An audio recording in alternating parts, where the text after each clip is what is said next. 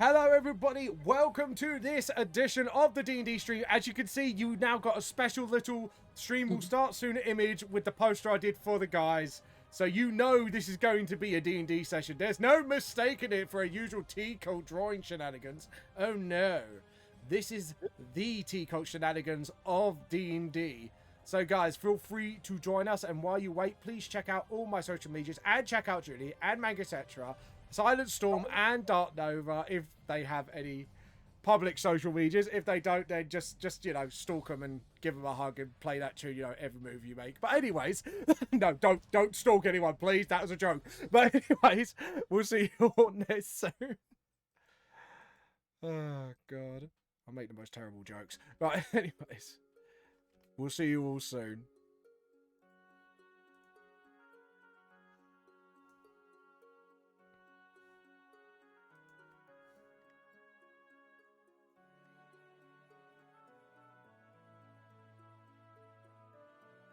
By the way, guys, while you are waiting, please check out all VTLS social medias, my Instagram, Facebook, YouTube, Twitch, obviously what you're on now, and everything else. Yeah, just feel free to relax, grab yourself a cup of tea, you lovely little tea cultists. And while you are waiting for that lovely little D&D show to begin, also check out my manga. It's on Amazon and Google Books as ebooks. Or if you want to get them directly off me, I would recommend more ebooks because it'd be cheaper for worldwide. But if you want to get them directly off me, you can do it on my website, or you can PM me, or just have a chat with me, or whatever. I also do have a Patreon as well, so please feel free to check that out. I think that's it for now. Unless, Julie, do you want to do a plug for yourself before we start? Oh God, you caught me off guard. No one expects the T-Cult. Well, I am Julie, or Leia Meep. I'm an artist. I draw lots of D&D. I've not been feeling up for streaming lately, but I do have a Twitter and a Instagram I rarely ever use, so feel free to check that out. Sweet. Has anyone else got anything to drop, or? And the silence says no. But anyways, Manga Satchel will be on a little bit later on. He is just going to be a little bit on the late side today. So, yeah. Anyways. But anyway, so feel free to obviously chat amongst yourselves. And we're going to play the VTS theme song now, because I've just very quickly just advertised quite quickly everywhere. So, there we go. I'm Speedy Gonzalez today. See you all there soon.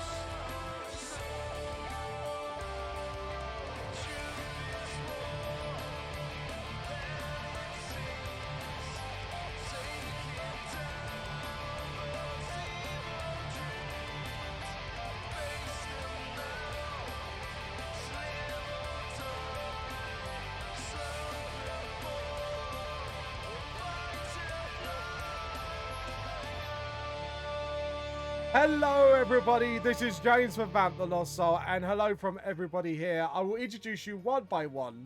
If you haven't been here last few times, you should know them by now. First off, we have got Kairos, the wonderful bard that plays music and manipulates others with his magical tune. Say hello, Kairos. Hello. And the one, the rogue, the only, the wannabe thief who ends up getting blobberized right at the beginning of the campaign, we have Zell. Say hello. At the moment, Manga Cetra is absent until like the next half of the stream, but we will skip over and go to Clover, the conscience of the group, the leader. Clover, say hello. I will turn you into mushroom zombies. Oh yeah, she has like a new world order plan. Also, hi. Hi. Hi. Yeah, it's not like you're doing anything, but yes. Anyways, last time, a lot did happen. First off, they defeat the goblins by literally pretty much inducting a bunch of wolves into their pack through Clover and Kairos' really, really good rolls. With a whole bunch of nat 20s on their side. I'm the alpha now. Yeah, you're the alpha now. You're wolf mother. You're wolf fat. Actually, after the chat, I put like a gif up of someone stroking a big wolf and going, that's you now. Yeah, and then after that, you did fight. The only other highlight that I could actually remember is you fought two owlbears with cannons on them. And I believe Zell and, well, Blitz had a flashback as well. But that won't be now. Now, we know Kairos was actually taken in by the Wanderer because you had to leave, didn't you? It was, yeah, I wasn't Yep. in the best of health that day. No. And that's fair enough. Like, obviously, that's his health reasons. So, you know, Yeah. pretty much fine. So, we've actually got a little... Manga Cetra has actually set me up something. So, I'm going to set this up for flavor. And this is as you guys are unpacking your camp stuff and something like that. So, basically, as you guys pack up, you see like a magical door appear again, like a portal. Then it opens. And literally, you got the Wanderer guided out Kairos. And Kairos, I don't know what you would like to do. Like, walk towards the party and that. But upon noticing, Blitz actually immediately attacks and see him as a threat. While running towards, he draws his sword and hand axe. As the door opens and Kairos walks through, the Wanderer actually puts his hand out and stops the axe and the sword mid-air as he attacks. And Zell is... Obviously, I'm not sure how you guys would react to this. How do you react to this, by the way? As the person just put their hand out and literally just stopped the axe and the sword. Yeah. And actually, Blitz is actually struggling to push through and, like, not knowing how to do it. And he goes, right, you're not taking me. But the Wanderer actually said something quite strange is, I'm not the one you're after. Young one, that is your turn. Come with me. Blitz is trying to push through the barrier and says, I am not going anywhere with you. The Wanderer instantly changes the barrier to a psychic hold. As Blitz starts to get riled up, he tries to pounce, growling, unsure what to do. The wolf also gets grabbed, and they both get like hold in midair as they struggle to try and escape. The Wanderer then addresses everyone. Worry not, I do not mean you any harm. I only seek to maintain peace and balance. I will return with him when the time is right. Just as I've done with you two, points at Kairos and Zell. And the Wanderer, yeah, obviously points at them. And the Wanderer goes, obviously says, let's go. And he actually takes them with him and then shuts the door.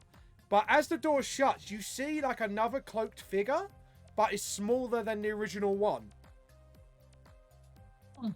So take this reaction how you will. I added that one last bit in for flavor. Clover, sort of like during all of this was like sort of like gripping like her quarterstaff and like readying for something if she has to intervene, but she didn't.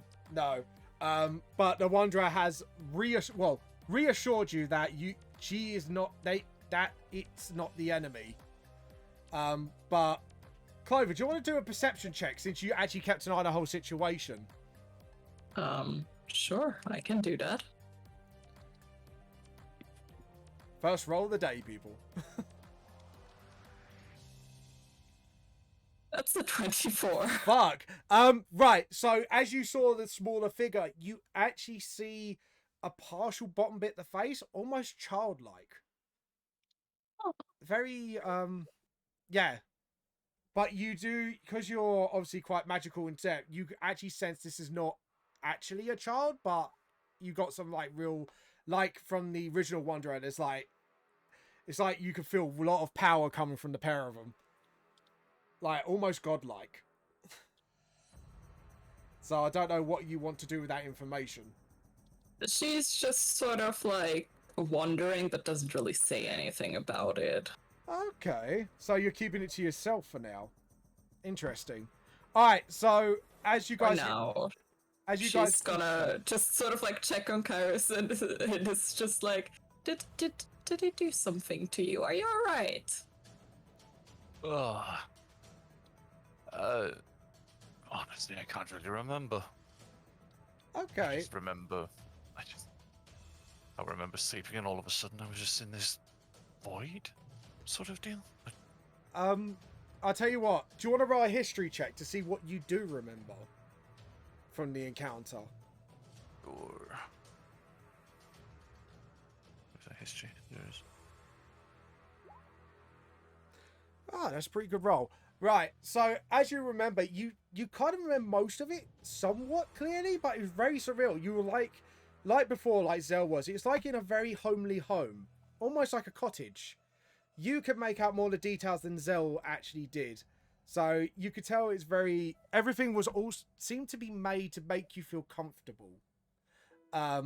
You were actually fed a decent meal, but there's something strange you remembered. And you remember, obviously, Zell only saw one of the figures before. You saw two of them. And again, one like a small, almost like a child, running around. Obviously, almost like has a very playful demeanor, but being very quiet. The lady you saw looking after you that was like almost normal height. And then you got like another cloaked figure, like literally almost hunched. And they were looking after you, like you were being looked after by, like, it's like almost like you felt like you were family, but you knew you weren't family. If you get what I mean. There seemed to be very caring demeanor, despite the mysterious whispers and stuff like that. Yeah. Because I obviously did it to sort of disguise their voices. So... after that, you had a very good rest, and they seem to give you a warning about the black spider in Faladan. Like, beware of the black spider. Do not trust it. Anything to do with it. And then they look closer to you and go, two of your party members have had a run-in with one of the members of the black spider. The one in the white coat. Be wary of the white coat man. So you remember that. So it depends what you want to do with the information. Well, I mean, there was something off about it as well. I'm gonna be honest. They said to me about a man in a white coat and to beware of spiders. Black spiders. Yeah. Not the fact that I'm a massive fan of them anyway. Yeah. Do you dislike spiders? It's more like they dislike me. Which is honestly, I don't blame them. Oh dear. But yeah. But Go on. Yeah. But apparently this being in the white coat and beware the black spider of Phandelver. Yeah. So we I guess we'll be wary of spiders. As yes. Kairos mentioned of the white coat, Zell, you try to get a headache, like you almost recognize the wording. Like it's sort of like a click word for you, but you have the same flashes as before, and then it goes as quickly as it came. So like, you know, like in Final Fantasy VII, where you had like lots of flashbacks at once, but you can't actually tell What's going on? really. You're still trying to piece it together in your head. Sort of like a white noise. Yeah. So what do you wish to do?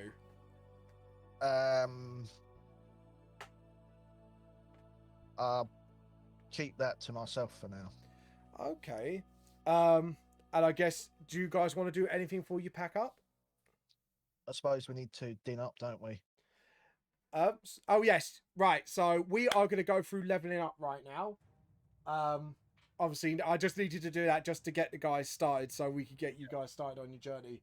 I might have to open the door in a sec. So sorry, my aunt and uncle are here. But anyways, my parents didn't tell me that. But anyway, sorry. Anyways, so do you guys want to start leveling up now? And explain what your process for everyone? Because I'm guessing most of you decided where you want to go. Yeah. Okay. It's as the fact that in D&D Beyond, when I level up, I have to do it. So I've kind of just leveled up already. Oh, Oh. fair enough. So actually, how about you explain what you're doing first then? My subclass or Your subclass, yeah. Because obviously okay. we know you're a Yeah. bard, but we just need to know what subclass you're going through. as you're doing that, I will come back in about 2 minutes. You just explain your class and everyone else goes through your thing. Sorry about this. No problem. Go ahead. Well, obviously, as a bard, you've got to pick a college. I decided to go with I think it was the newest book that they've released for D&D Beyond. Unwritten Guide to Ravenloft. Yeah, and there's a college that has actually piqued my interest called the College of Spirits. Oh, sorry, So- my parents are home. I just realised. Oh. I just realised that my parents were home, so I didn't have to run down. Carry on. So, College of Spirits. What does that do?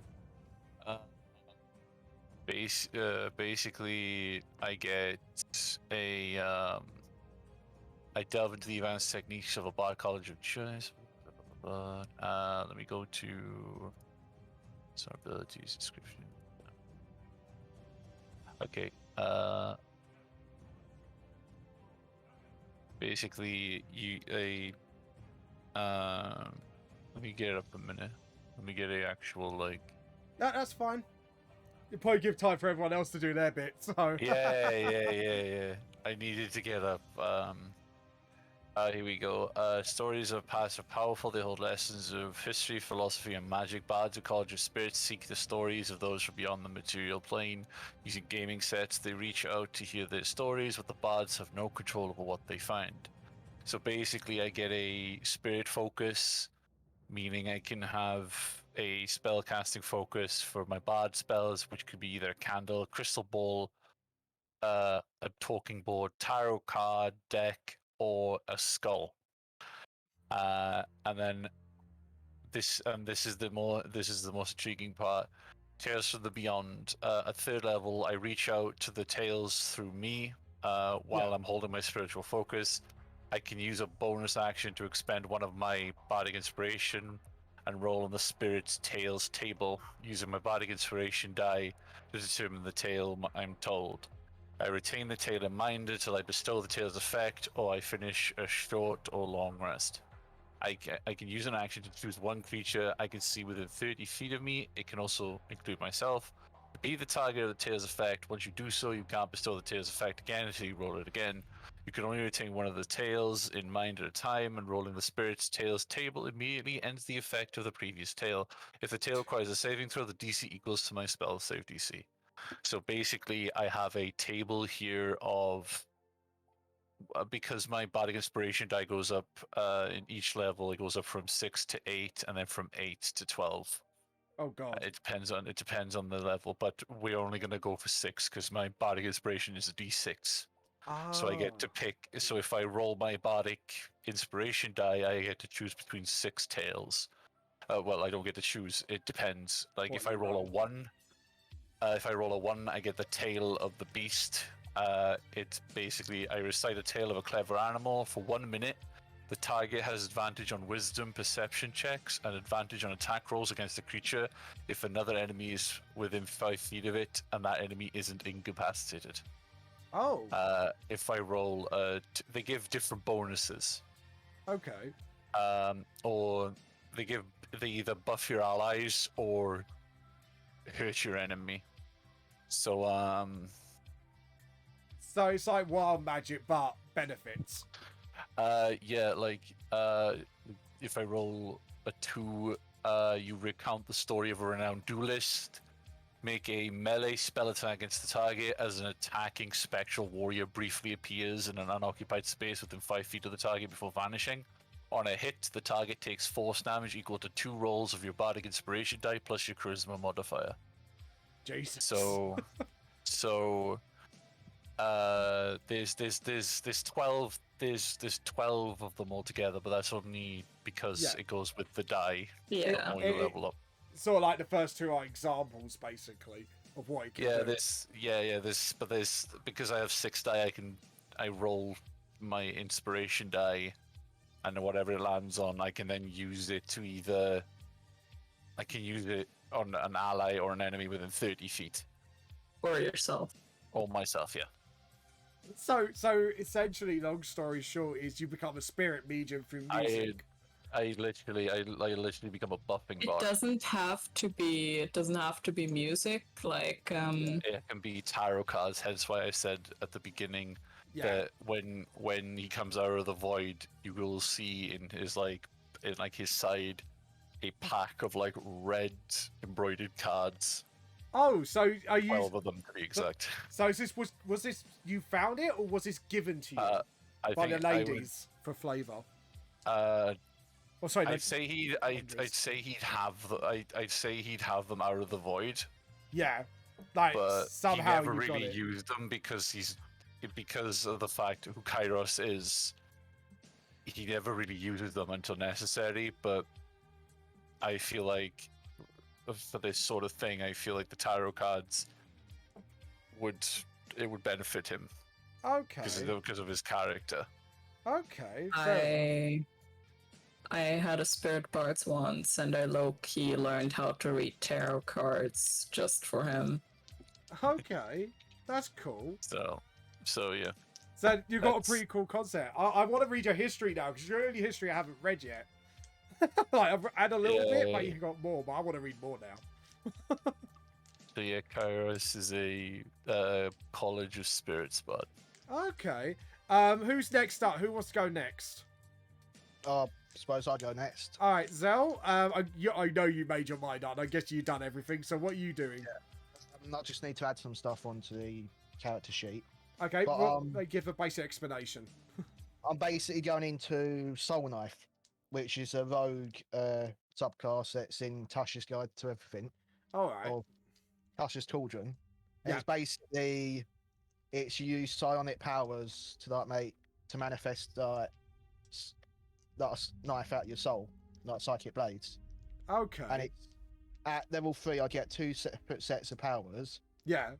I get the psionic power, Yeah. which I get a extra set of dice, which are psionic energy die, which are D6, which are double the number of my proficiency bonus. Yeah. And that's for my psionic energy. And I can use two abilities in that one, which is Psi Bolster Knack, which is when training fails on like an ability check. Yeah. Using the skill or tool that I've got proficiency with, I can roll the psionic energy die and add the number rolled to the check, turning potential failure into a success. Oh, nice. And I only spell that die if the roll succeeds. Yeah. And the other one that I've got in that psionic power is Psychic Whispers, which I can establish telepathic communication between myself and others. And as the action, I choose one or more creatures I see up to the number of creatures equal to my efficiency bonus. Yeah. And then roll one psionic energy die, and for a number of hours equal to the number rolled on a die, I can speak telepathically between with them. Oh, so there's a common theme now. A spiritualist, and you got someone who's psychic and can read minds, and Clover. Well, we've been talking about this for some time, but how about you could delve into a little bit more detail about what you're going into? Oh well, I mean, I've had it for level 2 as well. Yeah. But basically, Clover is a Circle of Spores druid. Yeah. And sort of like her whole concept is that she grew up in the Underdark where there wasn't that much in terms of other plant life All right. or animals. So her mother was also a druid of this circle. So the idea for Circle of Spores druid is sort of like they see It's mushrooms well, with necromancy, isn't it? Pretty much. yes, it's basically druid necromancer edition. They have a very interesting relationship with undeath and death. As like in like line with the whole thing, it says death isn't the end of life, but instead a change of state that sees life shift into a new form. Hence, they see undeath as just another part of the cycle. Uh-oh. Dun dun dun. We're gonna have a zombie thriller dance off with mushrooms. And yeah, she has had it for a while. It's where she gets her halo of spores from. Yeah. It's why all of her spells are in one way or another mushroom themed. Oh god. So yeah. So that's pretty much it. So is everyone done leveling up? I'm assuming. No, I also had one other ability which was Psychic Blades. I didn't mention. Uh-oh. Go It's on. basically I can manifest Psychic Blades in my free hand, Yeah. and they got a basic simple melee weapon with a range of 60 feet to throw, Yeah. and they deal psychic damage equal to 1d6. Do you have And to then- make a successful like test, or do I have to make a saving throw? It'll basically be when it successfully hits, it's saying hits or miss, it just disappears. Oh right. Okay. So at least you won't be losing any more daggers. No. When I do the level ups, it's only giving me the option of the base subclass. Yeah. I think you have to go to a custom one. Is that right? I can't remember actually because it's been a long time. If you level up on Roll20, you need to do everything manually if you do not own it on Roll20. Yeah. How do I do that on the manual bit then? I will go through it now actually because this will be a good time. Zell, I'm just gonna jump on your character sheet. So I believe, is it under this? Subclass, yeah. So on the top bit, you know where it says your class, Yeah, when you click on the gear, it should say subclass. You can type it in. put that in, Yeah, and that will be Cyber. yeah. And then you just go up to 3.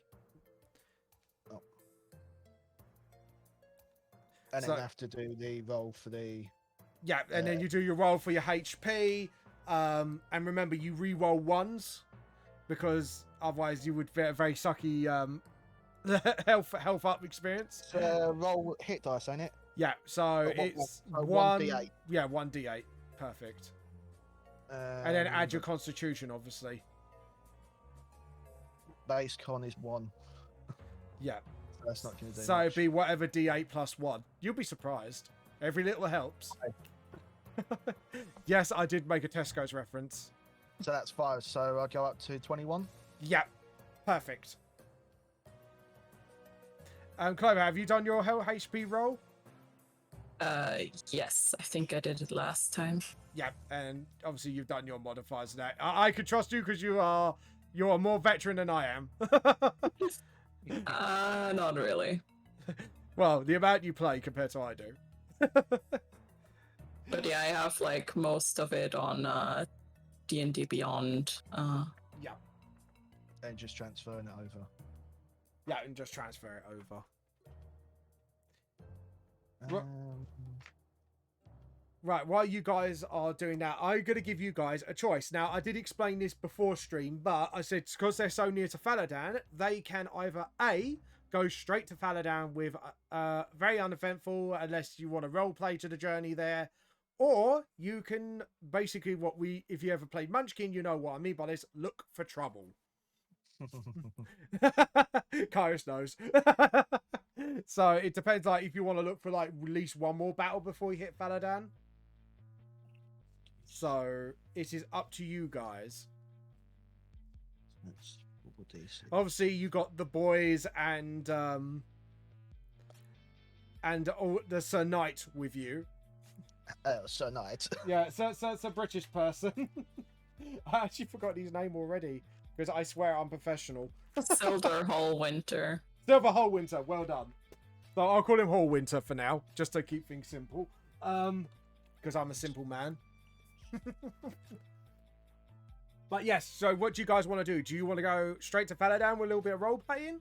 Or do you want to do like the whole my brain just lost it then.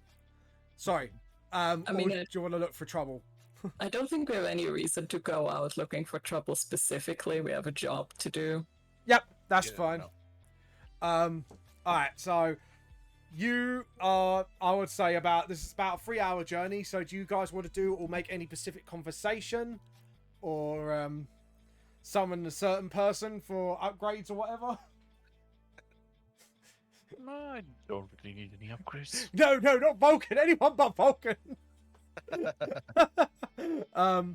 No, so basically you have a very uneventful Hallwinter actually tries to make conversation with you to see who you guys are, what's your history, what's your damage essentially. Actually he kind of takes interest with Kairos because like he's kind of like kept an eye on everybody, kind of got the gist of everybody else, but Kairos is a bit of a mystery to him. And he kind of walks beside Kairos. It's like, looks at you because you've got a very fancy cloak. It's like, are you from any family, noble, perhaps? Kind of looking you up and down and looking at like your fancy clothes. Oh, me? Yeah. No, I'm not. I'm not one of noble, but a friend of mine was. Oh, so that explains the fancy clothes. Who is this friend of yours? I may know him. Where is he from? He was actually a paladin from one of the noble houses. Yes. Wow, he must be very strong. What's his name? Her name was Scarlet. Scarlet? The bird just pops out. Yeah. Just like, wait, did someone call me? My little bluebird here is named after her. Oh. But the clothing is mine. The scarf is not. That sounds like a tale. Would you like to share this tale with us? There's not much to tell. She avoided my charms, was also saved me quite a lot. A little bit stupid from time to time. She's quite loud, funky. But she was there for me. We actually traveled through this land, hence why I know so much. But if it wasn't for her, I don't think I'd be here. So I always keep this scarf and the sigil to remember her by. Oh, so a tale of unrequited love. I see. He's just kind of winks, nudge, nudge. He kind of gets the wrong idea, I'm guessing. It's it wasn't love. It was how do you say? It was more like a friendship, something that was very dear to me. Oh, is she around now? If you don't mind me asking. I haven't seen her for a while, but hopefully she's still kicking. But I'll never know. Well, you know, if I think I may know a few Scarlets, but I'm not sure if they're from here. But I can reach out for you maybe as a gesture of goodwill since you saved me. I don't think she'd like to see me. She wasn't too fond of my antics and the way I was when she was with me. I don't think she'd want to see me. yeah, so as Hallwinter actually puts your hand on his shoulder and never say never. A bond of friendship or lovers can be deeper than any other bond. Always remember Yeah. that. Just awkward, yeah. Yeah. I like the laugh giggle of Clover because I'm sure Clover knows something I don't. In a way, I was Scarlet because it was a one-on-one like game that we played. Oh, right, fair enough. Okay. She was like the DMPC for the one-on-one that we had. And Kairos is actually part of that. Was actually the character for that little one-on-one. Oh. So I've kind of like integrated his story like with the one-on-one. Oh, nice. Okay, so he has actually got a bit of history. Oh yeah, he's got a bit of history here, yeah, because it was set in this place. Well, I could tell you're a pleasant fellow now, so whatever you did on those days, I'm sure your friend will forgive you in time. As he just kind of just like stumbles on himself and then looks at the other two. I'm like, interesting. Anyways, let's head to Faladan. I'm sure, unless you guys want to share a tale or two about yourselves. Nope. So I'm just like, nope. Okay. Nope, not doing it. Nope, not going there. Clover. I like to think that Clover just like rambles on about her home for like the remainder of the journey. Yeah. Like, it's very pleasant with the mushrooms, the dampness, the danger though. Yeah. But I can imagine, like, actually, this It's is like- what you're saying. Oh, well, you do have to make sure to be like ready at all times. You never know when something's going to try to eat you. And actually, Hallwinter's actually got like a notebook out because he's never been there before. So it's sort of like places to check out, places to help. You actually see like one of the pages of the notebook is places to give help to. Like as he writes down, or he actually takes your civilization, I guess, with a lot of interest because he's learning a lot from you. Yeah. I would say, actually, Clover, do you mind rolling a charisma check for me? Oh god. I can. You can, and you will. Just straight charisma? Yeah, straight out charisma check. It could be worse. Yeah, well, he's actually very enthralled, and actually he's taken more interest as all of you, but more particularly Clover now. Like, I don't know, like he kind of is more curious about you than anything. You know, being what you are, where you come from, stuff like that. Like, it's not like where he comes from. It's not like it's always safe. It's always safe where he comes from and that. So for him, this is actually very intriguing. He finds you sort of, I guess, exotic in a way of he wants to know more. Oh But- boy, I mean, it is literally my background. Yeah. All eyes on you. All mannerism fixes as a speech and make sure even your appearance mark is foreign. Yeah, pretty much. So you pretty much now got like all eyes on you. And you literally make it to Faladan. You just enter the states. The actual god recognizes Hallwinter, gives him a sort of friendly nod, and we are going to move on the map. So give me a second. Faladan, where are you? I've just moved the map. Yeah, I'm clever. I want to move the players. There we go. So as you enter, I am going to put an icon here just for you guys. So I will. Or do you want separate icons for the town, or do you want to do like? What do you guys want to do? Are we planning on splitting up? Yeah, I was going to say, if you're planning on it, let me know. Or are you going to do your own thing? Well, the first thing I want to see if there's a town nearby. So, right, all you guys are going to... I'm not sure. Are you going to do the same thing, guys, or... I mean, Clover is just like tagging along. Humans always have good information. Maybe we can find out something about this man in the white coat, spider sort of fucking deal. I'll put Mango Cetera there just in case he appears. So you're all at the entrance. I'm going to give you all separate tokens.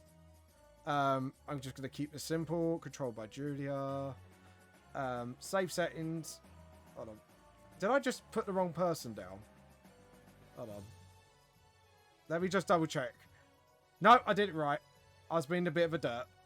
And you are being controlled by... No, you are Dark Nova.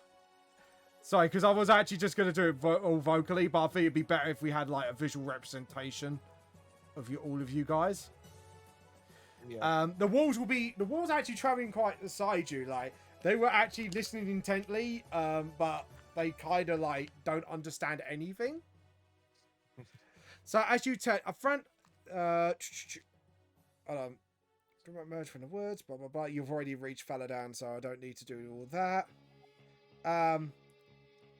Oh right. So there goes my friends. Silverhall says, "Let us secure lodgings. I told a local inn is very quaint."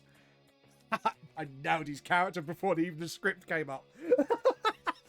But anyways, so he kind of suggests us to go to the inn if you guys want to. Suppose if the others are fine with that. Sure. It depends what you guys want to do. But yeah, feel free to ask or do your own thing. So it's all your choices, guys. Well, if the inn's part of the entire tavern sort of process, then I don't mind. Yeah, he said, "Oh, information is key." Yeah, I'm good. I get a good old drinky poos with my friend here, Kairos. Kind of like gives him like the buddy sort of nudge with his arm in his armor, forgetting that he's in, you know, armor.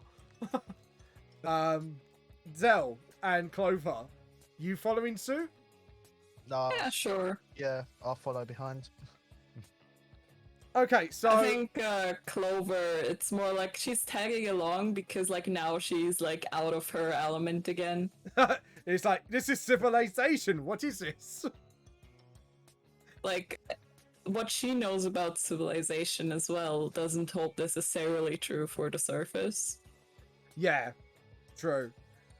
So as you walk past, you see like a sign with Barton's Provisions, Lion Shield Coaster, and then you actually walk towards the Stonehall Inn.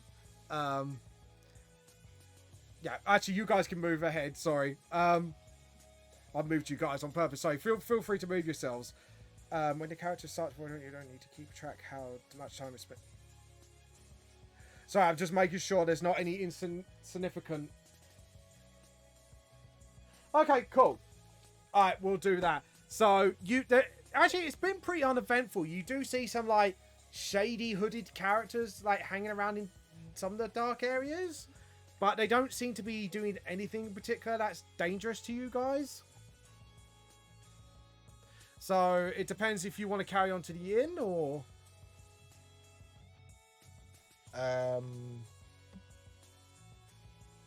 So could I stealth to the shady characters, or try and stealthily go over to them? I will let you do that in a sec. Are you guys gonna take notice of what Zell's doing, or are you guys gonna head straight towards the inn? I'm gonna just put my back to a wall and watch this unfold. Okay, Clover? I guess she's just sort of watching what the fuck's going on. Do a stealth check. That. Oh, fuck's sake. Yeah, you kind of come in undetected. You're going closer to her. What are you planning to do? Are you going to catch them, try to overhear stuff, or? Try to overhear, see if there's anything significant. As you're going closer, you see like one of the arms exposed, sort of like half exposed, and the bottom half is like something's been tattooed on there. You can see like sort of like 4 lines sticking out the bottom, but you can't tell like what exactly it is yet because the rest of it's covered. Yeah. And it's like, well, there's not much in this town. I don't know why we're here. I mean, Jesus Christ, look at this place. Like, what significance does this hold? And the other guy goes, shut up. You don't want one of the bosses overhearing us, or even, you know, Mr. Spider, because he might have us in, you know, for insubordination. He told us just to keep an eye on things, and he just kind of nods. And they just walk off.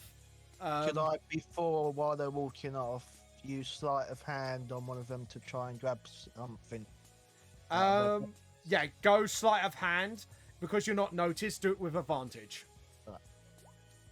19.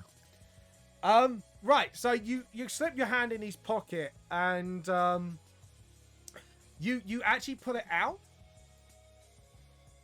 and you actually read it, and all it says is, keep an eye on my subjects, otherwise you will be the next subject. And you actually get another headache because you recognize the writing. And do you remember the number that popped up before in your memory of what they called you by? Yeah. Yeah, you kind of remember that on writing form. You just remember that bit on the paper. The handwriting is very, very similar. But that's all you remember. All right. So I'll head over casually to the others. Mm-hmm. Casually. Yeah. I said to her it was about this big. Oh, Yeah. So, what did you say, Kairos? absolutely nothing. Oh, so it's just like you walking, just like cartoons. You go. I thought Kairos was making a start comment on the whistling. Oh, right, go on. I was just having some chatter with Clover because. Yeah. While you're waiting for Sneaky Pants. So I go back and I'll say, the shady guys that were there apparently work for Mr. Spider. Wow. And I nabbed this out of one of their pockets and I show the note to the others. What's on the note? It said to keep an eye on my subjects or you'll be the next subject. That's not very helpful. Yeah. I mean, you spying on them was very helpful. That's not what I was trying to say, I promise. Not helpful. But the note isn't helpful. No, the note is helpful, darling. Do one of you want to investigate the note further? Well, I mean, you did find it. Do you want to investigate? Let one of you, if there's magical... Magical shenanigans. magical shenanigans. Well, I mean, I'm able to see if it would you like to have a look at it? if it is magical in any way. Go ahead. He passes her the note. Got it. Roll an investigation check. Whoever's... God, It's I okay. was more Carla? Clover. Arcana investigation, your choice. I suck at both, but Clover is gonna cast Detect Magic. Yep. Right, so you detect no magic coming from it. Like, you see, like, residue of, like, looks like some sort of weird powder. Like, greenish powder on the paper. Like, you know, stuff's got spilt on it. And as you were actually doing Arcana, because you were looking closely there, you see the writing's not actually, like, clean writing from any race you know of. It's like the writing is in common, but it's very, very childlike written. Like a clumsy hand wrote it. Huh. So even though it's legible as hell, it's obviously, it's just the writings is squiggly. The lines are squiggly. They're not. The letters are not formed properly. But Whoever wrote this isn't that great at writing common. Not that I am.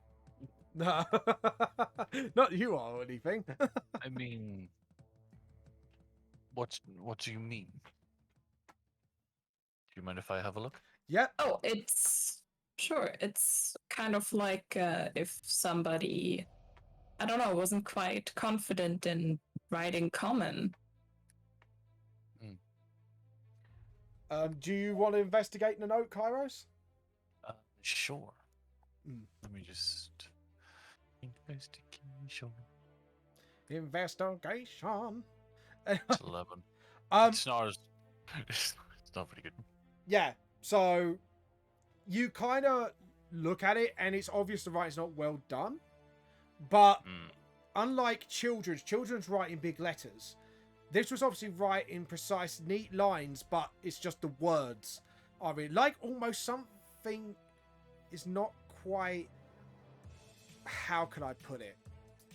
Like, it's not like a normal thing that someone would write in their circumstance. I can't really reveal too much because it's what you rolled. But it's definitely not a child that wrote it because, you know, the writing's in perfect lines. It's legible, but it's just the writing itself, the lines itself is not clean. Well, the person who wrote it, he's not. It looks like a child wrote it, but it's too clean for a child to just scribble because children are all over the goddamn place. Yeah, there we go.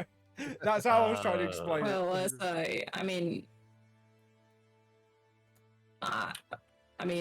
my common is decent enough, but Well, of course, I have no doubt that what you said about the letter is wrong.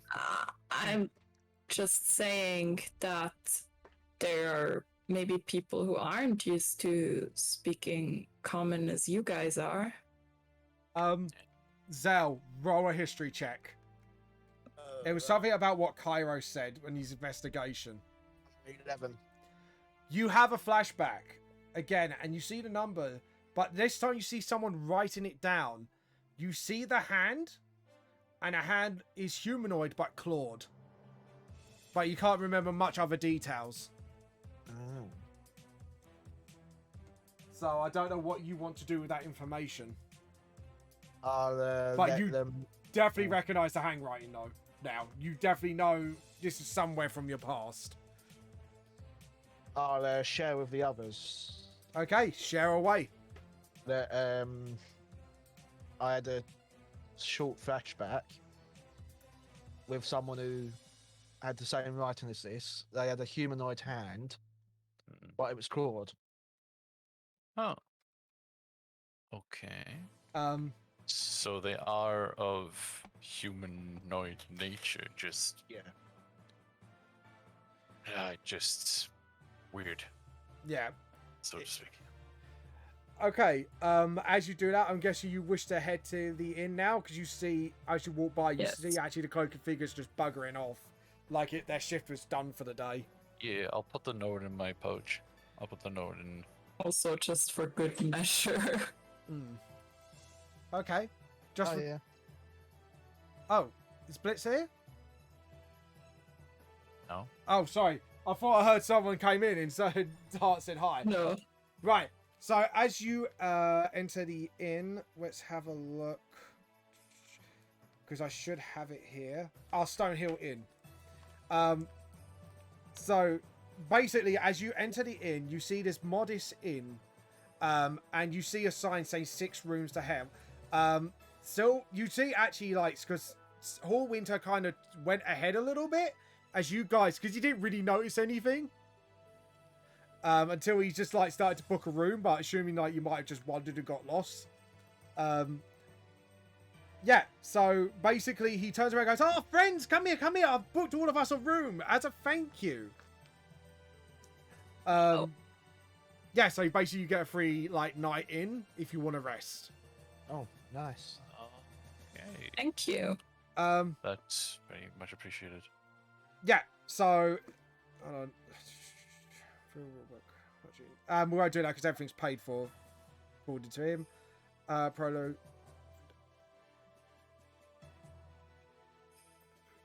Sorry, I'm now going to read. Right, could one of you do do a perception check as you kind of get your table and that. Because some of them are actually looking at you. Some of them are just carrying on with their conversations. Because obviously seeing a tiefling, a half elf, and a drow come in, that's very unusual for them. Who's got the best perception out of us? That's the thing. I You mean, can I all have a roll it? 6. Yeah. Yeah, you do it then. How about Yeah, you do it.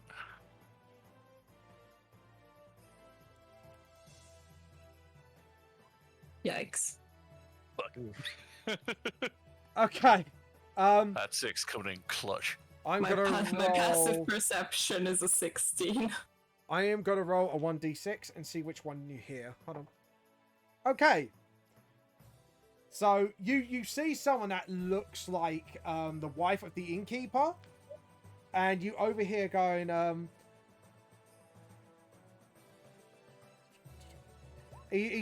she's actually talking about Tel Denier, a local woodcarver that stood up to the Red Beers about like a 10-day ago.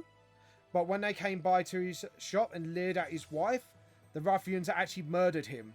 Several townsfolk saw this happen, and she's actually a bit upset by it because it's obviously a friend of it was a friend of hers. And she keeps going on something about the red brands. And grabbed his body, and now like his wife and daughter have gone missing too. So there is trouble. Ooh. And to actually describe the ruffians that you met earlier, Zell, they were actually like wearing something red. Some of them had something red on them. Like one of them might have had a red bandana or a red, like sort of like bandage around the arm, stuff like that. Yeah. So, obviously you think they might be linked, but depends what you guys want to do about this.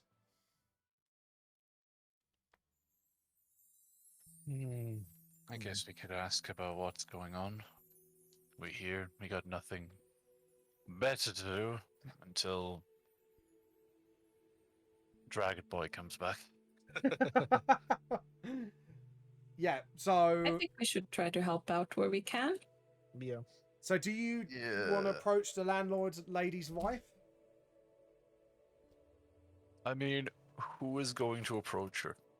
I suppose. Talking is sort of your thing, isn't it? Shit. Alright. Alright. I like everyone just got not it. It's just like goes, it's like, damn it! It's like, alright. Alright, let's go to shit. Alright.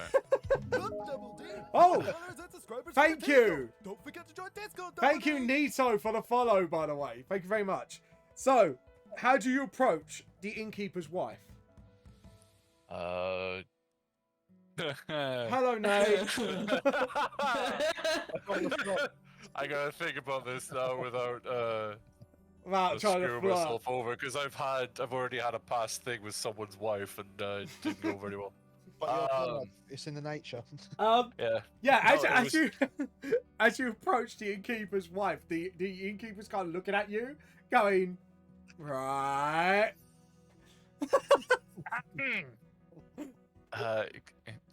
Yeah. All right. And he just like, I don't know why he's preparing. She's married, and he's not gonna like hit her. No, he just wants to ask her a goddamn question. But he's like, women. And then he just walks towards her and like asks nicely, "Excuse me, I couldn't help but overhear you've been having a bit of trouble." And she kind of sobs a little bit and just like, yes, but a friend of mine got murdered by a bunch of thugs. They kept calling themselves the Red Bands. I saw it all with a few friends of mine. It was horrible. She was about to fall in. She's like bursting into tears more. They're like, it's like points at your skin. It's like they're wearing like stuff like your skin. And the barkeep is kind of giving you glares because all of a sudden now she's in worse tears as you talk to her. Okay, could you say something about the skin again? What? It just wipes her eyes a little bit. Just calm, collective thoughts, darling. Your husband over there thinks I'm an evil person already because I'm a tiefling. I need you to understand that I'm not bad. I just need to know if we can help you. Roll a charisma check. Jesus. Alright, charisma, yeah. Just straight up charisma. Yeah, because you are being quite gentle. Oh! Yes. You, The you, most charismatic man, dude. I guess you put a hand on the shoulder and you just sort of wipe It's the okay. tear. I And am here. you And are, he's just... and you know what? It's like the barber get keeper to listen over, but he even tears up a little. Like, I wish I could be there for my wife like that. And Like, Clover like come and give him a pat on the back. yeah. I wanted the barkeep. Yeah. It's like, how does he do it? She kind of breathes in and goes, they wear things like, I'm sorry to mention your skin color, but they do wear stuff like very similar to your skin color on their body, like bandages, headbands. Oh, so the color, just the color red, Yeah, so to speak. yeah. Okay, I No, get nothing it, against yes. you. Just they have Just a hint in the name. Got it. just a hint in the name. You know what, right? When he said skin, I genuinely thought they were wearing tiefling skin. I'm gonna be honest. Like, literally, I was just like... next level okay. clockwork orange. That's why I was questioning. I was just like, what do you mean my skin? Are they wearing red tiefling skin? Okay. Sorry, I could just. She It's could now- have just said red, right? But Yeah, she could have No. just said like a red man. Because I'm she was blubbery, she was supposed to say red like your Yeah. skin, but obviously she Yeah. didn't say certain words, so it said red Yeah. skin. He just said red skin. I was just like, oh, God. well, these bandits kind of fucked up. Oh god. Um, Well, they did kind anyway. of murder her friend, you know. So- he puts his hand under her chin, looks into her eyes, and goes, "Okay, yeah, just let it go." just let it go. Could you, oh yes, that's actually what I wanted to ask as well. Is where did this happen? Let me have a read. Sorry. Yeah, he's basically they went to, it was at his shop, like, because they're locals, they kind of talk to you like you assume they already know where it is. I have some knowledge of the town, yeah. Sorry, I'm just reading the chat. You trolling me, guys, right now. Like, You know, alright, you read the chat, and it's just like, we have the most fucked up team composition. We have a psychic rogue, we have a zombie spore druid, and we have a goddamn spirit bard. You couldn't think of more deathly things, could you? Like, oh god, yeah, I know. And that's why I said that's dark. It's like Satan the Soul Knife. I don't like Satan the Mushroom Rogue.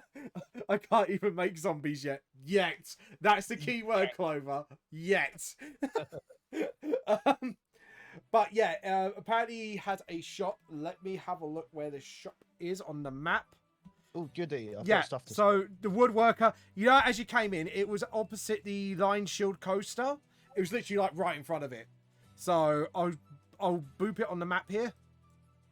Actually, I'll tell you what, since you got some of the locations already, what I'm going to do is actually layout. So I'm just going to show some of the bits of the map now. So she's actually just gave you some directions. That's where the woodworker shop is. Map layer. And obviously you saw, this is the bits you saw on the way as well. So yeah, this is all the stuff you've seen on the way. Hold on. so going back to the woman, Yeah, there you go. where was your friend killed? The woodmaker shop opposite the Line Shield coaster. Okay. Just did a little sniffle because obviously remembering how the friend of the family just got brutally murdered in front of her. But if the children and the wife went missing as well, if you could find them, could you save them? Iris just looks at her with like this heroic grin, and he'd be like, "No, No. no, no." I was gonna say. I pull her back. He says, he tries to comfort her and says, "Go to your husband and just he will look, well, he's your husband. Yeah. Just be with your husband. We will look for the wife. We'll try and look for the wife and the kids, and we'll check out the woodworker's shop. Yeah, as you said that, the barkeeper, like, and now you got a closer look at him. I'm not sure. Has anyone seen, like, Full Metal Alchemist? You know, the muscly alchemist? Yes. It's him. It's like, he looks Jesus. like him. And he puts his arm around you. He's like, that was the most manliest thing I ever seen. He gets a tear in his eyes, like, if you can accomplish this and get rid of the town of these bandits, I will give you free lodgings and give the money back. And you, sir, shall be on the Hall of Manliness. And he actually, like, it's got, like, it's not really a hall, it's just a plaque with pictures of men he admires. Of Okay. muscly men. Sure. Let me go, please. You know, let me go. We'll look at. Well, I'll go over to the. I don't know what. Sorry, my voice. Yeah. I'll go over to the other two and tell them what the hell is happening. And with this, like, sort of sadness in his eyes because he couldn't hit on this woman.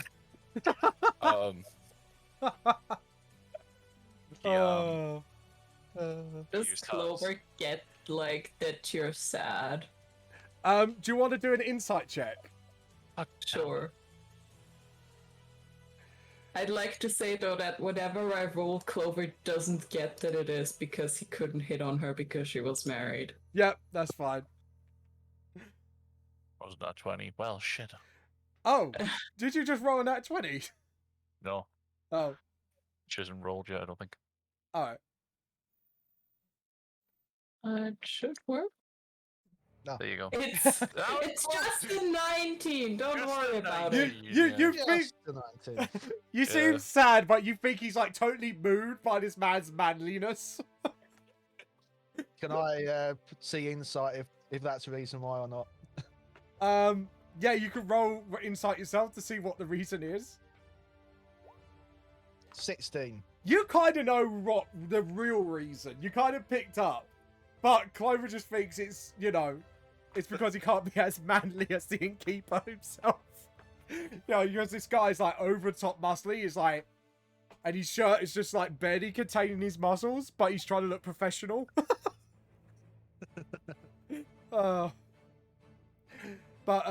Yeah. So, So what is basically Escanor from Sins? no. Like, It's that's like, That's what I just thought. Yeah. No, but you know what I mean. Like, in oh that, yeah. like, No, I'm thinking Full Metal Beefy. Alchemist, the Strong Fist Alchemist. yeah. Like, I he's, just mean, yeah. yeah, he's got a little mustache, like, oh, manliness.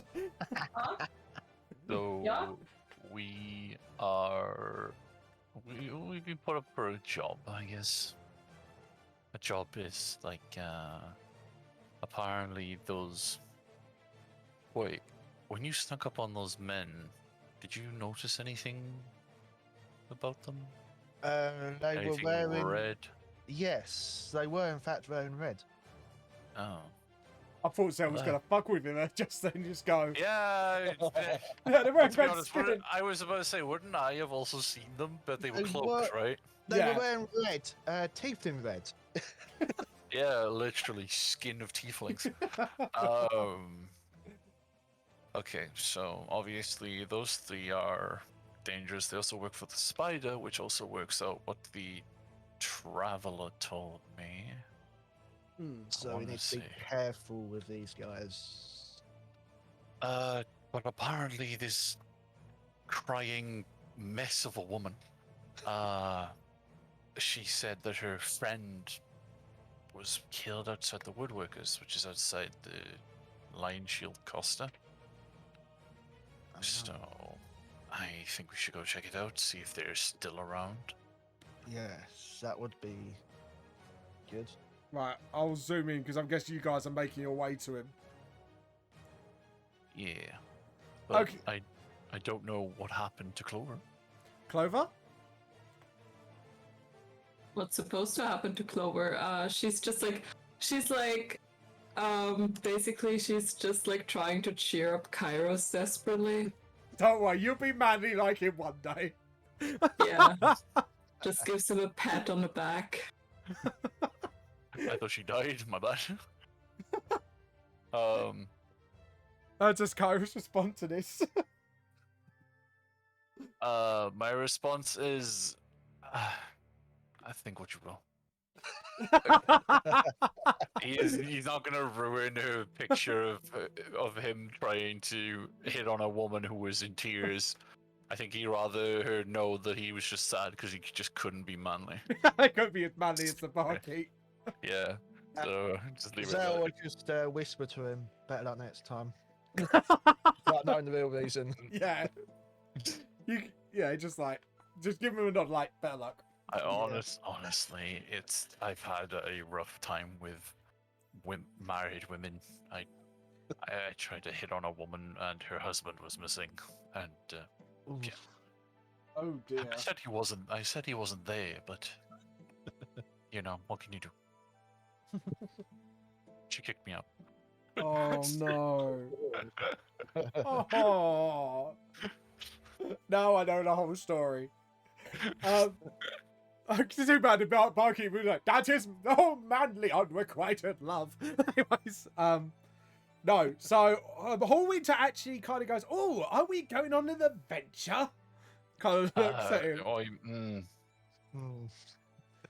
Okay, Nigel Thornberry, I need you to stay here. Looks at me back, like, We okay. will, if you stay here, we will be back. And then you treated us to a room. You deserve the rest. You were captured. So just stay here, have a little bit of a drink, and we will go and figure out what the hell's going on. How about that? Roll persuasion for me with advantage.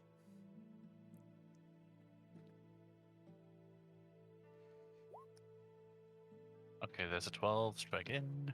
Yep. Persuasion, right? Yeah, persuasion. Very cool. There you go. Yeah, he kind of goes. He's kind of slightly disappointed because he wants to do some good, but he's like, I guess so. After the trouble I kind of put myself through, I guess I wouldn't be much useful in a fight. If anyone breaks out, yeah, go ahead.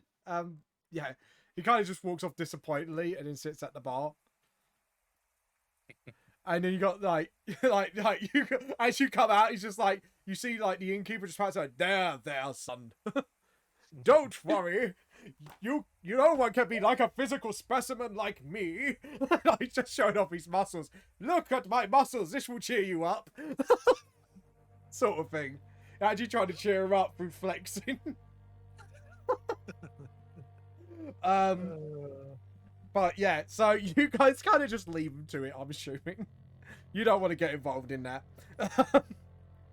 No. Yeah. Let's head to the woodworker and then we'll see what the hell's going on. You guys head to the woodworker's shop.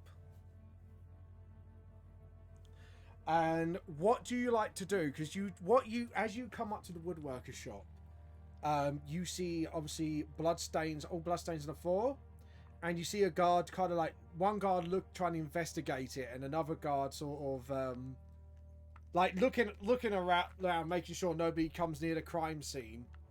So do you approach him? Anybody want to talk to the guards? I mean, I'm pretty sure you are the best talker out of us. Jesus Christ. Not The four-leaf clovers, not Kairos and the three-leaf clovers. Cut. I mean, I can if you insist. No, it's all right. Don't put yourself out there. I guess I'm going to have to talk to them since we have Sneaky McSneakerson and Yep. hit you with a stick, McGee, almost all your HP. That rhymed. Unfortunately, we don't have our muscle with us, otherwise he could have intimidated them. I'd rather him not be here Oh god, yeah. because we'd be in a shit show. Yeah. I'm gonna be honest. Right then. Excuse me. And he walks up to the The guard kind of lifts out his spear, shaking it like, No, you can't come here, sir. This is a crime scene. Do you I- understand? Sorry, because obviously he sees like people from like not from this town, so he thinks they're foreign. I was about to say, you for a soldier, you're very old. What's going on? Anyway, this is. I kind of guess that this isn't like some sort of party, even though parties are kind of like this. You know, a lot of blood, a lot of fun. Yeah, well, Um, these townsfolk look like they're just made up for the townspeople because it's not really a city, if you get what I mean. It's a town. Kairos just puts his finger on the tip of the spear and then pushes it down. And he's just like, "I'm not here to cause trouble. All I want to know is what happened." Well, sadly, our woodchucker got murdered. You see, A woodchucker that could chuck wood. you say that in front of him. No. I'm gonna say woodchuck no more. Anyways, yeah, he goes. Well, you know, he got murdered by a gang of violent folk that we don't recognize around here. They've been around these parts lately. They didn't really cause any harm at first, and all of a sudden this happened. And I don't know why. I thought they were just visitors at first, and, you know, they were part, you know, some religious thing, and we just let them get on with it, because sometimes we get visitors. But, yeah, that it seems pretty strange. You can tell he's not that smart. He's just looking at it, scratching his head at the bloodstains, while the other, like, more younger folk is trying to look at, like, the scene intensely, trying to overthink it. Yeah. As you were talking to him, the younger folk goes, "What if?" Right, just to get me here. I was like, "Oh, no more your conspiracy theories, young lad. There's no hidden doorways or anything." Hold on. Hmm? What's your name? As he says, the young lad. Younger lad. Oh, my name's you're gonna laugh, but Timothy. Yeah, I know, Timothy. ridiculous name, but I was kind of scrolling in the town guard. We have a rotation, but you know, this is our first actual crime, and I want to solve this. You know, and everything just screams odd to me. Okay, Timothy. Without the old man interrupting your theory, what do you think happened? Well, people just don't go up and murder people for no reason. I mean, unless you're like a ogre or something, but they must have murdered him for some reason. They must have refused to do something for him. And I'm assuming if the kids are missing, they must have a hideout nearby. So I'm thinking maybe there's some secret passageway or cave nearby. But this guy doesn't want to hear it.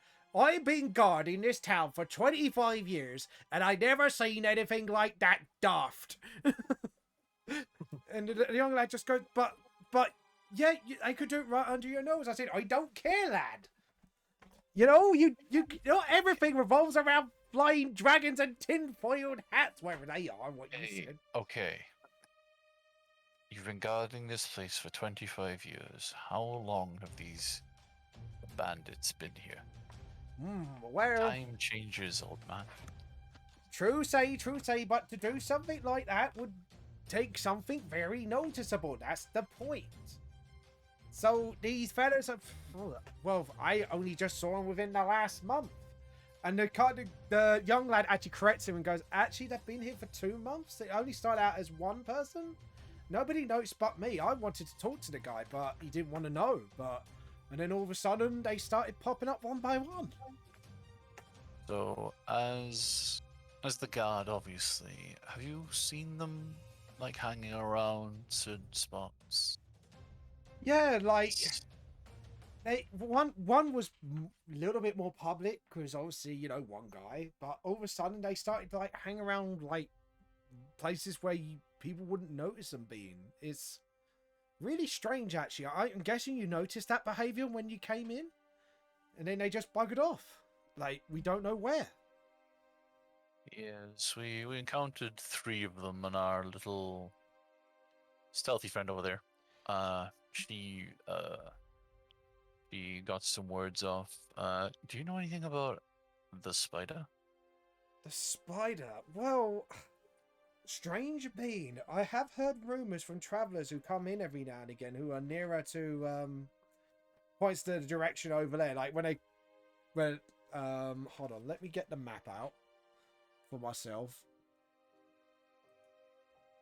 Like he points towards like opposite where you came from, sort of thing. Like sort of pointing towards like where you see the mountains and where the woods are, like sort of like a little bit northeast or east from here. Like when we see travelers, we do hear a name crop up every now and again, and something about someone in a white coat, but no one can ever really describe the person. Very strange, actually. It's like, oh boy. What are you thinking this time? I was like, well, hear me out. Like, it's like, oh god, here we go. One another experience. What if there's something bigger at play here? It's like, what do they want with a little place like this, eh? Like, seriously, you know, bigger places they could have. Like, what's so important about us? It's like, well, what about a history? It's like, oh, that's just old fairy tales, boy. Obviously, when the boys try to mention the Well of... Do you remember the Well of Souls that the dwarves mentioned? Yeah. Well, he tries to bring that up. It's like, obviously, the old man's not having it. It's like, I've been here for 25 years, and I've never seen anything like that. Okay, 25 years, we get it. What do you know about this Well of Souls? Well... What do you think about it? Well, we do know roughly there was more of a kingdom round here. And all thousands of years ago, and it got attacked. So this is why I said secret tunnels there, because we don't know what's around here. We never excavated or anything. We're just lowly townsfolk. You are indeed. Well, I noticed something when we were heading towards the inn. Oh, what did you notice? Past the inn, past obviously there's the exit to the north, correct? Yeah. Well, there was another pathway down the right. Where does that lead? Oh, what the tailboard trail? Is it the tailboard trail? Oh, is that? Okay. No, that's what. And then he points the other way and then goes, "That's the miners' trail." And then the other path goes, well, there is an old broken down manor like to the east of here. Give me 1 second. So, trails. It's like Trensdena Manor. So if I put that to map layer, since he's pointing it out, that's where it is. It's like it's near some woods. Like it's very broken down. Like nothing's really. I'm sorry. there. Could you give me 1 second? My grandmother needs me. Oh, go on. Just give me 1 minute. That's fine. While Kairos is doing that, Zell, Clover, what you guys want to do?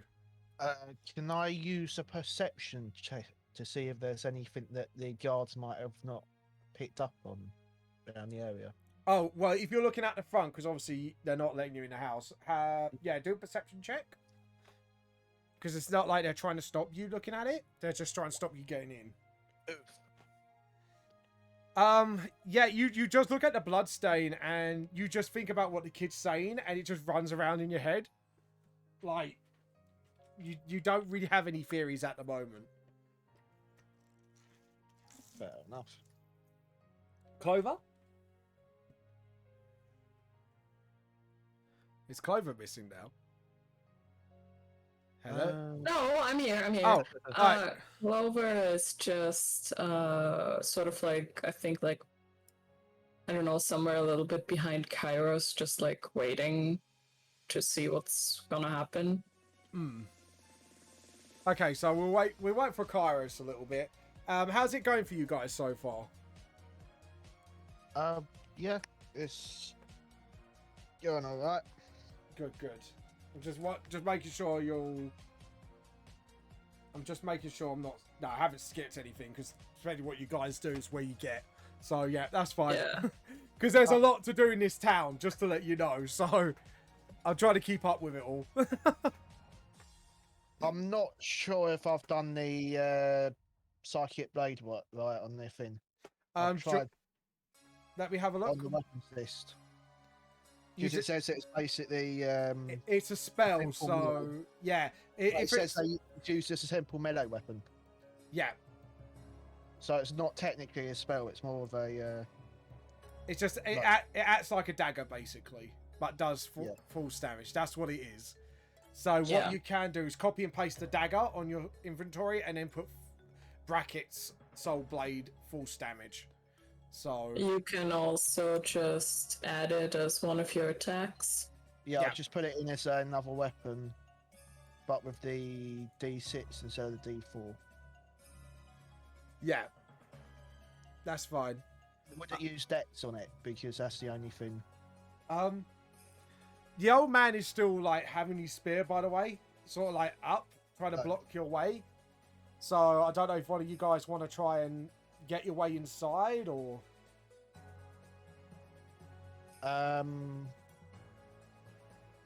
without making it obvious, try and be, since I'm the stealthy. yeah. Can I do a stealth to try and sneak round without them? Because obviously he's engaged with Clovers, so. Yeah, all right, I'll do it. I'll say since you've got them distracted, you do it with advantage. All right. Oh, hi, Lethal Wallow. Let's see how bad this roll is going to be. Yes, I do. Sorry, hello, Lethal Wallow. Oh, What's a that? 15 is fine. Yeah, since it's advantage, the 15's fine. It's better than that one that I had on the other one.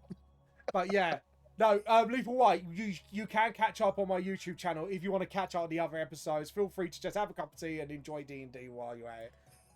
Yeah, you take the 15. So you kind of slip round the back without them noticing, without anyone else noticing, actually, in fact. And you actually see a broken window at the back. Ah. So obviously, and you see some drag marks on the floor. So do you want to enter in? Yes, I'll stealthily enter in. Okay. You do you want to? I'm gonna say do a acrobatics check for me. Alright. 18. Nice. You kind of just do a forward flip in there, but sadly no one was there to see you show off. Damn. So as you go in, you actually are in what looks like a children's room. With obviously, like, there's no blood at the moment. I need to find a DM/group again. I honestly miss it. That's fair enough, mate. Like I say, if you want to join in on the next campaign, we're more than happy if you want to keep up on this, because I'm more happy to have more people on here, as long as it's up to 6. So, and as long as the players don't mind. So, you know, feel free. Anyways, back to this. Yeah, so what do you want to do? Do you want to investigate this area, or do you want to actually have a look around first before you decide on investigations? I'll have a look around, see if there's anything else. Okay, so I'm gonna just walk you through the scene. So you see a drag mark coming from, because obviously the children were picked up. There's not like 3 drag marks, there's only 1. Yeah. And as you walk through, you see the drag marks coming from almost where the front door is. That's fine, Lethal Wire. I'm more than happy to have you if the guys want you for the next campaign. Morse. What's that? Moors? Of course. Of course, Moors. But yeah, anyways, you see dragged front door. So obviously, as the scene was carrying out, obviously she was dragged in as the action happened. And you see like bloodstains, obviously, where the door is, because obviously that's where he got murdered.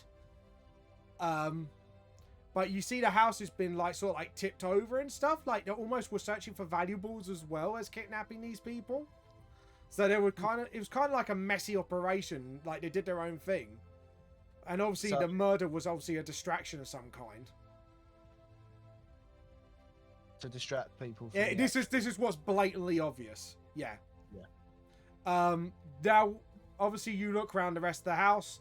The wife's room obviously been ransacked, but nothing else, and that's pretty much it. Like, apart from where the toiletries are, but they obviously left that untouched. But so what do you want to do? Investigate it a bit more to see if there's anything. Roll an investigation check. Just straight up investigation. 11. As you go through, they left certain valuables behind. They obviously grabbed a few coins because you see like where the dust settled, like where like the coins were. Yeah. But it wasn't really that much. But it was almost they were after like components or like pans and stuff, like materials essentially. They can use, yeah, like any material that can be scrapped and used like as different things.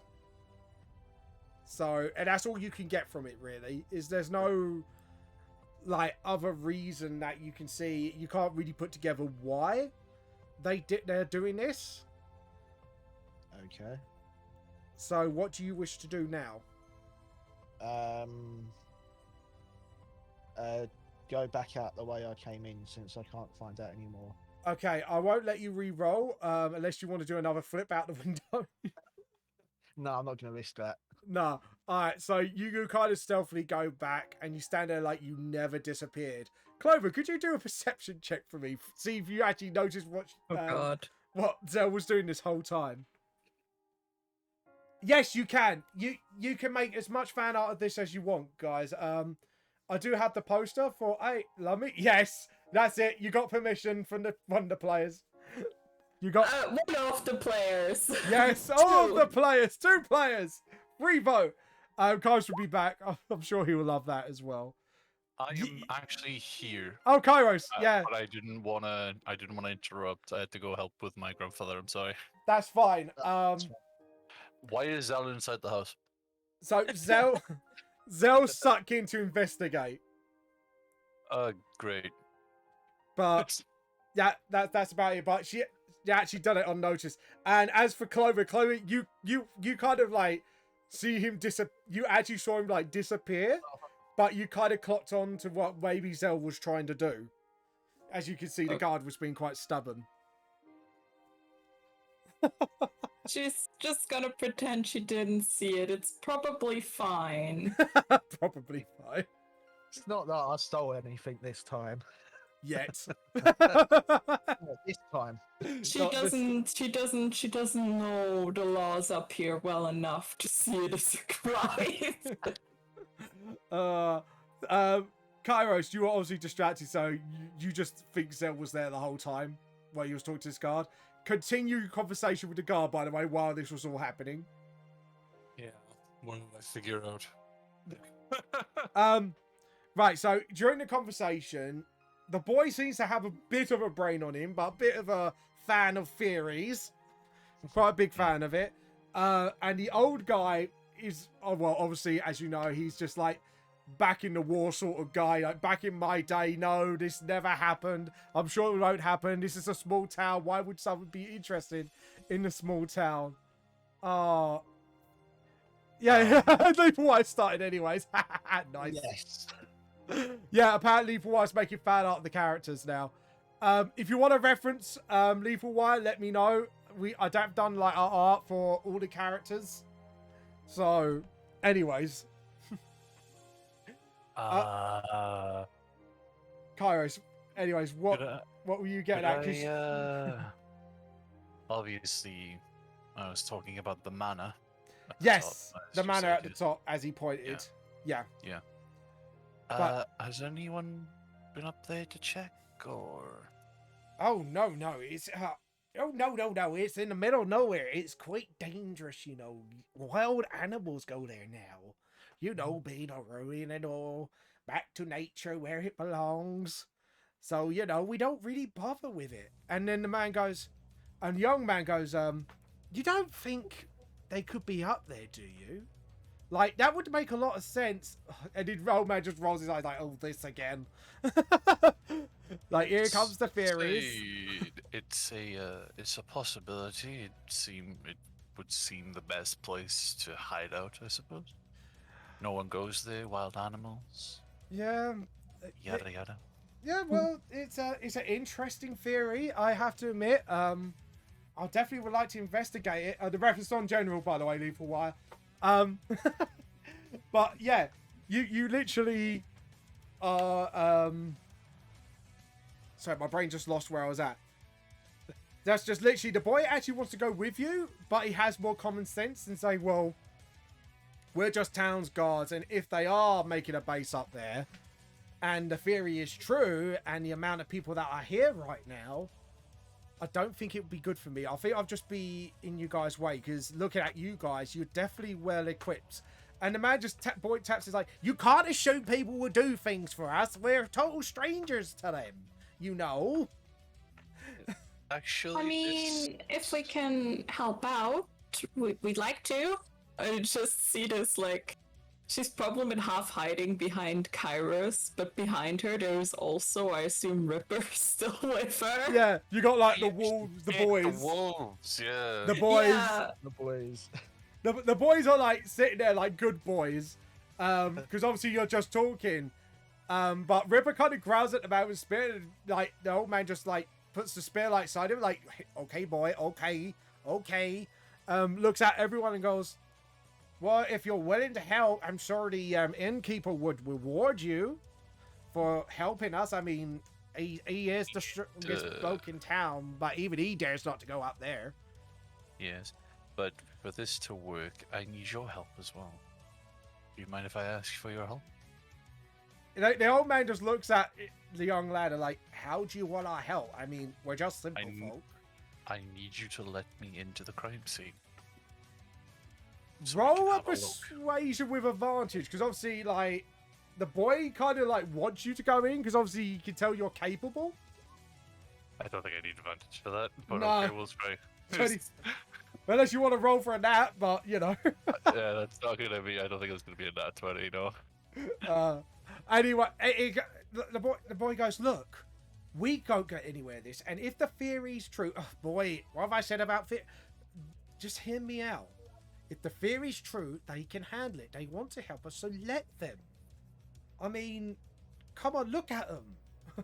Like, he points to Zell specifically with the daggers and the arrows. Like, you know, look, this person.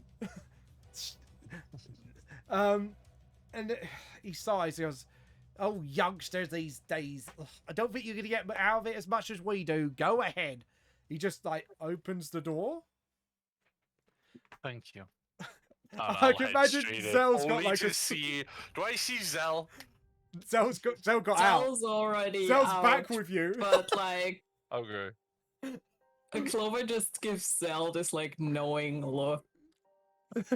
Like annoyed. Like, and Zell, how do you react to all this? Like, yeah, you see Clover like clocked onto your shenanigans. What?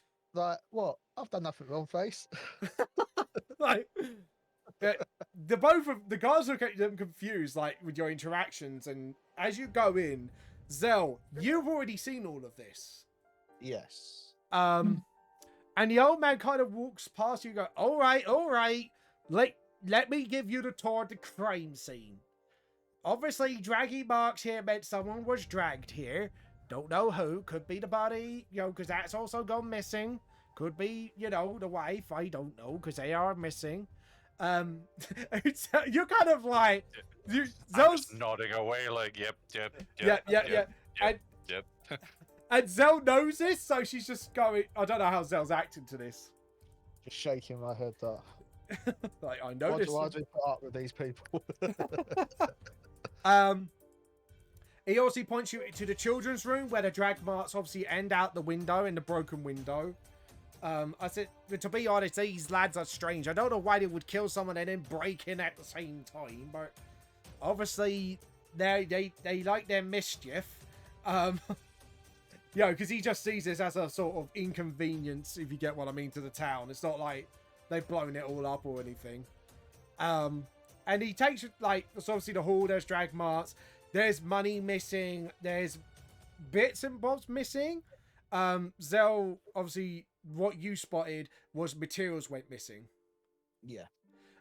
Like anything metal, wood, anything that could be useful to make something, or melt down to make something. Like bits of house missing, bits and bobs, but it's like, to be honest, it's all complexing to me. I will keep an eye on you from the hallway. You go investigate all you want. And he just stands at the hall. While obviously young lad stands guard outside. what you guys want to do. I'll let Kyrus know. Like, I'll walk up to him and let him I'll know. whisper it. Yeah, whisper it. Yeah. That I had to look round while the guard was distracted. I kind of figured. Yeah. Yeah. Knowing Kairos, he kind of figured that you probably would have done something like that. Yeah. So he's I'll not say- really faced. He's not. He don't know what he's on about. He thinks it's just a simple attack, but there's obviously something more going on. Nah, So this, build something taken, and the murder is probably a cover up. it looks. Kairos can Kairos have a look around just to see what's actually happened, instead of the old man who's yammering in his ear. Did we like know when this happened?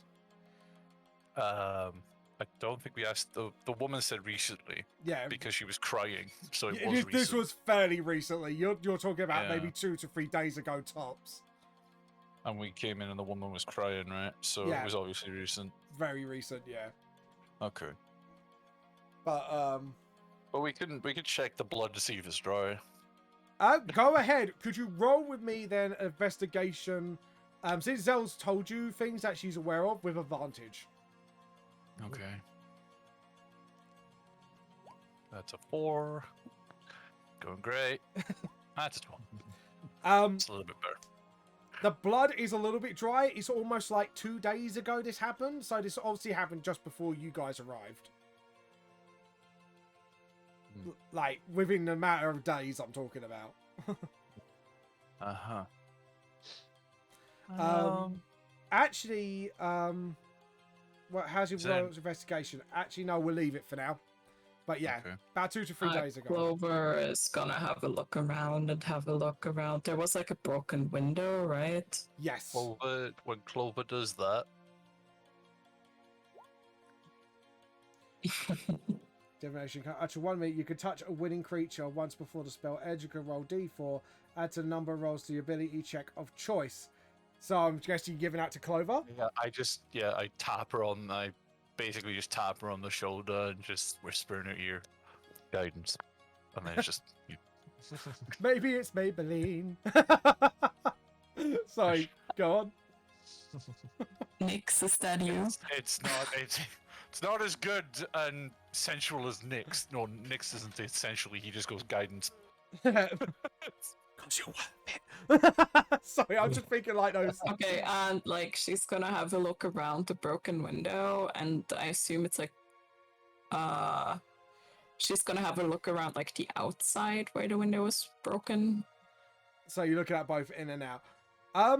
Right. So could you roll me an investigation check? Oh boy. You get Okay, you have. Oh, Never mind. plus 2 That 20. So that's 24. 24. Right. So literally, you're on a roll in this campaign. Pardon the pun. But anyways, yeah. So you look around. You find something quite odd about this break-in. There is like no stone, nothing to break these windows, because these windows are like cottages. They're not like they're quite sturdy, if you get what I mean. So it would take like throwing an object at it. It was like someone used something to blast through, but you don't know exactly what it is. There's no acid. There's no vial.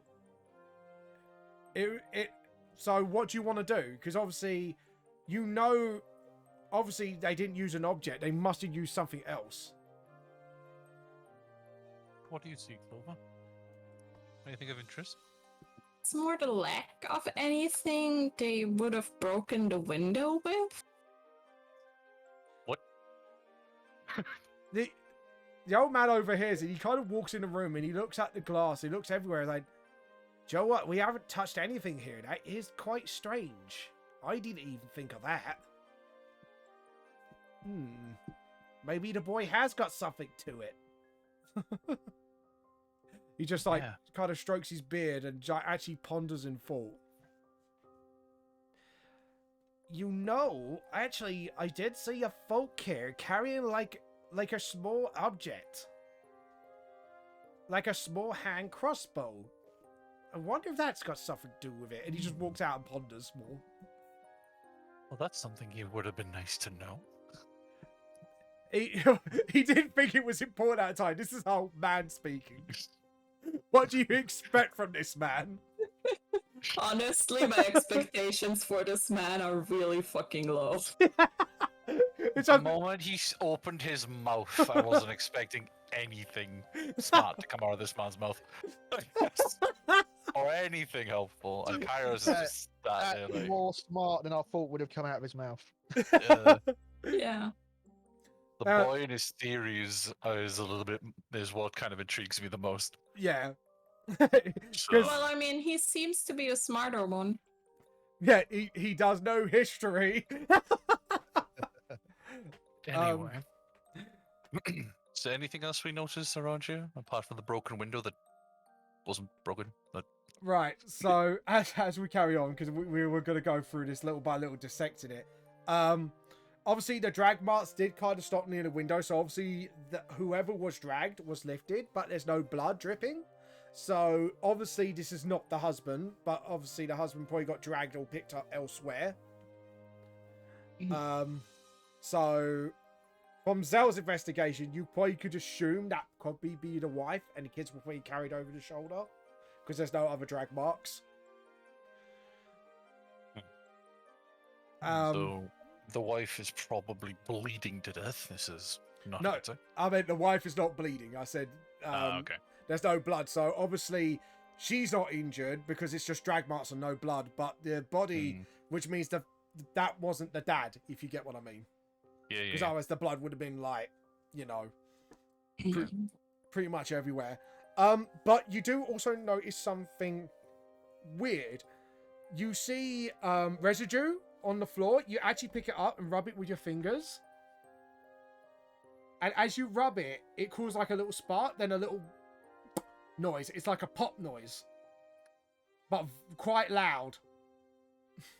Oh. Snap, crack, and pop. But obviously it caused a small reaction. So, would this mean that it's?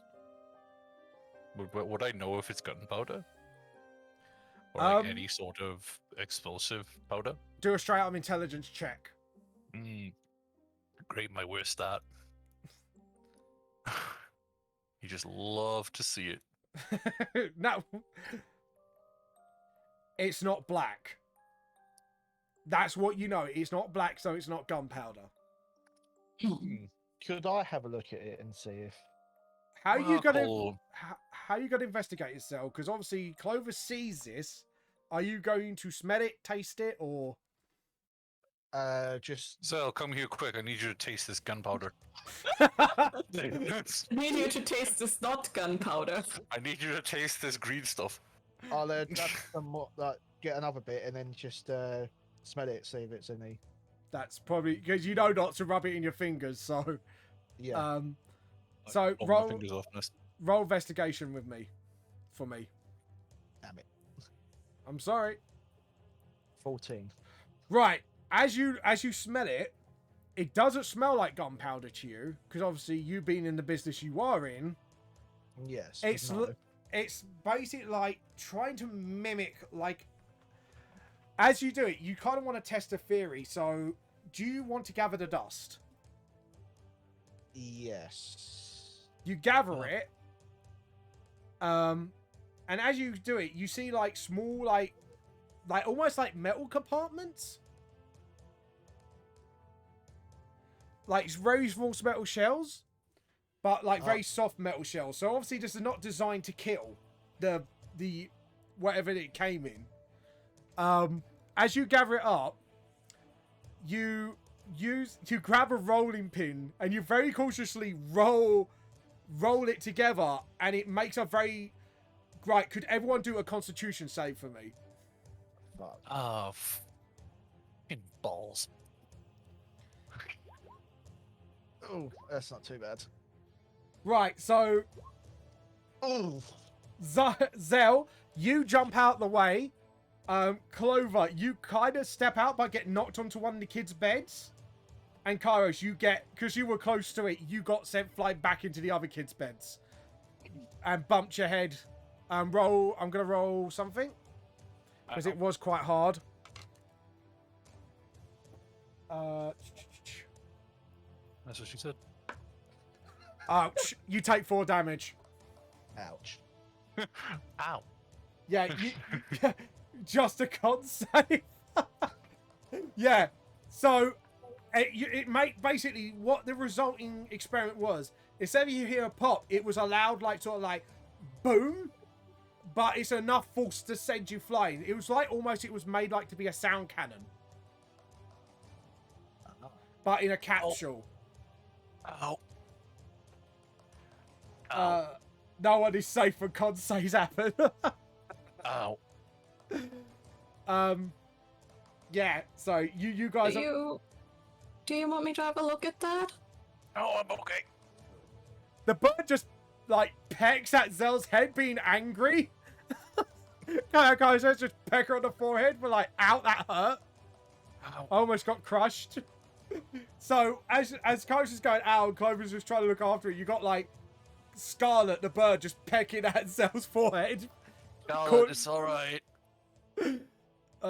Come back to me, darling. Scarlet comes back and nestles in his hair and just tweets at Zell, like, furiously, being angry at him. Yeah. Okay, so as Kairos just gets back up, quite weary. Okay, so we know that shit is dangerous. Yeah. God, I haven't had such a headache since. Well. Yeah. Anyway, But as the sound is, Zell, you were the closest to it. As you dodged, you saw a flash that came with it as well. Oh, so when it... Yeah. So what, it flashed when it... Yeah, because you covered your ears just in time, because you kind of felt like you knew what was going to happen. And because you didn't warn the other two, they kind of just went. Yeah.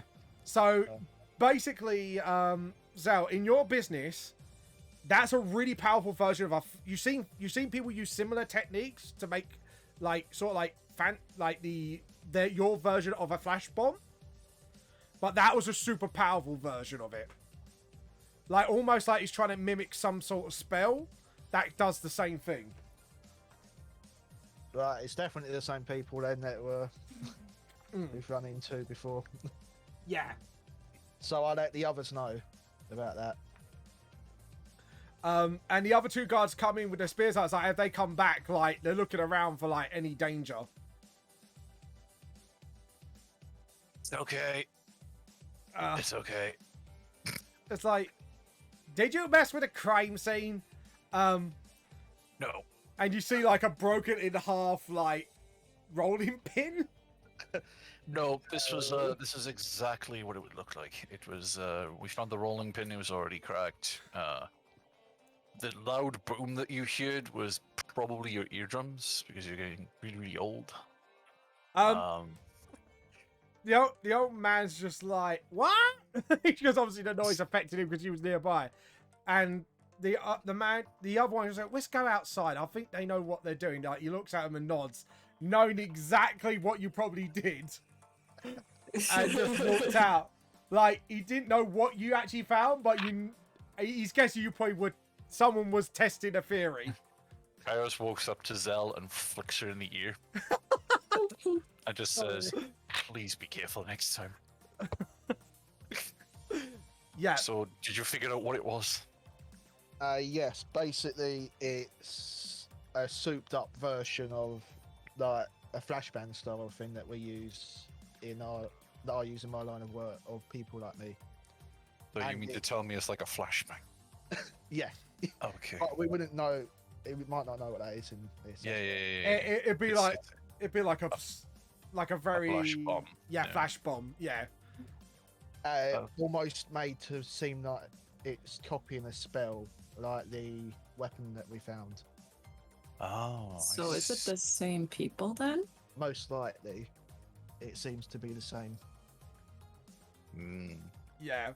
So, so obviously now you know. Are you gonna follow the drag marks out the window, or? I suppose we should. I think we should. I think we should go outside the house through the door and not go through the shattered glass window. Yeah. Clover, obviously, I think you put two and two together what they use to go in. Yeah. Obviously, it didn't go as loud because obviously they'll did a very unsafe experiment. So let's put it mildly. So you guys obviously walk around to the back, and you do see the drag mark. It did stop. It does stop. Say, hold on. If I point out here, the drag marks stop here, but it's sort of like pointing towards the manor, like sort of towards that direction. But obviously, where the drag marks stop, you can't be 100% certain. So it depends what you guys want So to do. these drag marks are going to the manor that nobody goes to and is apparently haunted. Well, they just don't touch it because obviously nature took it Yeah. back and they don't want to fuck with it. So Not that I have much experience with it, but like, You don't have experience with nature? abandoned places usually seem like a good place for bad people to hide out. I know, right? That's what I said to the old man. but he's been here for 25. But he's been here for 25 years. As far as So much. nature goes, as I said, I'm not too familiar with the surface, but Do you know what? That's going to become a meme picture, isn't it? Someone's going to draw like the guard, like with the farmer's hat, with the long ass beard. I've been here for 25 years. Bit of straw in his mouth. Yeah, exactly. Like, almost like, you know, all he throws horses like, oh, shut up, Granddad. Just all of you just go, oh, shut up, you. So, do you think, well, for the fact that you haven't been on the service for a while, do you also think that they could also be there? They're most likely.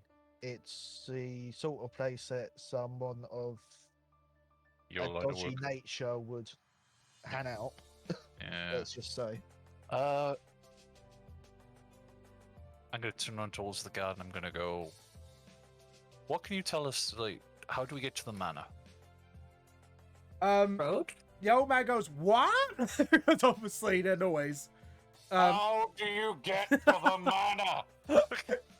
Inspiration for that, Kairos. I'm sorry. How do you get to the manor? I was thinking like Finding Dory. See, like, do you speak whale? But you're just talking about how to find the manor.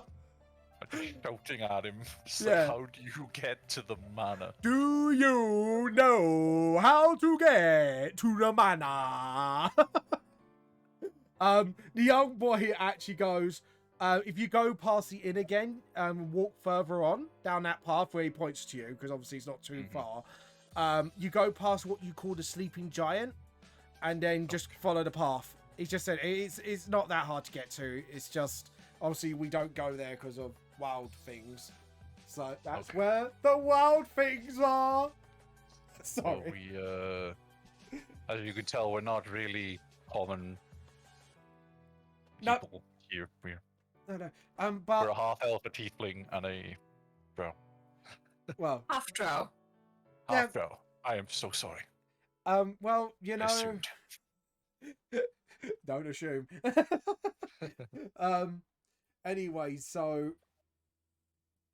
once you do that, the young lad goes, I know I shouldn't ask, but could you tell me if any of my theories might be right? You know, like, hello, welcome back, Nate. But yeah, he goes, could you tell me if I'm right? I know I shouldn't really ask about it, but it kind of settle my mind and, you know, kind of teach the Well- old geezer a lesson.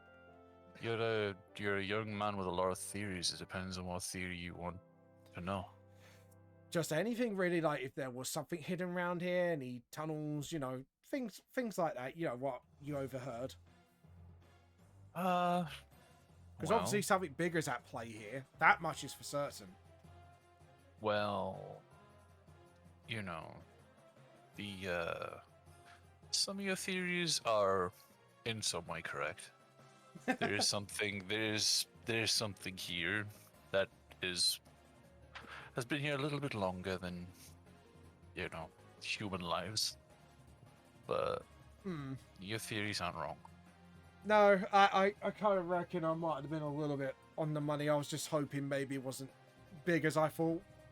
But it's bigger than you think.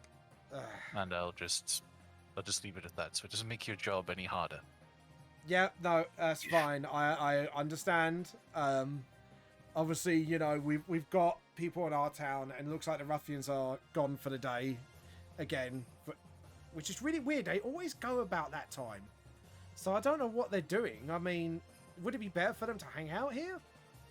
So they must be doing something. Not in the open, especially if they're doing something bad. True. But with your theories, you hit it on the nose. So take pride in that. I will. You're very smart. Thank you. I don't get that often. I do like a good book from time to time, but since my dad said this will put a little bit of backbone in me, I just thought, why not? So, anyways, I better take old Grandpa here back. It's just not in, like, sadly, yes, he is my grandpa. Oh. And I figured. He kind of like, come on, like, I know we should be guarding this, but I think we could just report to that, the town master and let him know what's going on and go to the inn. He just nods and say, we can leave it to this adventurers now. I think clean up is all we can do now. Yeah. So, He's like, and the old man goes, what? At him. So go on. we should, you two ready to go? Yeah. I'm ready. I mean, I did expend some of my magic earlier, but I should be fine.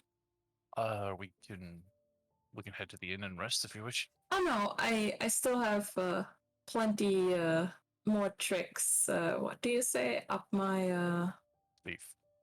sleeve. Exactly. But you don't say that when you don't have sleeves. just for common knowledge. Understand? I thought it was a matter of speech. Sometimes. He just pushes Clover. Just goes, "Here we go." Pat, pat, pat, pat. It's okay.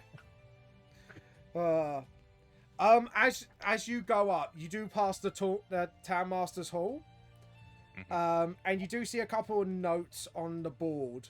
One saying Orc Trouble and Fighting Cragmore Castle. Couple of notes on there, but obviously you're now dealing with this, so I guess you just ignore it. There is a third one as well, Finding Irono.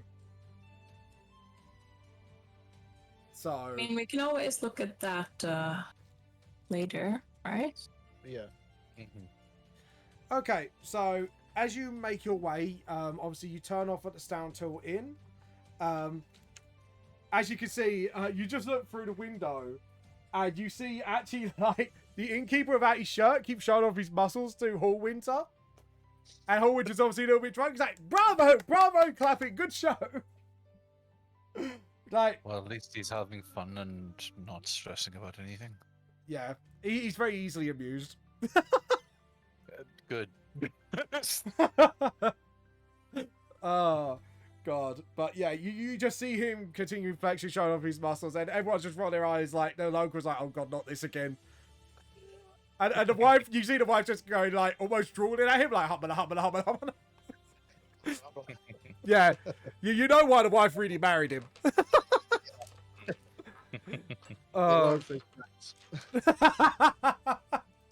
It is for his bulging personality. But anyways, hopefully that joke went over people's heads. But as you go past the sleeping giant, which is a rundown house, and you could tell it looks dangerous to go in a dirty watering hole. But you do see a few thugs. As you're about to walk past, they kind of like stop and glare at you. like to say not to go any further? God, I'm so glad that the part of me is quite glad that Magatetra isn't here. Oh god, yeah. 'Cause this would be horrible. This What, w- you just charge at them? Yeah, you'll just fucking charge up on them. Just like, We'd have to be a bit more stealthy here on them. Oh, Like, if we want to get rid of them. okay, so as we can see them glaring, we'll just continue slowly but surely walking up the road. Hmm. oh, you got look, guys. Have you seen the fan art in the chat? Sorry. Yes, I did. Yeah. That looks awesome. Sorry, I'm gonna have to show this I off. love it. That is so awesome. I can't wait That's to so see the rest of cool. this finish. Yeah. That's so cool. I like Kairos' little wink as well. Like, wink. I mean, you do be a bard. Yeah, You do be a bard. He Um, do. the one of the thugs Oh. walk over and lean against the doorpost and go, "What do you think you're going here? There's nothing up there.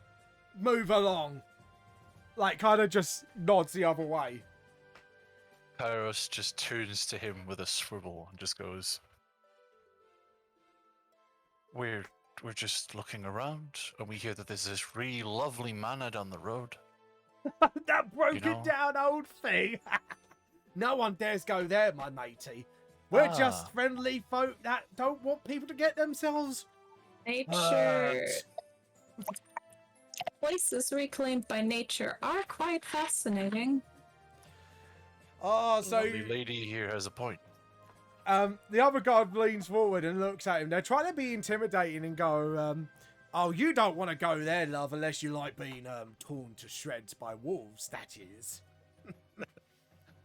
He just gestures to our wolves. Can we just point to the group of wolves next to us? By the way, you can roleplay as your wolves, by the way, so how are your wolves reacting to all this? So I imagine like Ripper is just sort of like next to, like a little bit behind Clover, and Clover just sort of like steps to the side a little while holding her like quarterstaff in one like hand, sort of like not in like a threatening way. Yeah, just like, I've got wolf. And she's just like, I do think we can handle ourselves. Quite frankly, the surface hasn't proven that dangerous yet. Ah, you don't know the ways of the surface, my love. Trust me, a pack of wolves ain't gonna solve your problems here. He says it quite reassuringly and cockily. And yet here you are, sitting in front of a tavern, drinking yourselves to death. Yeah, see, we're the toughest boys. Yeah, very tough. And I am quaking in my boots. I'm rolling insight on that. No, it's like, really, you do look pretty scared, yeah. Like, they're like sort of like proud of themselves, like, yeah. Zell, roll a perception check since you haven't gotten involved in this conversation. Oh, guys, you mind moving your tokens near the sleeping giant, by the way? Oh, yeah. Whoop. Yep, there we go. Yeah. Zell's just in the tree. 14. Right. So as you see the Clover and Thing get engaged, Clover and Kairos get engaged and showing off the wolves, you look inside quickly. You see a box with blood at the bottom, like red, and you see like a little. It looks like almost like so real life to you it looks like a very rough mix between a pistol and a hand crossbow. With some pellets. Interesting. Are the guards focused on the other two and not paying attention to me? The two of them are, but there's one more. Where's the other one there? Sitting at the back, sort of like sharpening his knife, trying to look tough. Can I sneak my way round to where he is? Do a straight up stealth check. I will not say with advantage because obviously, like, you know, the other guy's still looking out. Fuck's sake. Again, as them two are distracted by the conversation at hand, you just disappear. Like nobody noticed you. Like you were there to begin with, and you kind of jump in from one of the old broken down windows quietly, and you kind of sneak behind him. What do you do? Now, can we just freeze for a moment? As Kairos and Clover, as you are talking, you do see this going on from behind. I don't think Clover is surprised anymore. Kairos is trying his best to like try and keep him distracted. I'm gonna utilize my subclass. Okay. I'm going to use my psychic blade. I'll put the thing up for you to read. Go on Just it. that down. I add. What is it? You press the speech. Yeah, bit. you press literally the bubble where it says the spell. It's in my features bit, so Yeah. I put the speech bit. Click it. Yeah, so I chose it in chat. So I'll put it up to Manifest. show you what. Because basically, I've got the psychic blade and the weapons, but that's just showing what it does. Okay. So I'm gonna. How is it? How do your weapons again? I ain't played it. Right. So, have you got a dagger in your inventory? Because it pretty much is a dagger. I've put a psychic blade in with the modification of the D6 instead of D4. Right. So, are you just going to straight up stab him, or are you going to cover like any part of him first, or what? I'll cover his mouth while doing it. Right. I'm going to first count that as a grapple. Roll strength check for me. Fuck. I should not have done that. Straight up. This isn't Assassin's Creed, you know. It's okay. I've already had this. This is. Hold on. Yeah, you cover his mouth successfully, and then where do you stab this guy? Stab him through the heart. Okay. I am not going to make you do an actually do an attack roll. I want to see if you fudge this. So what? I click on the weapon and. Yeah. Yep, you stab through it. What damage does it do, by the way? You One click- D6 times 3. If you click on the psychic blade, I think it gives the damage. Yeah. It's just If like you normal. if you set it up. I'll set Right, up like dagger, so it should be. So you just have to click Psychic Blade, essentially. Oh, Okay. Yeah. Oh, So there you go. 9. 9 plus 4. Oh, it's just straight on. It does all the calculations, doesn't it? Yeah. Right, you stab him. It's like, like it doesn't make a loud enough noise to distract them. Do you want to take another stab? And I'll let you do this for free, by the way. Yeah, I'd have to do that with. If I do. So what? Do another stab with that. Yeah, just do another stab, but you just do it to finish him off. So, So I just wanted to see how forceful the stabs are. You kind of like doing it quite several times. And because you So successfully grappled him, you kind of just go, So pick on the psychic blade again to do the damage. Yeah. Basically. just do the damage. 5. Yeah, he's one on HP. Do you want to knock him out, or do you want to keep stabbing him? Stab him one more time. Oh, God. Damage again. Because you pretty much got him in a grapple at this point. There's no way to sort you're messing this up at this point. Yeah, he's dead. So, essentially, the reason why I did that is because you pretty much got him in a grapple at that point. So, you're just repeatedly stabbing him now without missing. So it's just manifesting it each time. 'Cause Yeah. Every time it goes away. Yeah. So, now, you're kind of like, what do you do with the body? Do you just leave him sitting there, or... I leave it sitting there so it looks like he's just falling asleep. Yeah. Okay, so you kind of lay the body down gently. Yeah. And what else do you do? I'll sneak over to the chest, which looked interesting. You see, obviously, now you got a closer look. You see, like, other bigger boxes.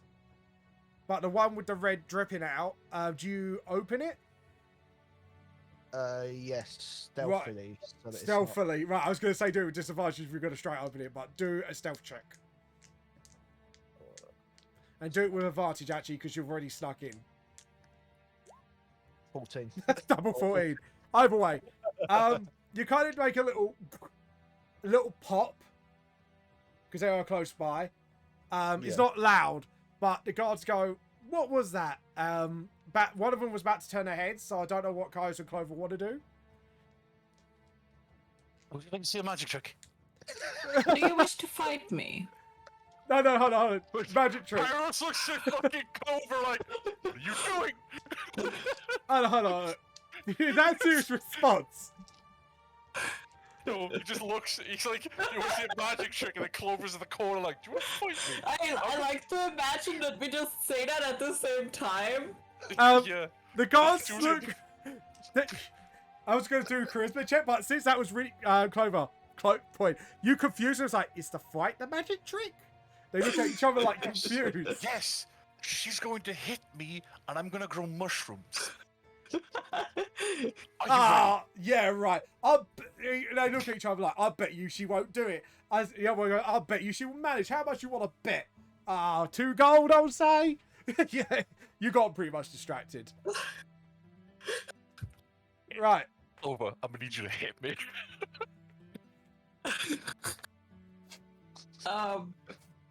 Hit me with your ribbon stick.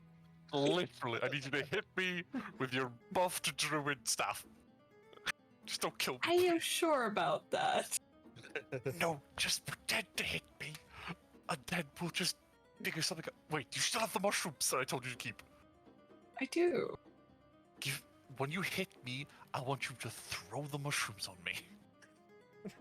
Okay? Oh my Pretty God. sure I can just let some grow on you.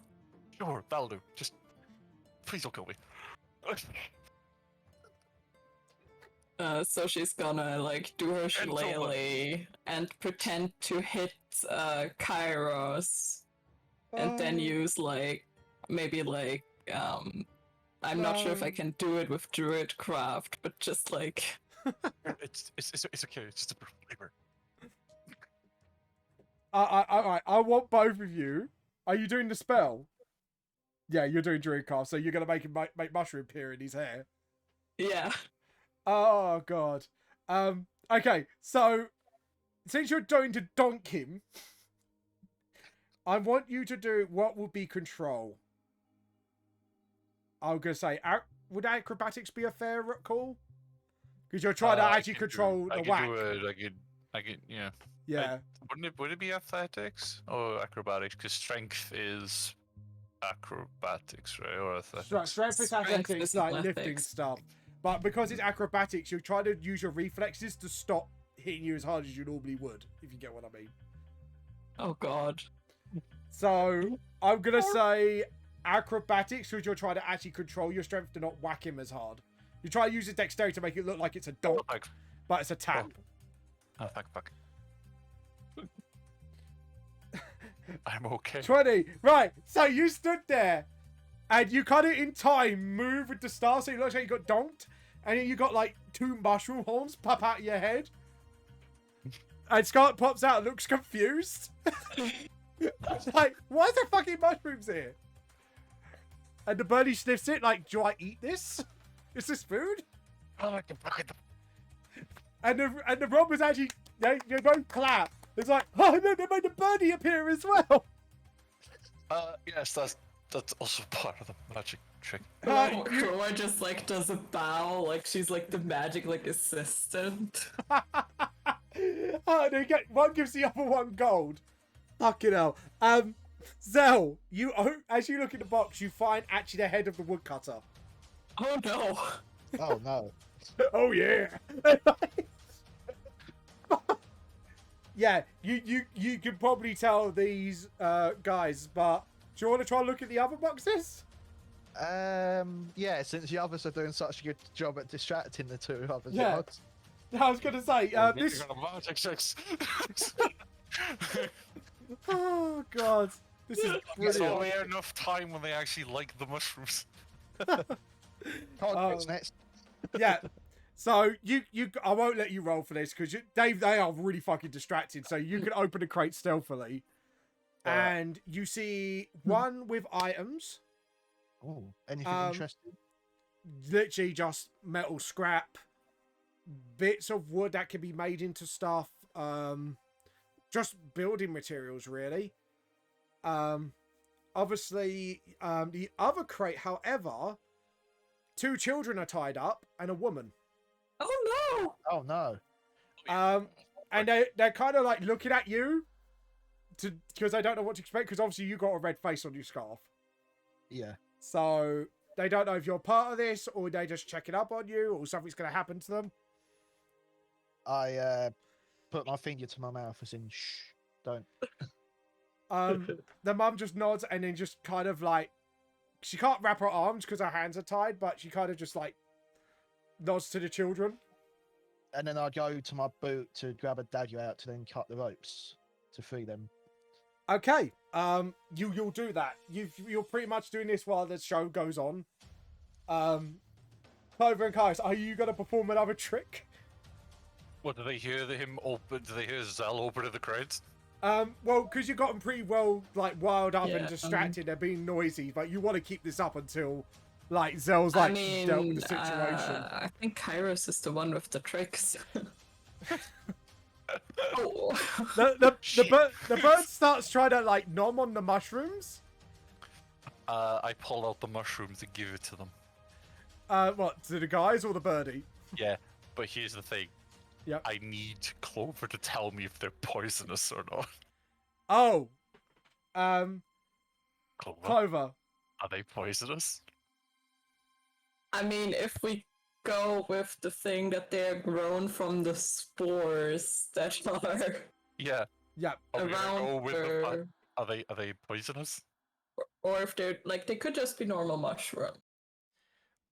Do a nature check. A nature check on her own mushrooms. No, there is a reason behind it.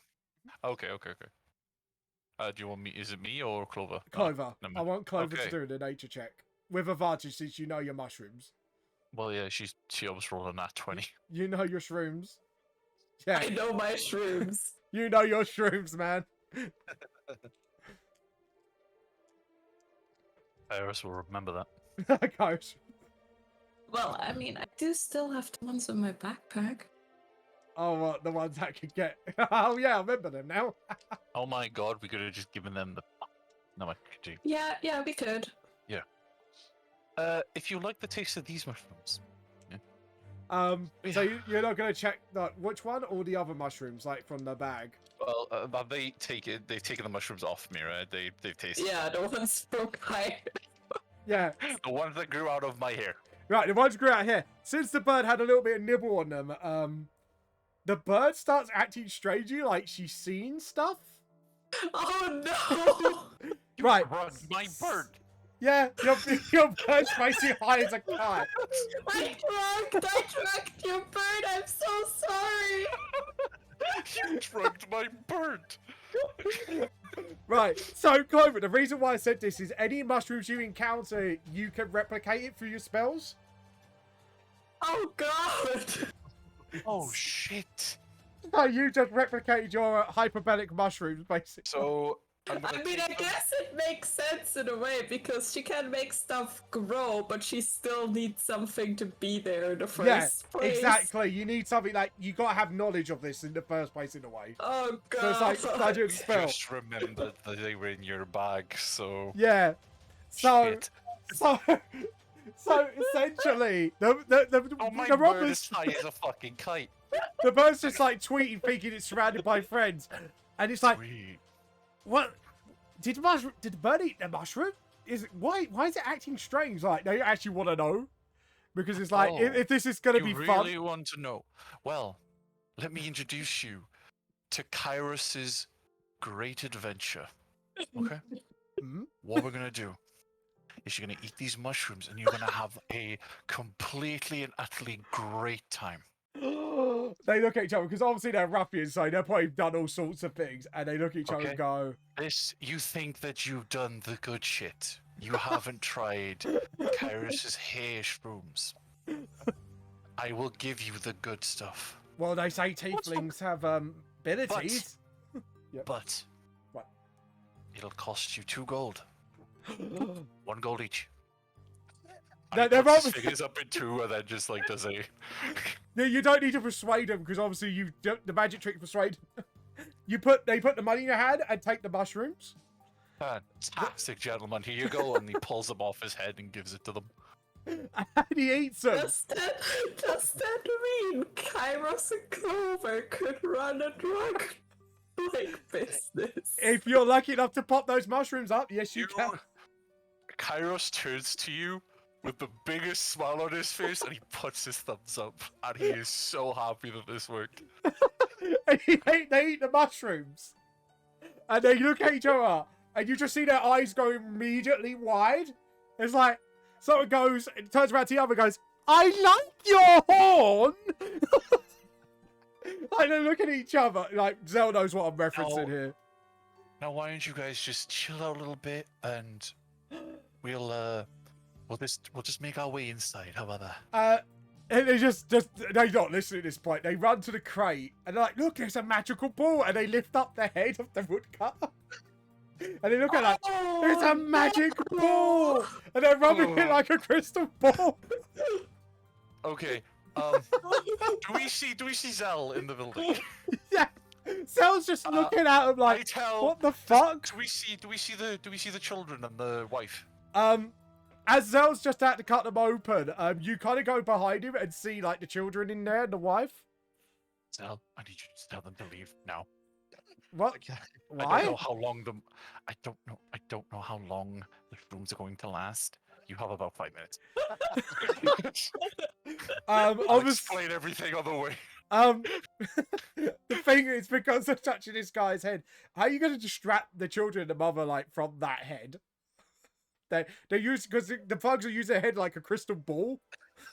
Because they're that high, they think it's a crystal ball. Kairos will immediately run up to the guys, put his arms around them, and then just drags them away with the head outside, so they don't see the head.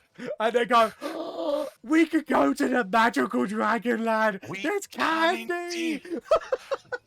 Did you know that there are also unicorns? God, it's just an amazing trip. You'll love it all in Kairos' Wonderland. And it's Clovers just sort of like leaning towards Kairos, and it's like, should I go fetch some like guards? No, go and get the kids and the wife out. Yeah, so Get the kids and the wife out. They are more important, and lead them towards the inn. okay. Oh. Okay, and I'll try and keep these two distracted with Crystal Ball. Crystal ball bunny is. So basically, what Kairos does is, he asks them to put the crystal ball down, It's like, and before the wife and the children come out, okay. grabs his scarf and he puts it over, and he goes, "I'm going to make the crystal ball disappear." Right? But that's a portal. Just like It is the portal. It's a scarf portal. oh. It's like talking to a bunch of fucking children. Fully grown men who are off the. Yeah. Clover goes and helps Zell. So yeah, you guys get them out, and for 5 minutes he's keeping them amused, like keeping the crystal disappeared, so like no one sees. Right. By the way, I did put you towards neutral good before, Kairos. You're now slammed on neutral good. Oh, nice. You, Clover, you're near lawful good, and Zell, you're near chaotic neutral. Oh, so I'm more chaotic neutral now. You're near it. Yeah, you're getting nearer to chaotic neutral. That's why you're like on the border. Okay. But yeah, so I see them leave. Are they gone? yeah, so they're gone and they're going back to the inn. Yeah. So as you guys go back to the inn, you're doing this magic trick with a head, and the guys are like, oh, "Dragon's coming out," and they try to like look up as it comes to because they think they come out the scarf. Let's chase the baby dragon, and they kind of just run out the building and just run off into the woods somewhere. Do I still have the head? Yes. Okay, cool. I put my scarf around it and I keep it covered and I take it to the inn to the family so they can bury it. Oh, that's really sweet. Because Yeah. obviously you don't know where the body is. No, I don't know where the body is, and I'd assume they want to bury him with something. Yeah. So as you arrive down the hall, as you and Clover and Zell go into the door, the wife actually turns around, sees the kids and children, And she actually is bursting into tears of happiness. She's quite an emotional woman. And she actually kind of just hugs and goes, "Oh my god, I'm glad you're safe. What did they do to you?" Sort of like, you know, just like patting them, and the children's like, "Are you okay? Come on, darling, sit down. Food's on us." It's just like, but Tall Winter and the bar owner are still pretty distracted by each other. Obviously, they haven't seen what's actually happened. So what do you guys do just before Kairos comes back? Because obviously he's 5 minutes behind.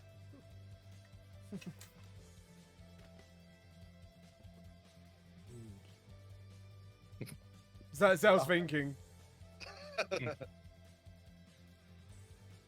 Rover, any ideas? About what? What to do while we wait for Kairos? Because you got like the barmaid actually talking to like the wife and the kids, just sitting them down. I don't know. Maybe sit down somewhere. Maybe like have a drink or something. That's what people do, right?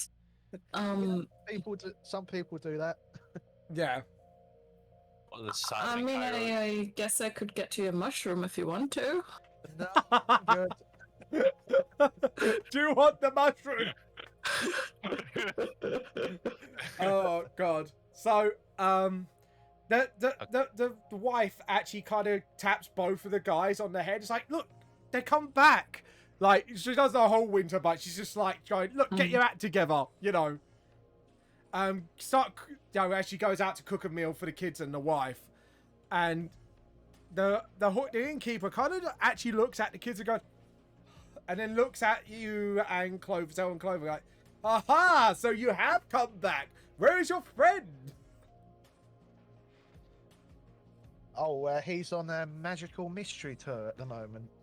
He kind of gives you a look, because like, but there's nothing more magical than these muscles. He just does like the muscle thing. It's like, it's unfortunate what happened to the woodkeeper, but you have saved these children, and that.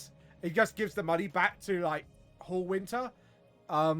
It's like kind of like, you at least got them back. Have you dealt with these ruffians yet? Not all of them. We will. Not. Oh, I'm not sure what happened. I'm sure Kairos can tell us later. Ah, fair enough. And he goes over to the children and the wife and goes, "Right, children, look at amazement of my muscles. You've been through a lot. Gaze at this magnificent body. You can achieve this one day." Sort of thing. Meanwhile, Kairos is wondering what the hell he does with his head in his scarf. Basically, what's going to happen is, I feel like Kairos is going to head towards the guards that he met, especially the one who had theories. Yeah, you go to the town master's hall, right? Yeah, because they mentioned they were. Yeah, so he's gonna head to the hall and he's gonna knock on it. And the guard that the young boy actually opened in and go, "Oh, come in. Sorry, my grandfather's taking the rest of the day off because he's got a bit cold." Okay. All right, I can't stay for long. Okay. Mm-hmm. And I show him the scarf. Right. I'm going to open this, and I need you not to scream. Okay. He kind of leans forward. Is like, "Is that the woodcut? You know?" Yes, it's his head. The blood splat. I need you to either bandage it up or hide it somewhere. So, and give it to the family, or try your best to like cover it, like they don't see his face. Because I'll get the Count's master, get the local undertaker here to make a coffin quickly. We'll be splickety spick. Okay. How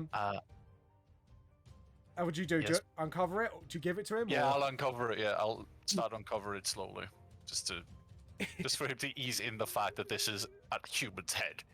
He kind of heaves a little, like because obviously this is a town, they've never seen anything like this before, and he kind of breathes in and goes, "Right, just do your job," and he's kind of like, he hones himself in. Also under his breath going, "Do your job," and just runs in and closes the door.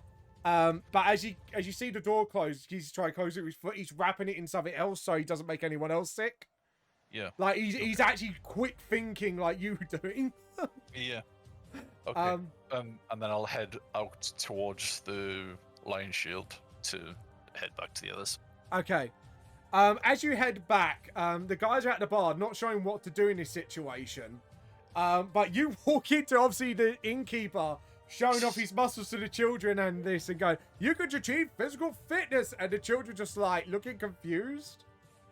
But they seem to be pretty distracted. Yeah. It's like, children, if you eat your broccoli and greens every day, you can achieve this body and do 1,000 push-ups. Iris goes over to the children and whispers in their ear, it's not true. It's not true. I whisper in his ear, it's like, have you seen him do that? Like, they're pretty much distracted, because I think the intention of the innkeeper is to distract them from what they've gone through. Yeah. And the mother's kind of like, sinking it in. Obviously, she's not getting distracted by it all. And the guy sounds like all my just muscles. It's Lethal White. It's basically, if you watch Fullmetal Alchemist, it's Armstrong. It's him as the innkeeper. Exactly. All Might with muscles. Yeah. Same voice actor. It is. Ah, fair enough. But yeah, he kind of like, the wife kind of sinking it in. Is like, the innkeeper actually looks at the wife and then picks up the children. Like, how about you go on a ride on my shoulders for a while? And it's like, yay, sort of thing. It's like, so it keeps away. He just nods to the wife of the woodchuck, and then just kind of keeps the kids distracted. Just goes and flumps on a chair. Yeah. Well, just absolutely just shattered for the entire experience. He also checks on Scarlet. Oh, what, the bird? Scarlet. Scarlet's just like tweeting away. Stacy's dad, the tune, is kind of tweeting something along the lines of that. Okay, well. He's still high as a kite. It's nothing harm to it. It's just pretty high. Well, I'm glad you're having fun, Scarlet. Too bad your human predecessor. Dear diary, today I drugged the bard's bird. The bird has gone high off its nuts. singing a tune, apparently. The wolf just looks at the bird confused, like Kyrus's wolf. It's alright, Balto. It's I'm not giving you any. It's just like, just nods in agreement. Like, doesn't understand, but you can tell like the effects of that mushroom. And he just like scruffs his head like he normally does with any dog. So essentially, like I said, the wife is sitting on her own right now. Zell and Clover, I'm not sure what you guys are doing. Kyrus, you're sitting there, obviously seeing the wife like alone, like trying to sink in all that happened. And then all of a sudden, the wife actually stands up and walks up to Zell, and her voice tremors like, "Did you find him?" Oh. Because obviously she was the first face you've seen, so. Now you gotta talk. Kind of. She bites her lips like, because she knows he pretty much got murdered, but where is he? If you talk with my friend over there, he Kyrus, sure it. he was the one who like took over with what happened, so Sighs, and then she walked over to Kyrus and went, I assume you found him?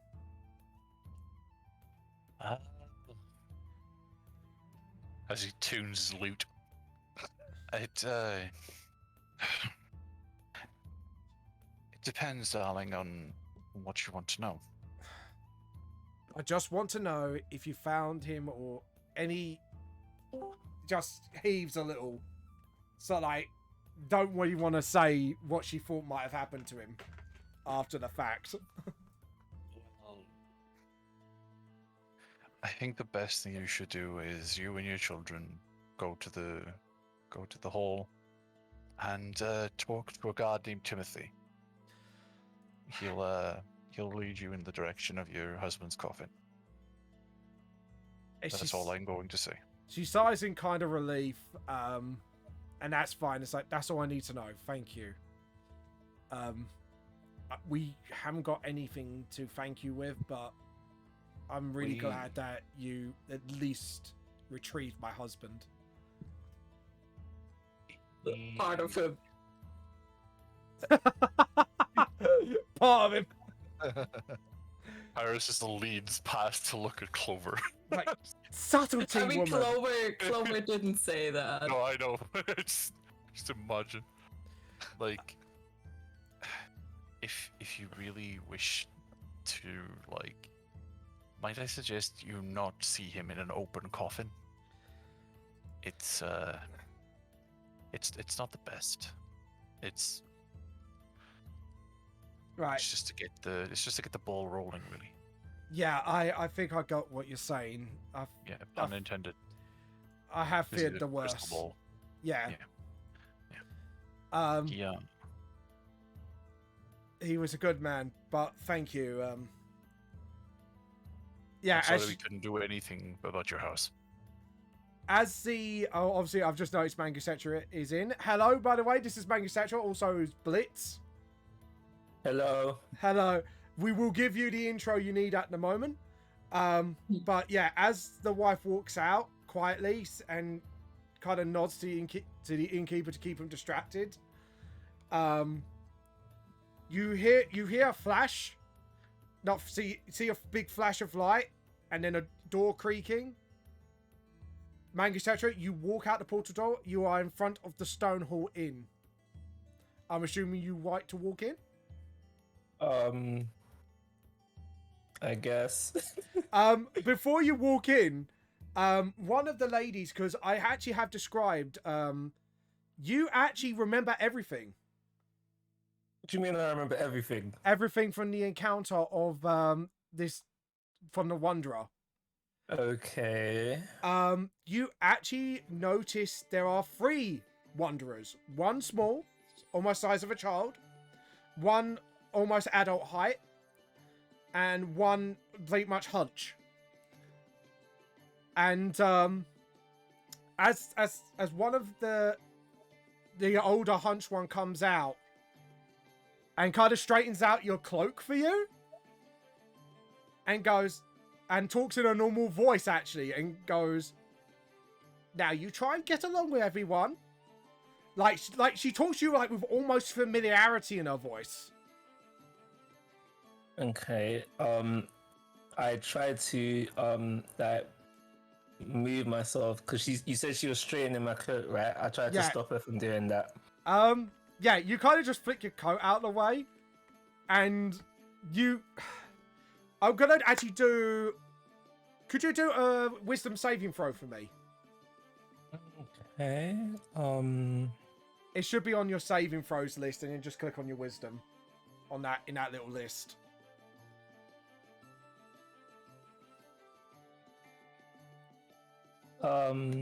Remind me how I get that list up. Alright, so you click on the 3rd panel, which looks like a newspaper. Click on your character sheet. And click on character sheet. And then click on wisdom on the part of your sheet. Okay, yeah. Under saving throws. Yeah. Right, let's see. You say wisdom? Yeah, wisdom saving throw. Yeah. Oh, yes, yep. There we go. Nice. You actually, like, even though you don't recognize this person, even though this person taught you such familiarity, you feel almost kind of embarrassed. Like, all right, stop. You know, like, yeah, mom, I know.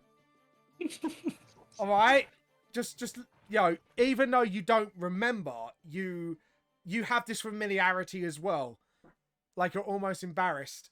You got behind the portal door. The other 2 just wave you goodbye, very affectionately, and then they go through the door and close it. Okay. So you're at the inn. How do you react to this?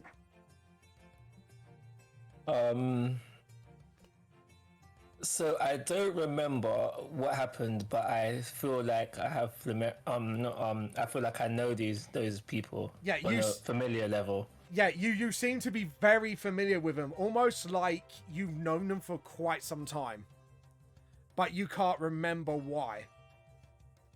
So I have a little think to myself, trying to remember, and then shake my head with frustration because I can't remember. No. And then I look at the door to the Stone Inn. I mean, the Stone, was it the Stone Hill Inn? Yeah, the Stonehill Inn. Yeah. And then I guess I can. Is everybody else inside? No, you're not. Yeah, you do. They are inside the inn. I just forgot to move myself, but everybody's there. We're still at the bit. Yeah. Okay.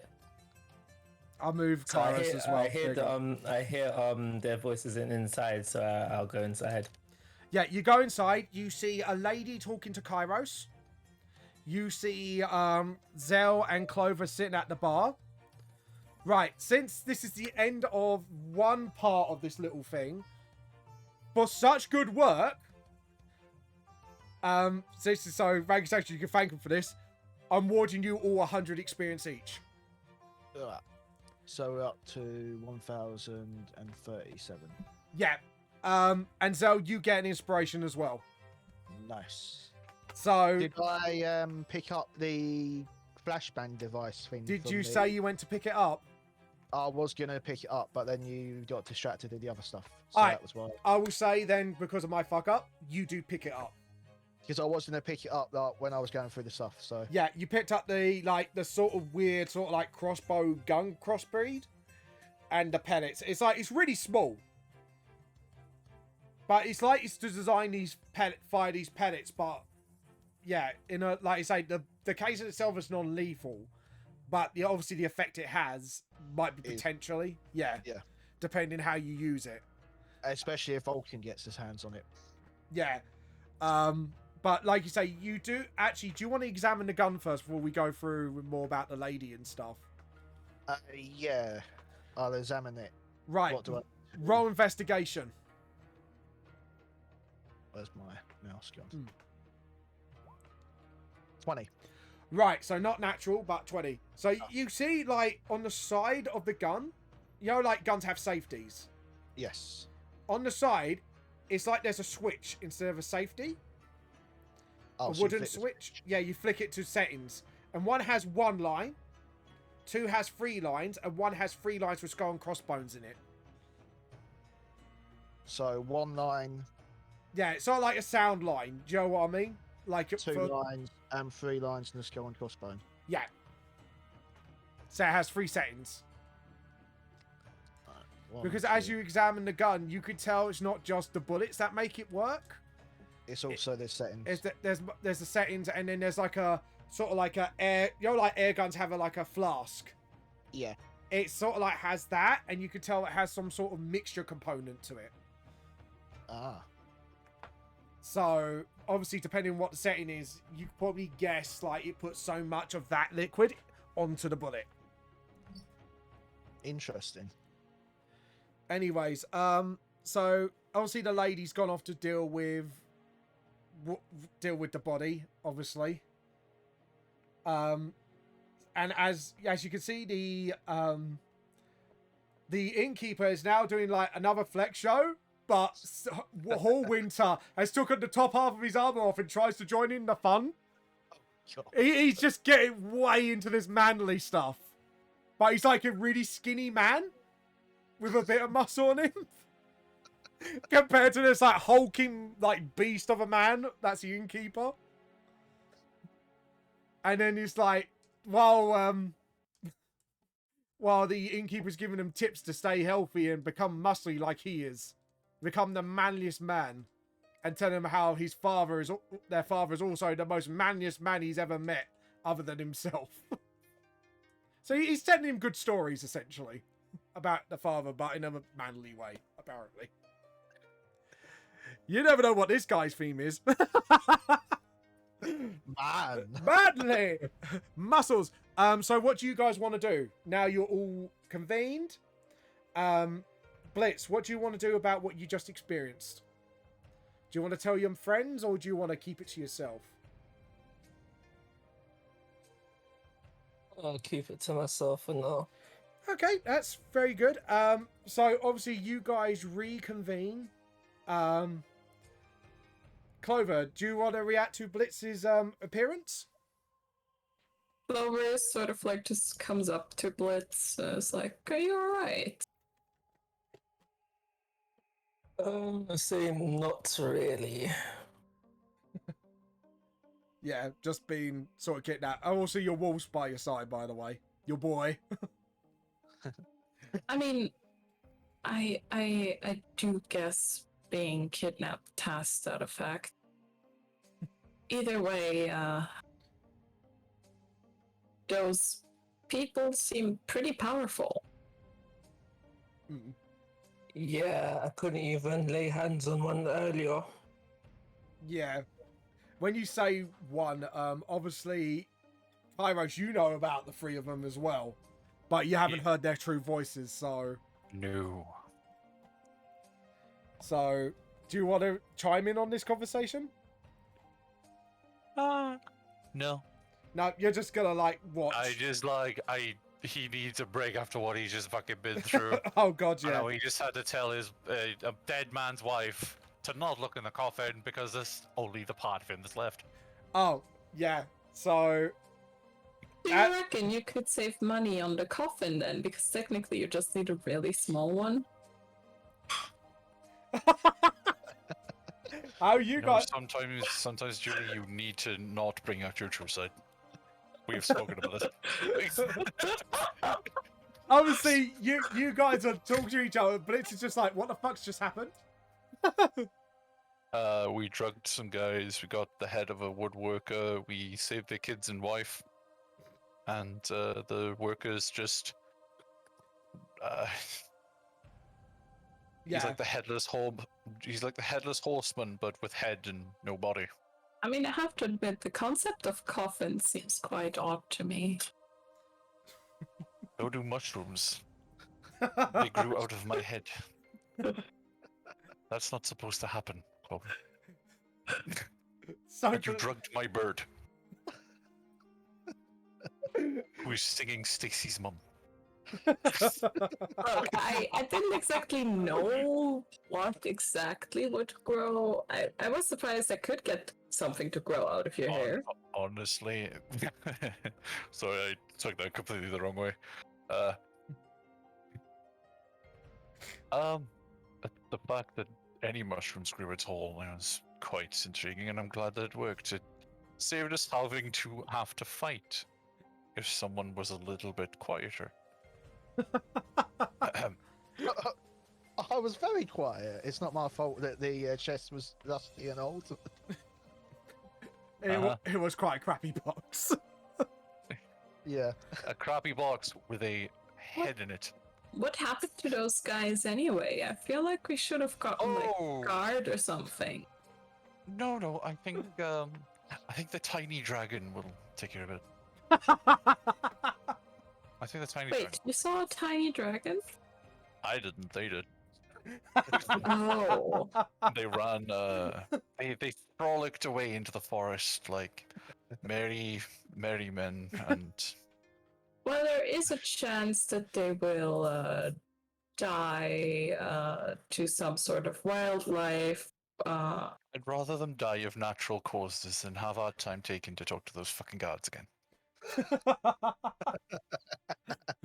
Because they've been here 25 years. Hopefully they'll run into some goblins like we did. Yeah, so Blitz, how do you react to this conversation now you're all caught up? Just shake my head and scratch the back of my head as well, because I'm still slightly confused. So To be honest, like we said, Blitz, if you were here, you probably have to start a fight. So we did it our own way and got out of it scot-free. Well, someone was killed, but oh yeah. I completely, I completely forgot about the guy in the chair. Yeah, I left his body there. yeah. Should we move the body? No, he's still asleep. No, he's sleeping. Bunny ears. Quotation. He's Oh. sleeping. It's all blood. He's still sleeping. But It's not blood. It's bodily fluids. He lost them for other means. Like the woodworker didn't have any. Jesus Christ. Oh God. But as you guys had this conversation, the innkeepers kind of left kids to Hallwinter. Surprisingly, Hallwinter's very good with kids. I'm Like- not surprised at all. He's like playing rock paper scissors with them.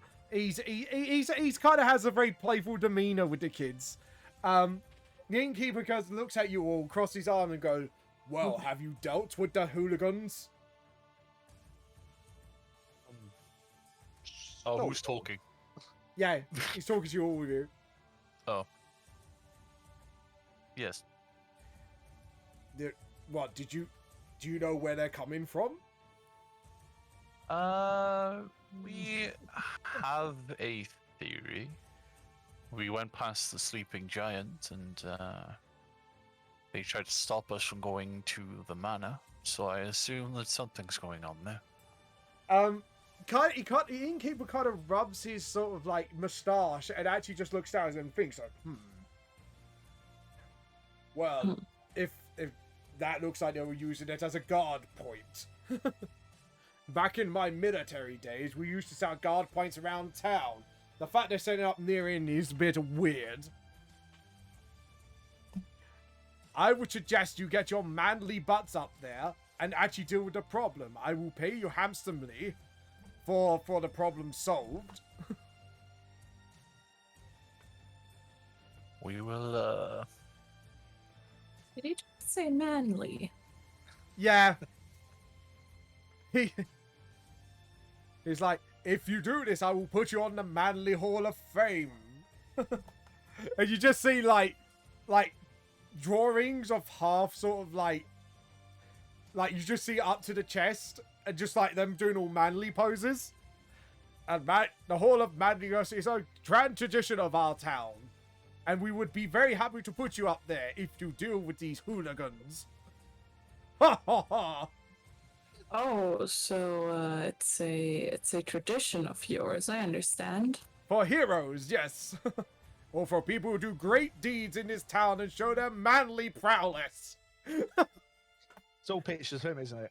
Huh? It's all just pictures of him, isn't it? one of them is him doing that. The other ones are actually one's of the woodchuck. And he actually got like plaques of deeds they've done. And it's actually got on the bottom, the woodchuck chucked 100 pieces of wood in one day. and obviously it's obviously his like sort of like him chiseling it down. His writing's actually very neat for someone who's just like all brawn and muscle. Sort of like engraving writing, because obviously he seems to like he's carving. Okay, so do we want to rest here, or should we head up to the manor? Well, I think I'm good to go. I'm good to go, yeah. Yeah. And now we have the other party member. We have Blitz, We have Bliss here, yeah. the tank. Yeah. Well, I'm pretty sure Clover's got more HP or AC. I don't know about HP, but Clover has an AC of 18, I think. Oh Yeah. God. No, Yeah. 17. My bad. Still, what? That is quite high for a spellcaster. Mine's only 14. Mine's Uh, 12. Well, she has a dex of my stats I rolled stupid high. Yeah, you she did. has an 18 in dex, and she has obviously armor, and she's carrying a shield. Oh, so it's Yeah. all added. So the guy looks at you and goes, "I didn't mean to rush you, but we do have a smithy in town if you wish to check his wares." I don't think we have much money, and Oh yeah, how long has it been? I would say half a day's gone past. Okay. How long did it? How long would it take? Did he? He said it was like a week or something, right? Or like a few days till I get my vials. Yeah, Okay. and I believe about say near a week has actually definitely passed by now, because obviously you had a shit ton of encounters. So It's okay.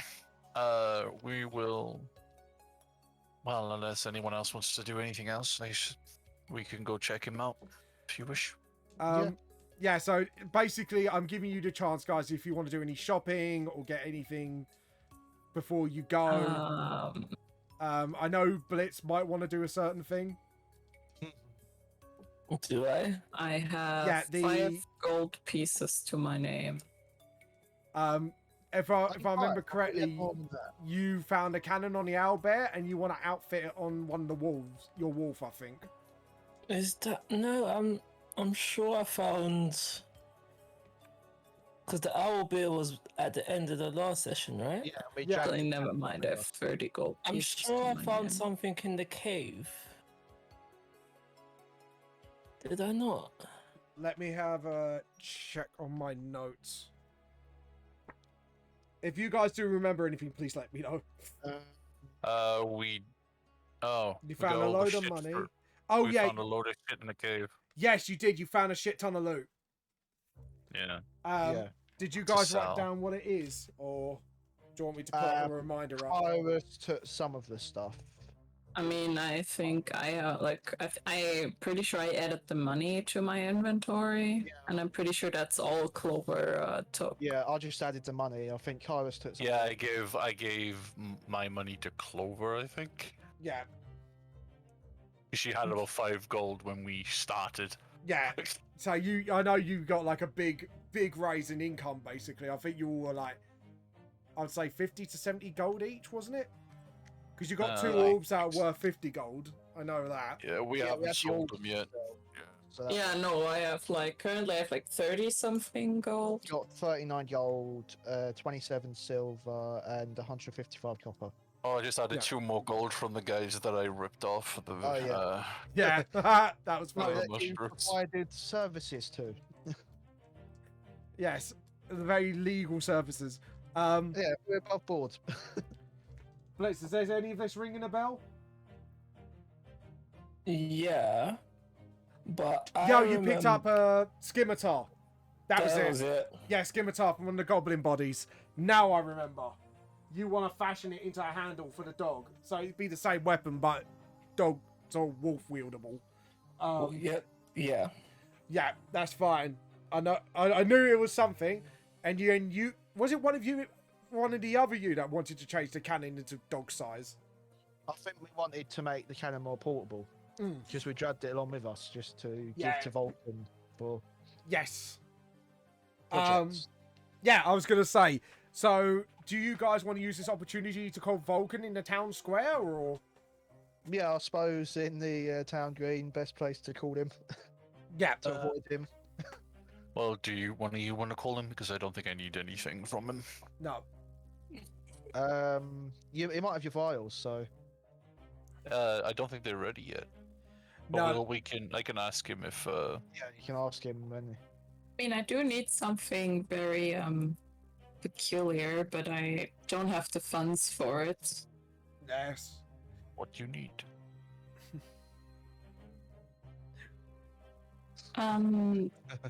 Here we go.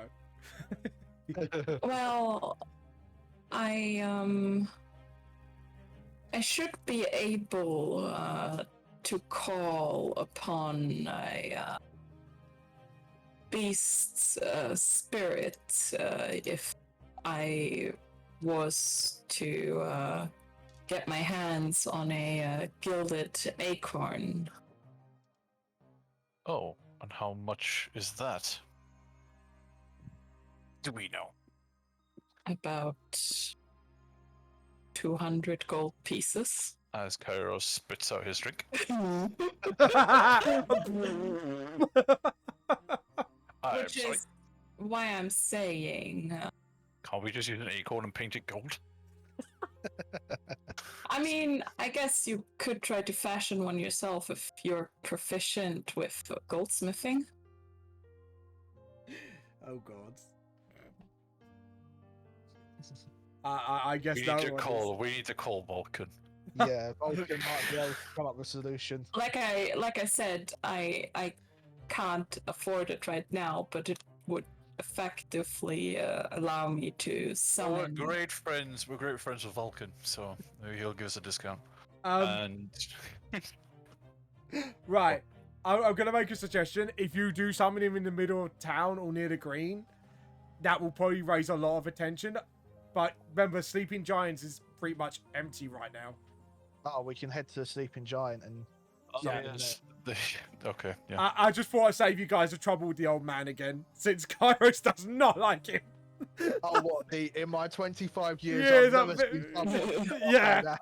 During my the 20. war... Shut up! Honestly, if he shows up again, Clover's just gonna try to feed him a mushroom.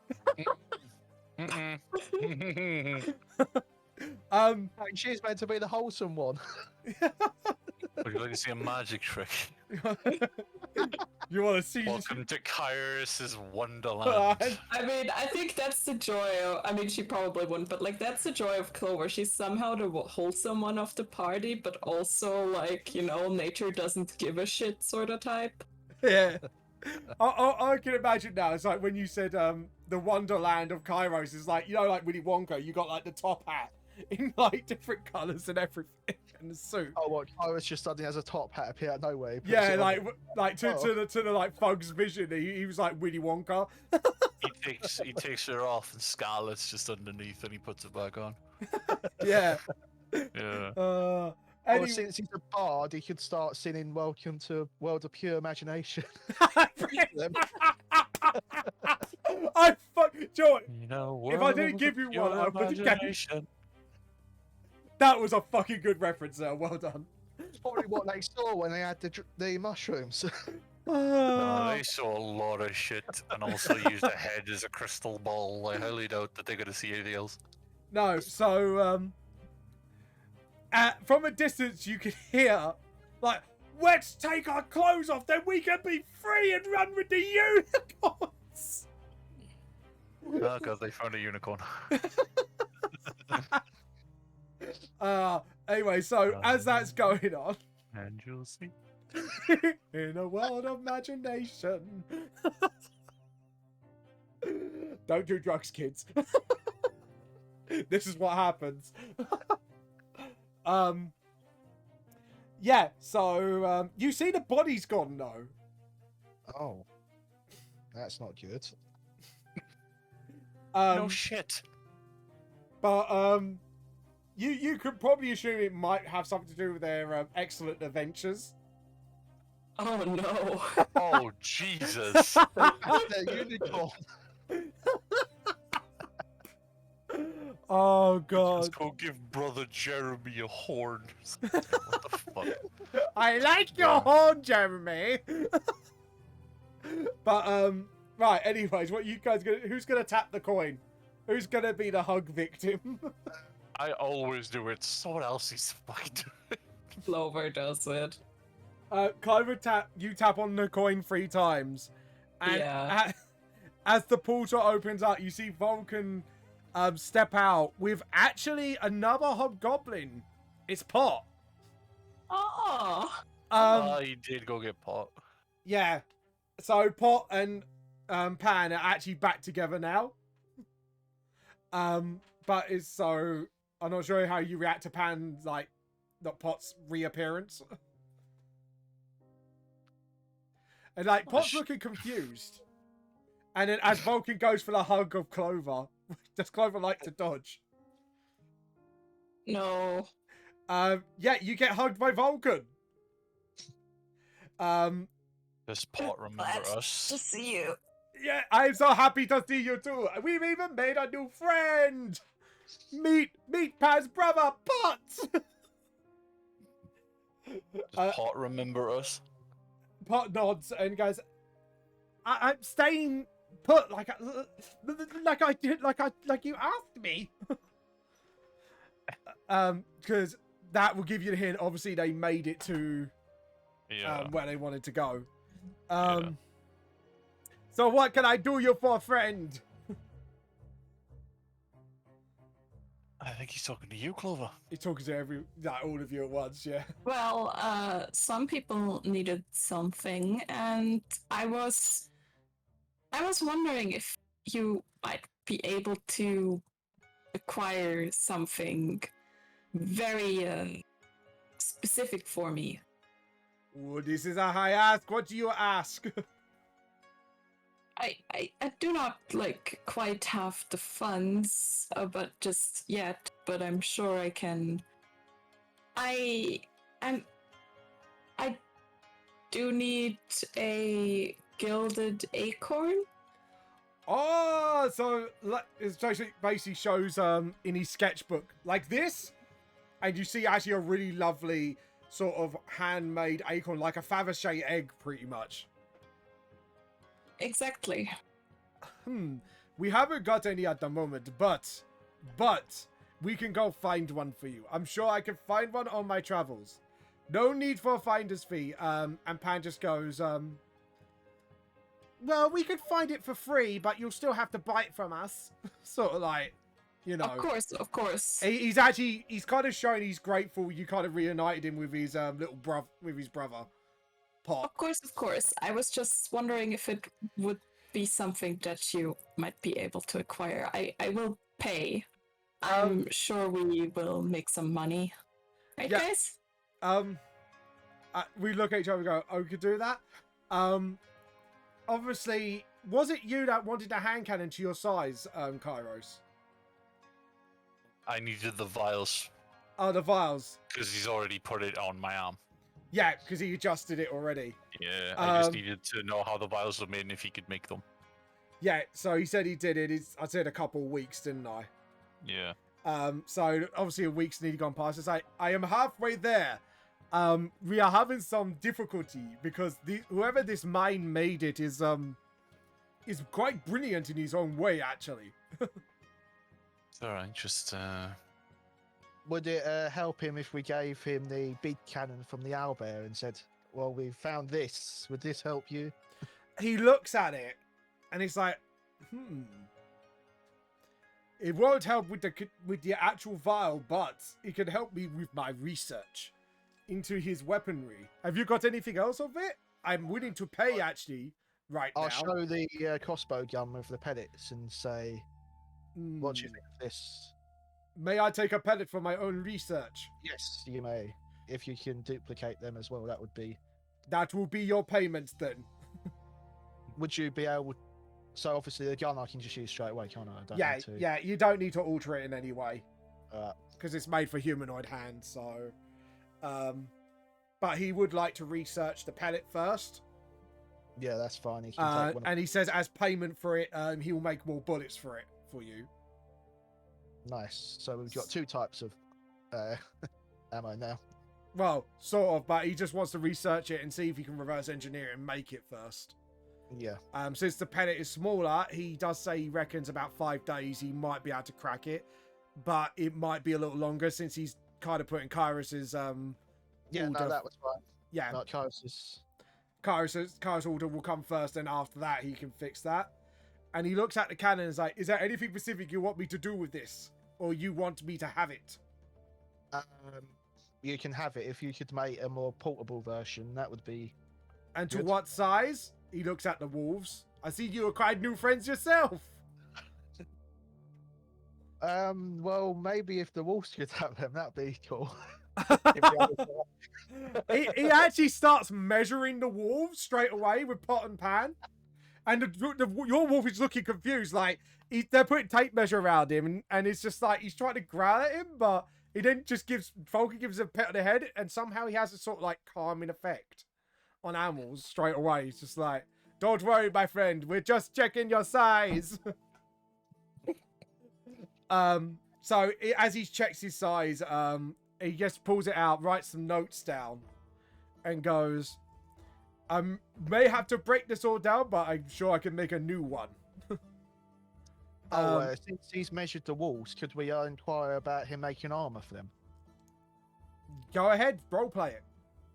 Oh, Vulcan, since you've been measuring the wolves, would you be able to make armor for them to make it a bit harder for them to be injured? He actually looks through his stuff because he's actually like, obviously he likes making a lot of things. Yeah. And he's actually pulled out like sort of like leather armor with metal plates on it, and it's actually wolf size. He's actually got some ready. Nice. But obviously, because you know you kind of get him to do the cannon, it's kind of like payment, so you expect straight up payment for this. I'm gonna go through the player's handbook just to see on armors. And there we go. So I want, yeah. So he goes, I want 45 gold each for this. He's actually got like loads of wolf armors in different designs and colors and stuff like that. It does the same thing, but I need to work out conversion rates. conversion rates? Copper and silver. Oh, right. Remember, you do have like very That's what I mean. shiny, We've got copper and silver as well. and you got 2 items in particular.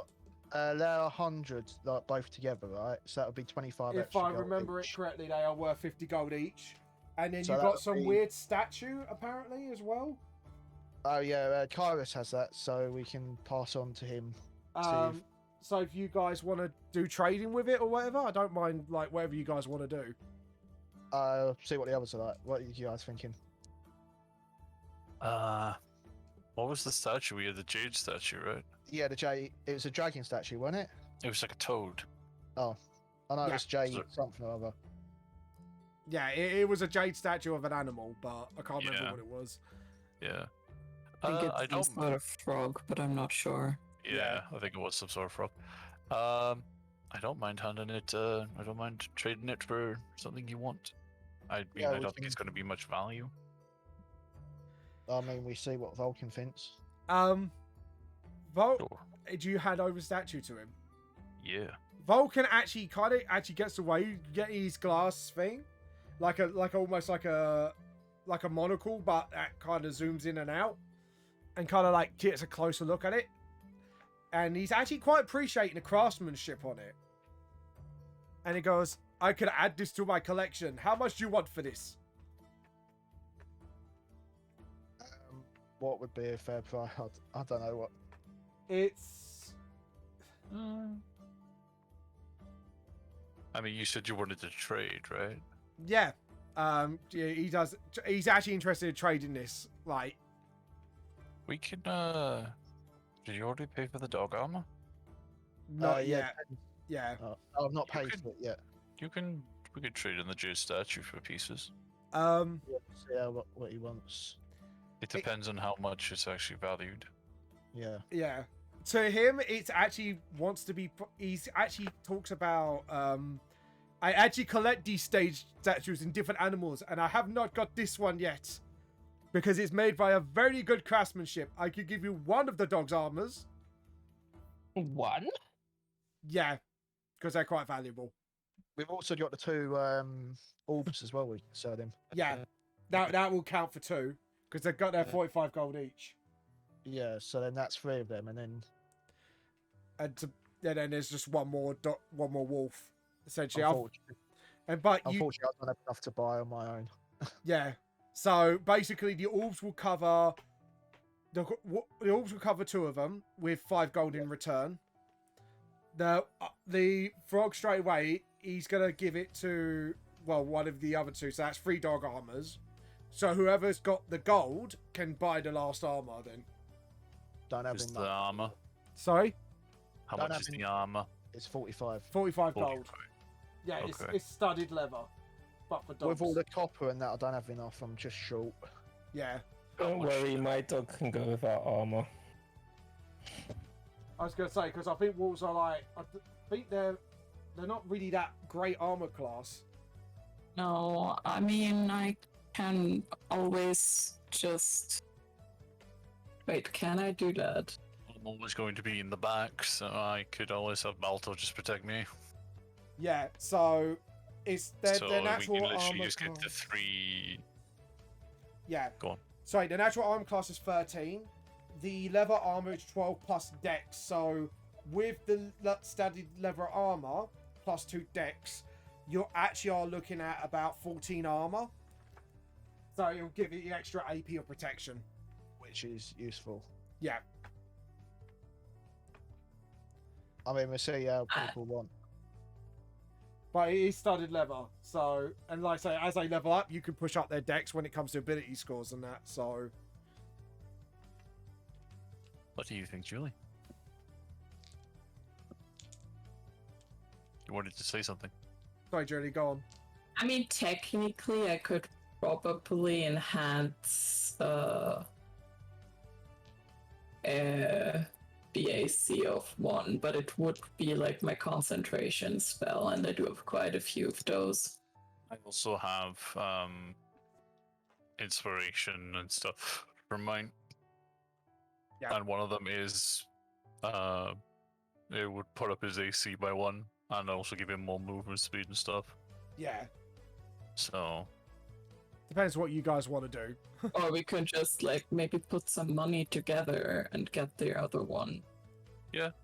Like I don't mind giving like some of my gold for like Yeah, if we split what it you're up missing. between it. Yeah. how much are you missing? So, let's work it out. So, Just 2 gold gold-wise. balls are 50, 45. So that's already, yeah. So 100 of it's already paid for. The Jade statue will automatically pay for 1 because he's collecting them. That's 3. So So 90, So, 135, so 35 more. Yeah, 35 gold more. how much do you need? How much are you short? Oh, I could use, with that, I could use all my gold, but I'd only have about 4.5 gold left after. Well, we're gonna get gold after this anyway. Yeah, Yeah. so we could just. So would you, if I give you some gold, how much do you need to make a full price for an armor? I can just buy it straight up with what's left over. Like, with what he's bought. I don't know. Oh, Yeah. from what we get for the orbs, because we get 5 gold Yeah. back, Yeah. right? Yeah. Yeah, sure. Yeah. No, do that then. Yeah. All I'll right. just be shot down on to 4.5 gold pieces. Yeah, that's fine. Since he already took the measurements of the walls, he kind of adjusts each level armor. What color do you want the armors to be on them, by the way? Or with the plates? I'll go same color scheme as my armor. Like So, black and red. You Like point out black to the with one red. similar to yours, and Yeah.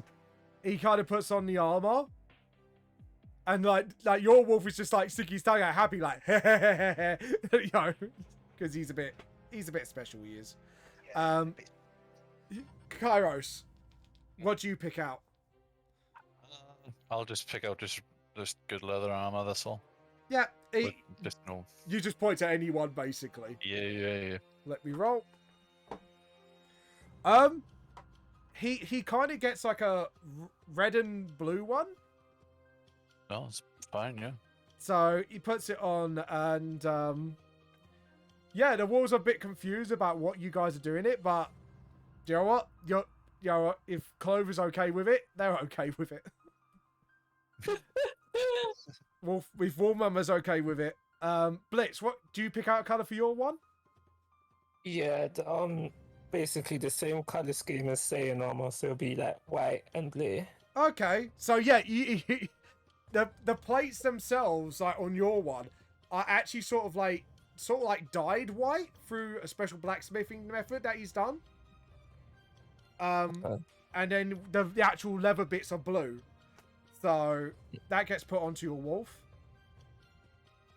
And Clover, do you pick out a color, or do you just anyone will do? She's probably like she's like more like practical, so like probably just something like that's not too like noticeable. Like probably just like plain leather and metal if he has anything like that. Oh, you know what? He points to you. He goes, I know what you like. You like stuff of nature.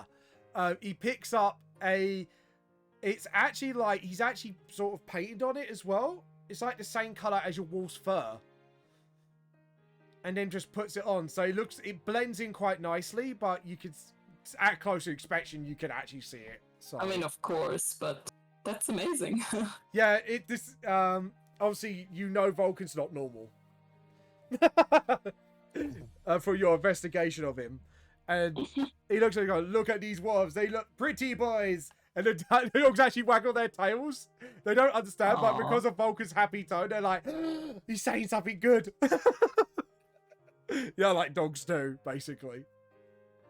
Because you're Pitch. And he goes, is there anything else I could do for you? So I take out that weapon and I go to Vulcan and say, can you make this more compatible to be used by a wolf? He looks at the handle and goes, where do you want it to grip? On the mouth? Hung on the armor? Sorry, say that again? Like, does he want it... Like, Vulcan's trying to get what you're trying to get at. Like, is it Wolf going to hold it by the mouth? Or is it going to be stuck on the armor somewhere? Or... I told Vulcan, so I say, in combat he'll probably hold it in his mouth. How much you got on you, by the way? I've got 15 gold.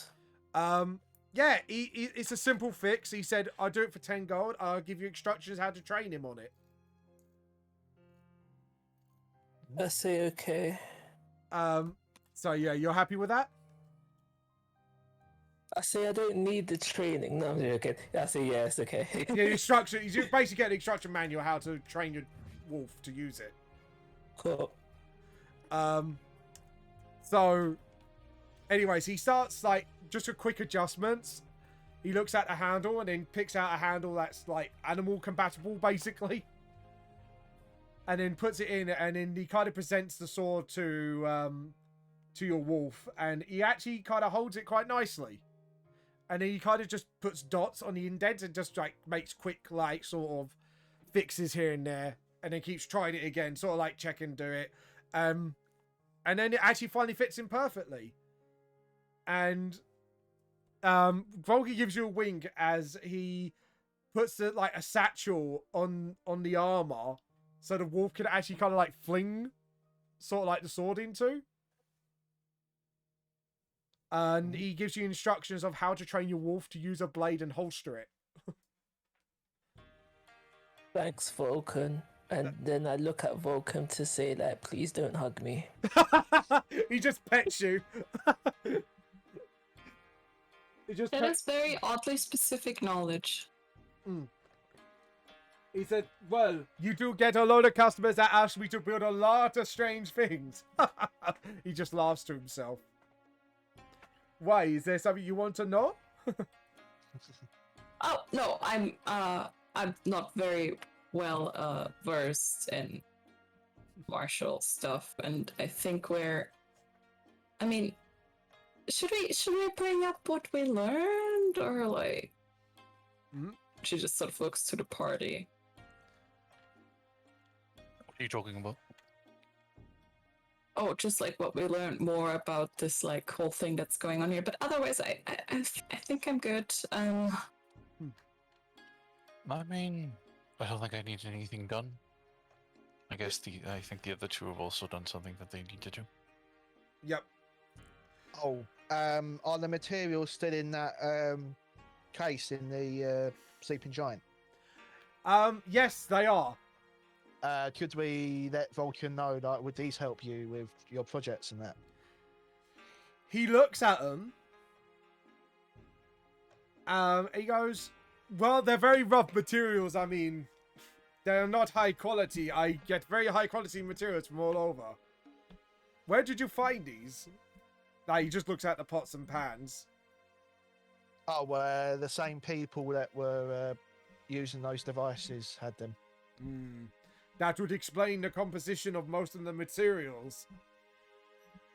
Obviously, whoever's working with this is obviously not very well, how can I put it, financially able to get the materials he needs. Seeing as they were stolen, probably. He nods. But be careful. Even though he has made these out of rough materials, he obviously has a brilliant mind. I would be careful of this one, whoever made these things, if I were you. And he kind of gives you like a knowing nod to you lot. Fair enough. I'll keep it in mind. Okay. He kind of just nods and then walks back through the portal. Until again, friends! And the portal closes. And you're, like say, what do you guys want to do? Want to do a short rest, or do you want to go straight for the manor? I don't think I need a rest. Yeah, I don't think I need one either. You sound like you need a rest, Tyra. Do you want to take a tea break? Do you want a break to get some tea and stuff like that? I would like to have some sort of a break, yeah, because I feel quite under the weather. Yeah, no, that's fine. Right, Mango, do you mind if we have a 10-minute break? Because I haven't. Yeah, that's fine. All right, That's guys, fine. we're gonna have a 10-minute break. I'm gonna grab a cup of tea. So cultists, Yeah, if you I'm want to gonna grab the something tea, food. yeah, grab something quick to eat. We got 10 minutes, but be back. thank you. Oh, and apparently we got an update. The community Yeah. challenge. I just pumped some more into it. Yeah, like literally 25% complete. If you're wondering what it is, we call it the Tea Bonk Coffee Challenge. So basically, if you do, you get like a special little icon with coffee being boinked by the tea cult hammer. But anyways, I'll be back in a couple of minutes. I'll make some tea, and obviously you guys can feel like to have a chat if you want. I'm just getting some food, so I'll be back Be in. right back. Be right back.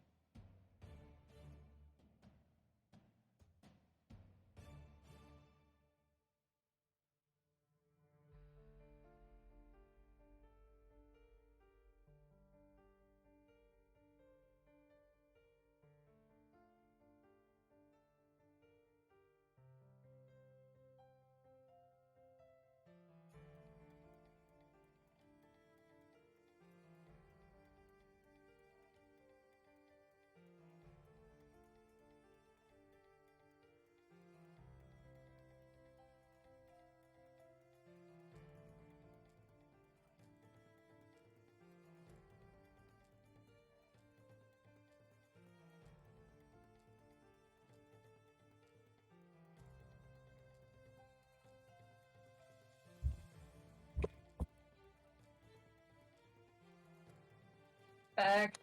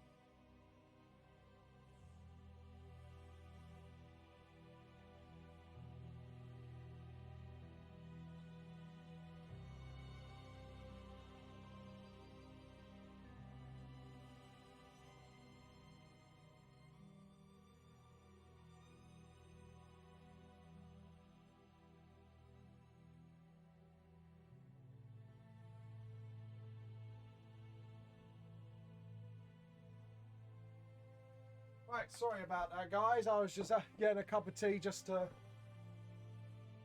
sort myself out. So I help my brain cells, my T cells. Your T cells. My T cells, yes. I'm not made out of blood cells. I'm made out of T cells. Do you not know? I mean, explains the whole T cult thing. Yeah.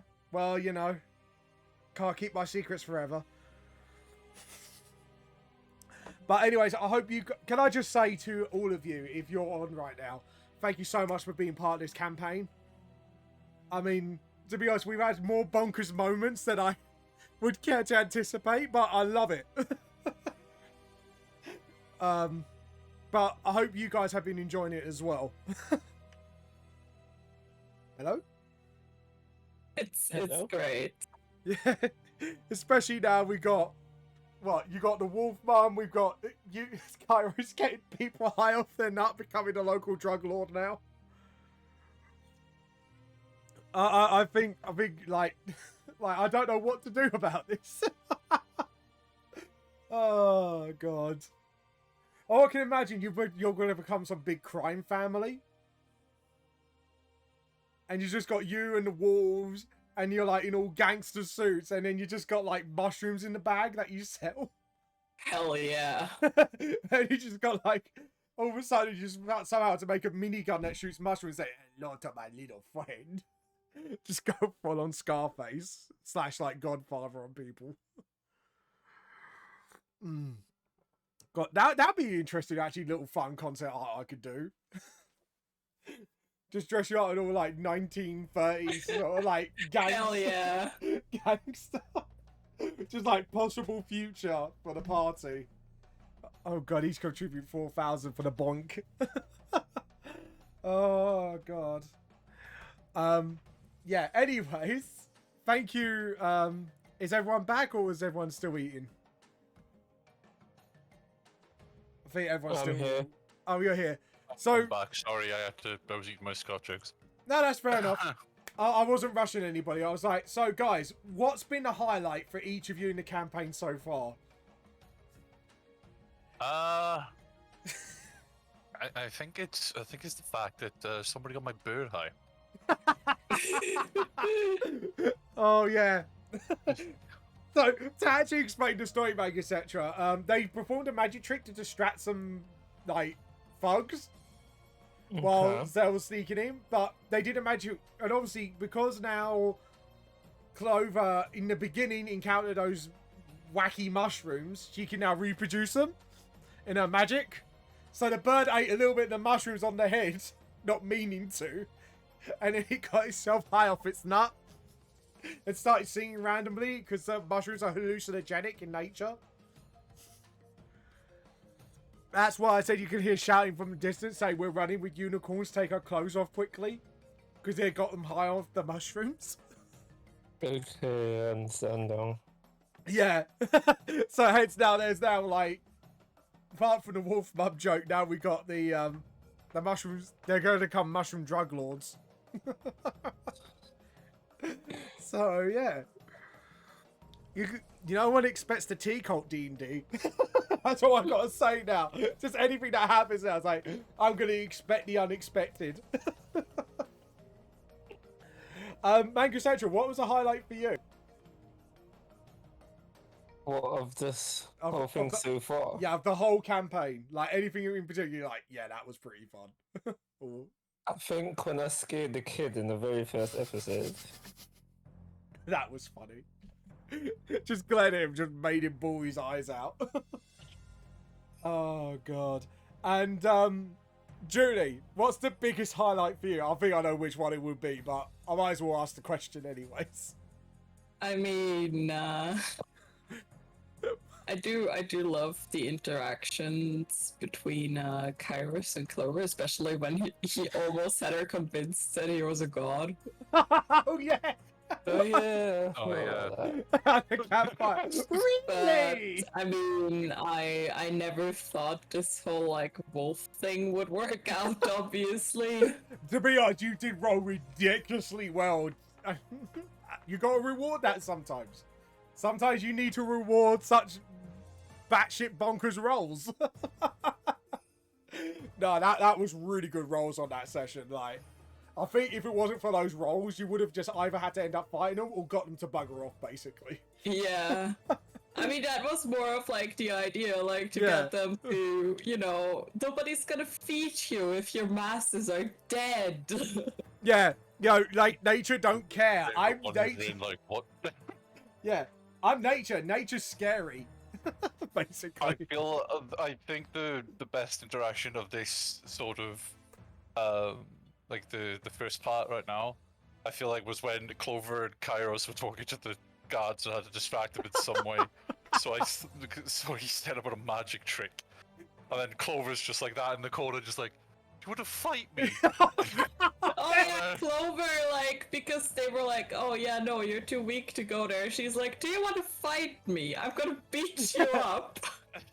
Literally, makes sense. It's like, Kairos said at the exact same time, "Was he a magic trick?" And then I can just imagine Kairos' face just turning to Clover like, "What the hell are you doing?" all I can imagine is that it's the most chaviest expression on Clover's face. Like, you want to fight, mate? And then it's just like, and then I just look at her like, what? And then I had to come up with something like, that's the magic trick, yeah. Yeah. She's Bonk gonna me. hit me and grow mushrooms. Only then. The Fire Nation attacked over. So... Oh god, that was a joke from the first episode. Nova, are you back yet, by the way? Yeah, I'm back. What's your highlight for you before we get back to it? Like, out of this whole Um, campaign. I'm gonna have to say the wolf mum a bit. Woof, mum. Woof, woof, woof. Oh god, that was absolutely bonkers rolls. That was brilliant. But, well, at least all of you got a wolf now. Well, to be fair, if they didn't do that, as I said, I was gonna do what I pulled out anyway later on in that session. Yeah, the thing that we spoke about. Yeah, No, I pulled the daddy out anyway, but Yeah. I was gonna put it out as a last resort with Mm. how it was probably gonna end up. yeah. But Instead of just a scene of cool, it was gonna be like, shit, we need this. right. Anyways, now we're all back. Are you guys ready and fed and teed up? Yes, I'm fed. Yes. Yes. All right, guys. Thank you for waiting for us to come back. We are very glad you have stuck around with this madness. Yeah. So as you guys sorted yourselves out and Vulcan disappears, all you can hear is, "Look, Jeremy, we're unicorns!" Like from a distance. Oh, God. And you can see them like running over the hill towards back to the sleeping giant with their dead mate, and they're kind of like got him by the hands and legs and looking like these, like they're trying to like move him like a unicorn. I do think we should tell the guards. Okay. Do we have Well. to deal with him again? Yeah, I was gonna say you could go straight to the How about I deal with, I just like, I feel like we should, you know, tell somebody. They see him coming into town. It's fine. Oh god. So is this gonna be one of those? It has to be a group vote thing. Like who do you want to tell the guards, or do you just want it to let it run its course and see I'll what say that it happens? runs its course. So you're for run its Well- course. Clover's about not actually sorting it out. Clover will like go and fetch the guards if she has to. Okay. Here's an idea. I'll flip a coin. Yeah, I suppose. You up for that? Anyone disagree? You know, we'll leave it to fate. And shall That's a joke. shall I roll the dice then, guys? Would that be cool? Yeah, I Or suppose. do you want Kairos to actually flip a coin for actual flavour? I can get up a coin flip right now. Go on then. Let's go for a Alright. coin flip. So, what's going to be heads? Heads could be I go get the guards. Tails could be They play can deal around with with the it. tails between their legs. Yeah. God. Tails. He just wants his thing to play out. Alright, I am ready to flip. Ready? Right, ready? Flipping. It is heads. It's heads. Sorry, Zell. You're not going to see naked men running through the So- town. It's gonna have to be Clover's decision, and we'll go get the guards. All right, so you guys go get the guards. Luckily for you, because obviously Grandpa's the rest of the day off, you see the young lad walking around with actually another person, slightly older than him. Looks like old enough to be his dad. Seems to be the family biz.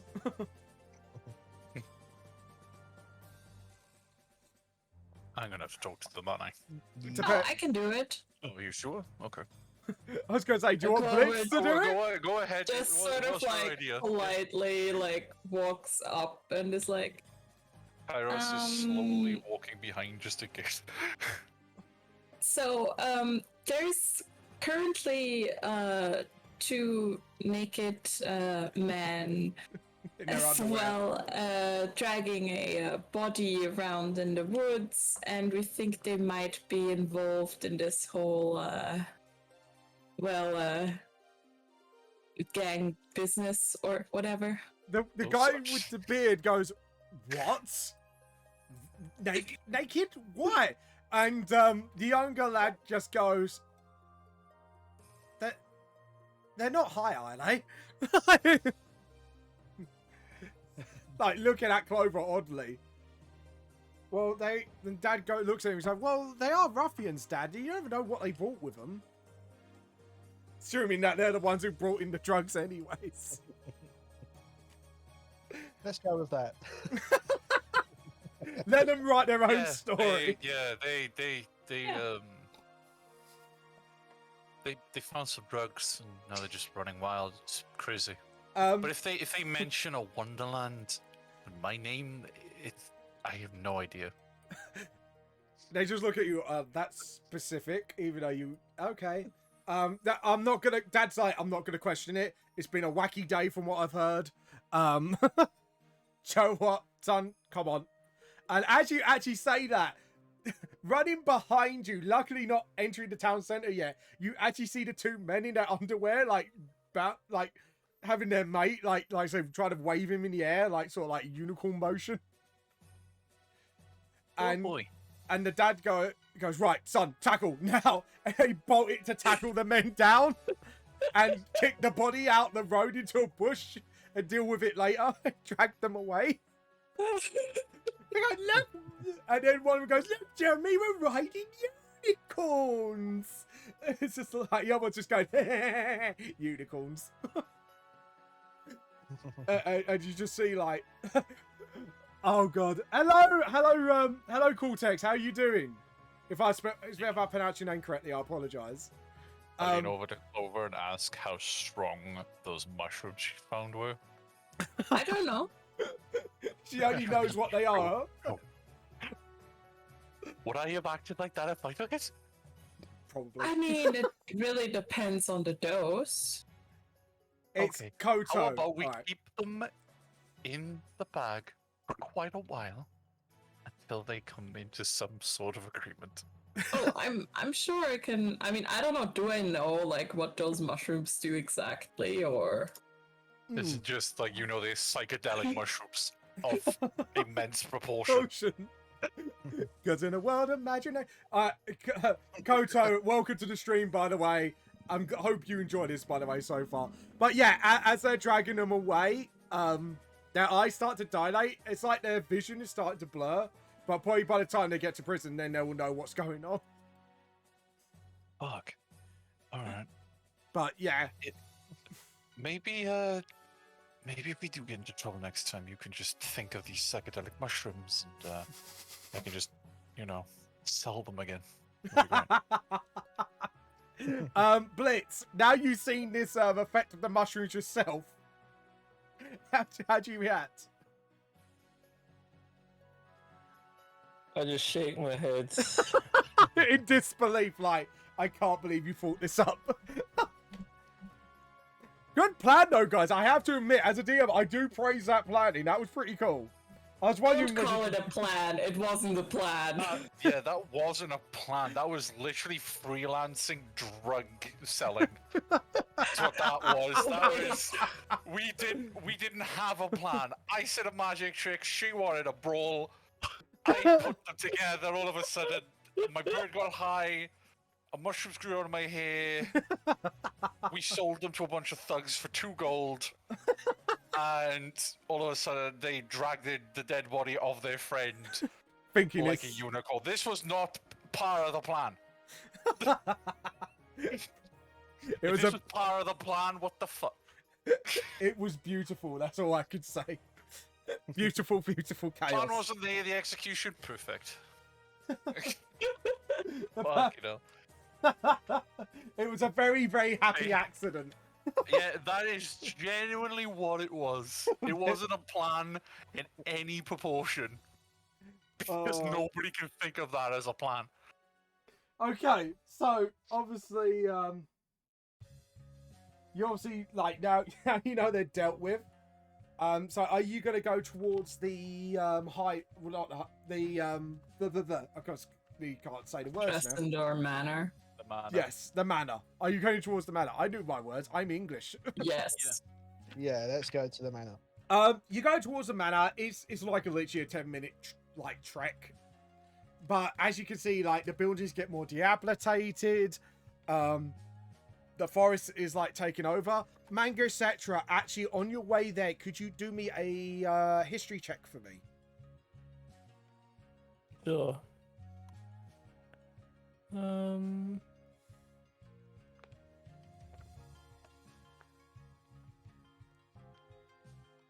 Sorry, guys. But is that Nat 20? Bloody Yeah. hell! Yeah. Right. Yeah, you have a very big flashback. Even though you know this is not the area where you are from, but the ruins kind of remind you. And you see, you kind of almost like your memory makes you hallucinate the burning buildings around you. Like you are almost like you are there and you're back being a child again. And you remember a little girl pulling you by your arm, running towards a tower. Going quick, you know, we need to save everyone. And then you got, you see someone run past you and scream at you, go, get to the tower. You'll be safe there. And the guy who shouted at you was a dwarf. And then the memory just cuts back to where you are now. Sort of like a PTSD flashback. So I stopped walking and I put my hand on the tree and I'm just holding my head for a second. Yeah. But the little girl's really clear and you recognize her. Like you were absolute friends with this little girl. And she was like literally pulling you to safety as the chaos went on in the background. You saw something like flying that was dragon shaped. And then the person that ran past you was a dwarf. And like I say, this memory was really clear. And he was like ordained in almost royal armor. Okay. And he told you to get to safety, little one. Basically. Or young brave one, he calls you by. Okay. So yeah, like presently I'll just be thinking about the memory and like because I've stopped walking, like some distance has come between me and the rest of the party. Yeah. Because it's like you pretty much hallucinate what happened around you. Okay. So do any of you notice him stopping, strangely? Do we? Do you want to do a perception check? I don't know. I mean, I have like a passive perception of 16. Yeah. So I would say you did notice it. You kind of just stop and see like Mangasector like staring into a distance. Sorry, Blitz. My bad. I'm using your real names. I apologize. Oh, so Manga, etc. is your real name? It's his YouTuber name. It's his I YouTube. know. I'm sorry. I'm being stupid. That was the So,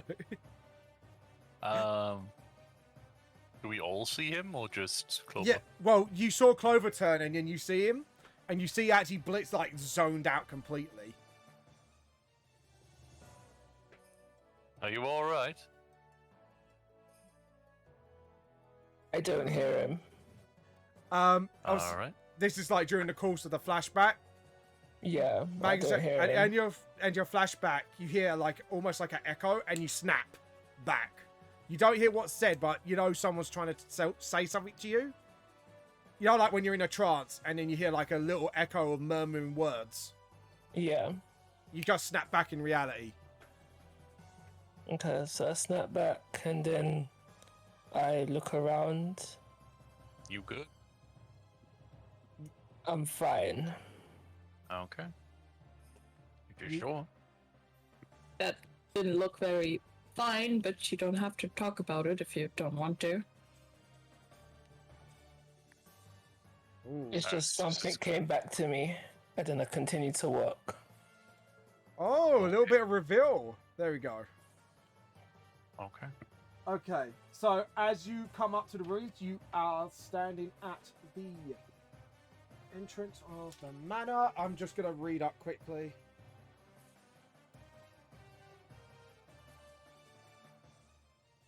Okay, so you see this building is really dilapidated. Roots are growing around in a long time. You do see, like, you could tell there's movement been around because there's patches of grass, like, missing from where people have been standing. So it's obviously, this is like a thing that's been a regular occurrence recently. So what do you want to do?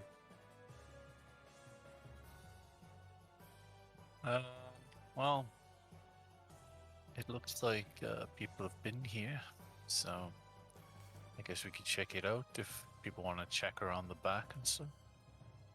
Or is it just, can we just see the front? You see the front, but the door's been long gone. So you can see inside it a little bit. You see some walls are falling down. But inside, you just see like a wreck of a building and like patches of grass where obviously things have been around recently. Can we like make out somewhere where there's like sort of like a main like point of like activity or where people would have been moving around? Do a nature check for me, Clover. Because this is used Nature. like, yeah, so you're basically investigating the grass and stuff like that to see if it has been disturbed or it's just patches. Wouldn't it be survival? So say, wouldn't that be survival? Sorry, my bad. Yes, you're right. Thank you for calling me out. Survival then. It's like tracking. That's another 19. Jesus fucking Christ. Jesus Christ, you're on a roll. Yeah, so essentially you look around. You do see patches, like almost where feet are, where they occurred often. And it's like, it's almost leading to like the back. Go like where you maybe, Kairos, you may know it because you were a friend of a noble, where you go down to maybe like get retrieve drinks and stuff like that. Or food. Uh-huh. Because obviously you had a friend who's a noble, so you would in-depthly know manners work roughly the same way. Most manners do. Yes, from what she explained. Yeah. Yeah. So what do you want to impart this knowledge with the others, or do you want to just follow Oh it? yeah, Clover's just sort of like following it. It's like, I mean, it seems like there's a lot of movement down here. Yeah. I suppose we could go check it out. As you guys go check it out, you actually go right at the back, and you find a cellar door that seems to be replaced recently. It's not that hard to find, because obviously nobody goes there. There's no need to hide it. So, yeah, you find a cellar door, and what do you do with this? Well, shit. Well, it's locked. They're gone. It's Clover like, tries to open it. Damn it. It just opens. No lock. It's That- not locked. It's not locked. You know, dark cellars are never good in children's stories. I don't know if you've... You know what? You're from the Underdark. Never mind. I mean, where I come from, it's pretty Yeah. much Yeah. always dark. Yeah. It slipped my mind. Where are the other two? Right, what are you two doing with this in this dilapidated manor? Are you going to check it out? I'm behind them. Yeah, so Oh, sweet, lovely. As you follow behind Mangasetra, this is not a traumatic flashback, but it's like you kind of think to better days, and you see like a vision of like you when you was little, but obviously because you think you're human, it's like a human you with the same little girl, and it's like, come, let's play, and just run down the hall, and then you kind of not really get out of reality, but you just like, it's like quite weird how similar this area is to you. Like I say, you know this is not where you're from, but it has like a similar feel to it. okay. I don't know how to react to that. Like I say, Yes, child. Sorry. yeah, because like you say, I know your character thinks you're human, so this is your mental projecting as this is what you would have looked like as a kid in your head. And then you got another little girl that you saw in your flashback, and you're kind of like playing in the halls, if you get what I mean. Yeah. So it's sort of like, and then it just fades back. It's just a momentary, like, this reminded you of better times back to where you're from. Somehow, smile. yeah, you smile. You feel like warmth. But yeah, it's sort of like ever since that major flashback you've had, it's now just triggered in you something. Yeah, how you still going? With tea, sir. Tea costs never stop unless we don't have any more tea. But anyways, all jokes aside for anyone. Yeah, so you do a smile and you just carry on, I'm assuming. Yeah. Yeah. So, because you followed behind. I'm guessing you guys are going to enter? Sure. Okay, so you are down at the Red Brand hideout, because obviously you got like the red flags and stuff like that. And as you go down, you find like a wooden door again. This is now locked. So you're in front of the door here, but I'll put you here just because obviously I didn't have room to put you all behind the door. Yeah. So, sorry about that. So what do you guys want to do about this door? So we know it's locked, right? Yes. Well, I guess this is your sort of expertise. I If you- use. I'll see if I can unlock it or lockpick it with Yeah. thieves' tools. Yeah, you do that. Obviously you've got like a bonus with that, so add your dex to it when you use So your what's tools. that? Just a dex save, or dex? Just a dex. No, it's you click on your lock picking tools. So just click on thieves' tools. Yeah. It's- Attribute dex. Yeah, you unlock the door with ease and quiet. You are actually so nimble. It's like you are so used to this. It's like you've been trained and honed to do this. To break in. To an alarming level, actually. Like, you're not showing you're not just some street thug. Fair enough. You open the door. And as you go in, you actually see, this is the cellar. You see barrels and obviously you see crates. Some of them open with, again, the raw, like, materials. Strangely, for some reason. So as you go to like a 5 foot wide landing, 15 feet above a large cellar, blah, blah, blah. Yeah. So do you want to have a look around? Suppose we can look round. Guys. Yeah, sure. You guys Yeah. can move your walls and your counters now. Ah. So don't Oh worry. yeah. And Oh I've yes. I'll put HP on your walls as well, just to make sure. Oh yeah. I see HP Yeah. on my wolf. My wolf count is incorrect. Oh. God damn it! Hold on. I can still paste this. Hold on. There we go. And put this. Sorry, I swore I did every single one of them. Oh, it's already done it. Well done. There we go. There you go. Is that better, Manga Cetra? Yeah. Yeah, I did it in every other map. I must have forgot this one. Sure you did. Yeah, no, I've actually got every other map ready. I just forgot. I derped. Okay, so what you guys want to do?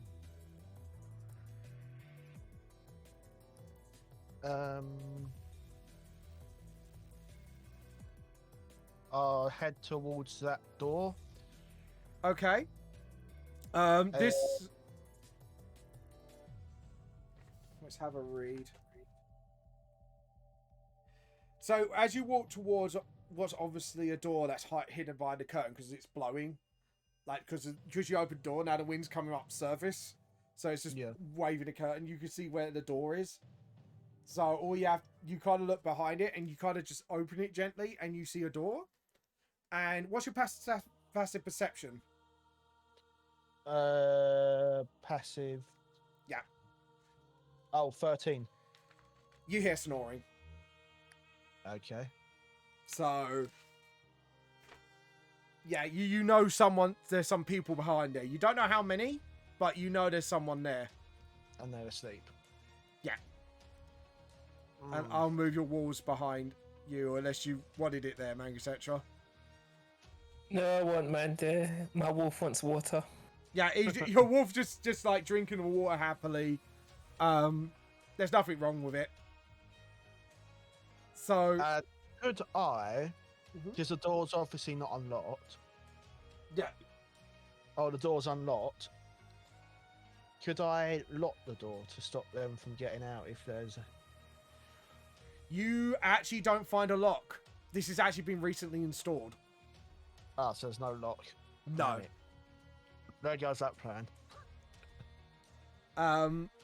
Other guys, what do you want to do in the room? Oh, I'm just having a look at the barrels. Do you want to roll investigation for me? Sure.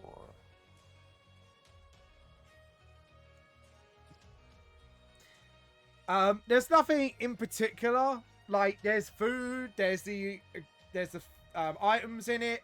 But you do find strangely, like, cuffs, and some of them have, like, little knobbly bits on it, like it's supposed to do something. Okay. So, I don't know what you want to do with these cuffs, or just put them back, or... I'll take them. Okay, so you take the cuffs. Clover. I mean, just like in general, having a look around the room, trying to see if, like, obviously there's that like one door, but just like seeing like what's going on and if she can find like any signs of Oh, what? Anything sneaky? activity. Yeah, Alright, could you roll me an investigation check, please? I'm so good at those. Yeah, you've been rolling nat 20s.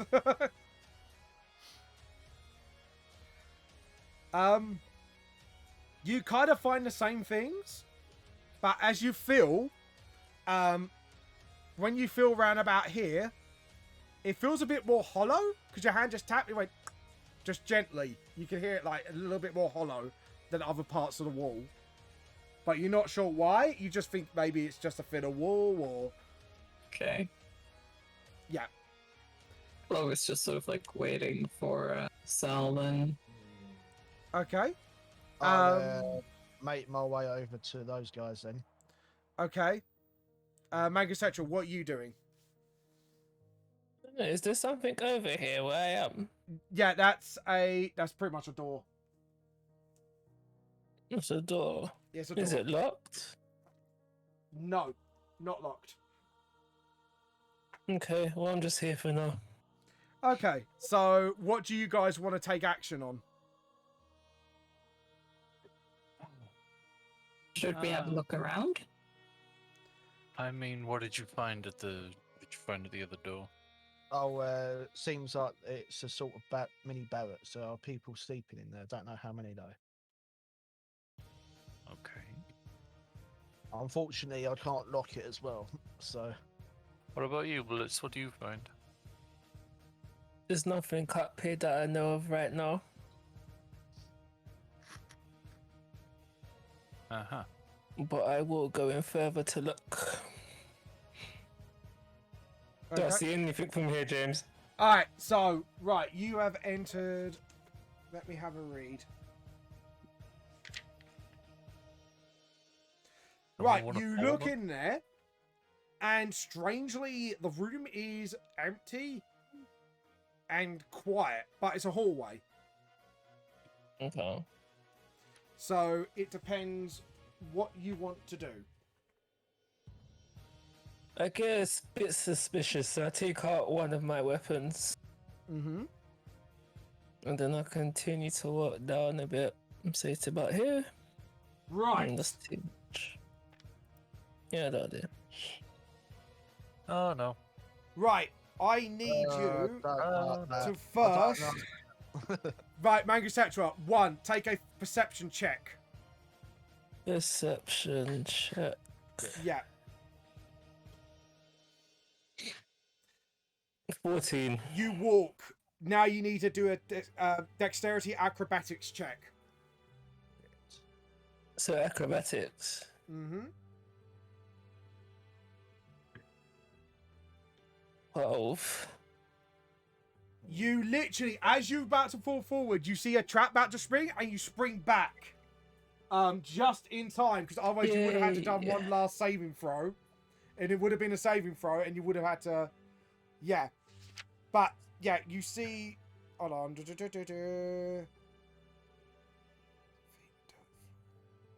You actually see, like, a wooden mallet literally jump as spikes came up, and then you just stops right in front of you.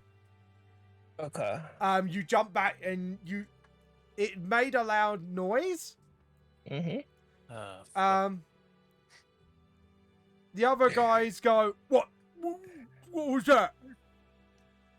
Guys, I am going to give you a turn to take an action now. Unless you want to discuss a plan. You comes to check on me. Yeah. Okay, I'm gonna activate my psychic whispers, Yeah. which is an action. Yeah. I choose one or more creatures up to a number of my proficiency bonus, which is 2. Mm-hmm. So I'll use Clover and Kairos. Mm-hmm.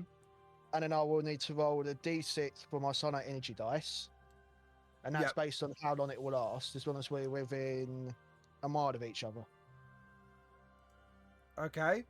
So 1d6, 2 hours it will last. So this But is... it means we can telepathically communicate now with each other. Okay. Without giving away what we're doing. Alright, so what do you guys want to discuss? I'll give you this discussion.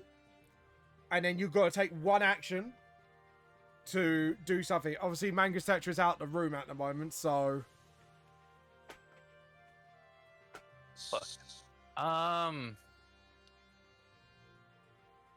Yikes. All you see is just like Kairos just pulls out these 6 cards from the side of his pouch, holds it in his hands ready. Okay. I will activate a psychic blade, Yep. so it will shimmer in appearance from the hand, which will be green. It'll be like a foresty green color, and then at the top of it, it's more reddy, and then there's like black bits around it. Like, So is this all you ready in action? So if they come near 5 feet of you, you whack them, essentially. yeah, I'm basically activate my weapon ready. Okay, and I'm guessing that's the same for you, Kairos. I can't stop do anything until I tell them to, so it's just me readying up. Okay, what are your wolves doing? Before I move on to Clover. I'm gonna have Balto behind me. I'll have Lupus go there. Okay, Clover, what are you and your wolf doing? Clover is I don't know. I mean, probably just here. And Clover is just standing there, readying her shield and her quarterstaff and casting Shillelagh on it. Okay. And that be setting up, so you're not setting up a reaction, are you? You're just getting your spell ready. Yeah, just so I have my mushroom enhanced staff. Manga, etc. Yep. Right, I'm gonna read something quickly.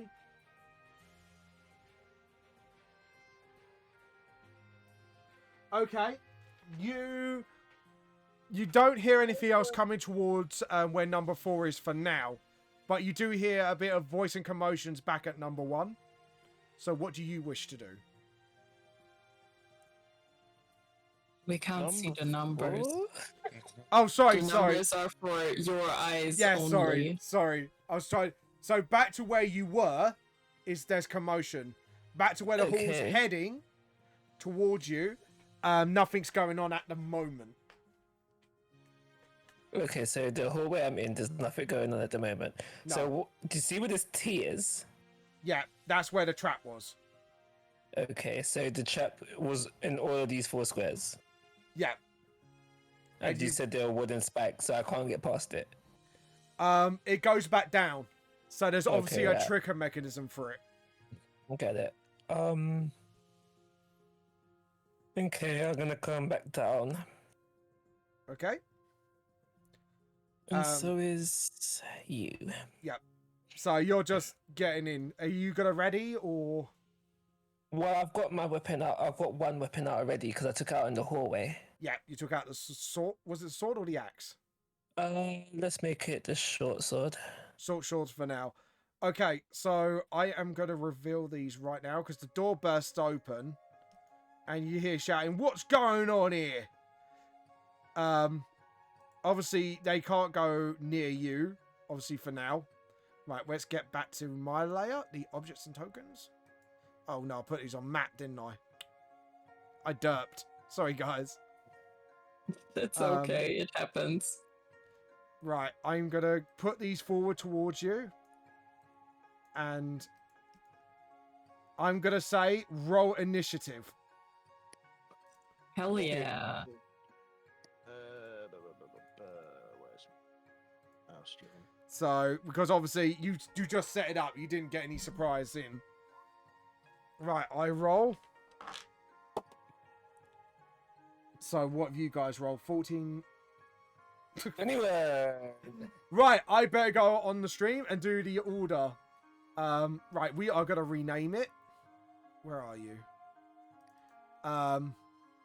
We're just going to call it Red Hand for now. The Red Hand Gang. Dun, dun, dun, dun, dun, dun, dun, dun. Sorry. Instead of Bloodhound Gang, it's the Red Hand Gang. What they've been doing that their hands are red. Well, anyways, so their last, you don't. Basically, the wolves now go in the same initiative as you guys, so they have their turn alongside you. So I am going to delete that text layer. Right, who had the highest? You lot, Zell. No, Blitz. mate, Blitz. Blitz. Well, yeah, you guys are in the right order. It's just Kairos and Clover need to switch positions. Not like that, people. Just to say right now. Oh. Okay, so Blitz, you are first. What do you how want to close do? do I need to be to attack? You need to be within 5 feet. Now, the water itself is 5 only feet. it's only like 2 feet deep, so you can walk in it easily.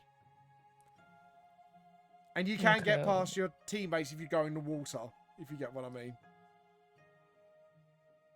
So you can move up to 30 feet, can't you? So you could land Yeah. around about here and be within 5 feet. And remember, your wolf can move alongside with you. Okay. I'm gonna move to here. Yep. And Where what? can I? Where does your wolf move? Because they're Um, taking the same sort of time as you, just to keep Right. things simple.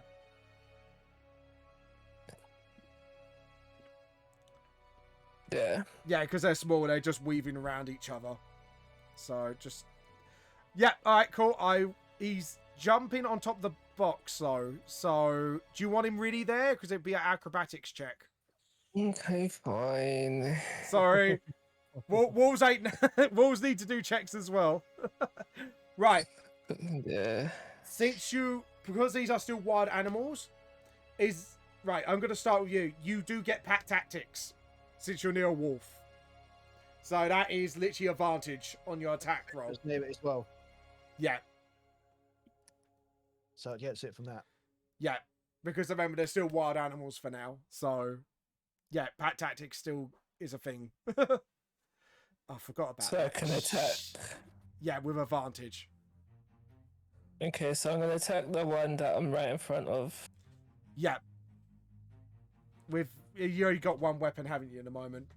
Yeah. Luckily, I'm gonna say you're very lucky because you had a nat 1 on that advantage. Right, I am gonna get the rules of the ruffian. What was it you rolled? 14. You just hit him. Just. Where are you hitting him, by the way? What are we fighting exactly? You're fighting ruffians. They're literally like bandits. Human bandits. Okay. I'll slice him in the chest. Okay, so roll your damage. That's 6. He kind of just stumbles back to the barrels and gets himself back up. And you see like blood running down his chest. His leather armor only just about stopped you from killing him. So you lost 6 health, yeah? Yep. So he... Right. Oh, no. Wrong side. There we go. This is just for me. Hold on. What's going on here? Why are you not... Oh, right. There we go. That makes my life a lot easier. I have to admit. Thank you for the tip, by the way, Clover. About the health bar thing. Oh, what's going on? Why are you playing up? Come on. Sorry.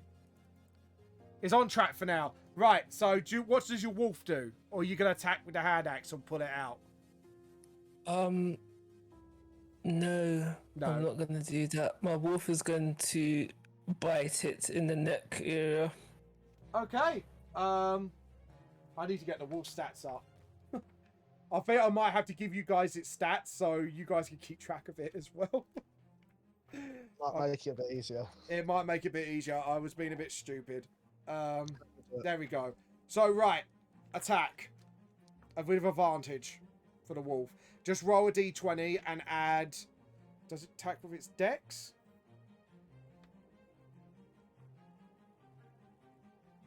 Yeah, add +4 to its attack with the bite.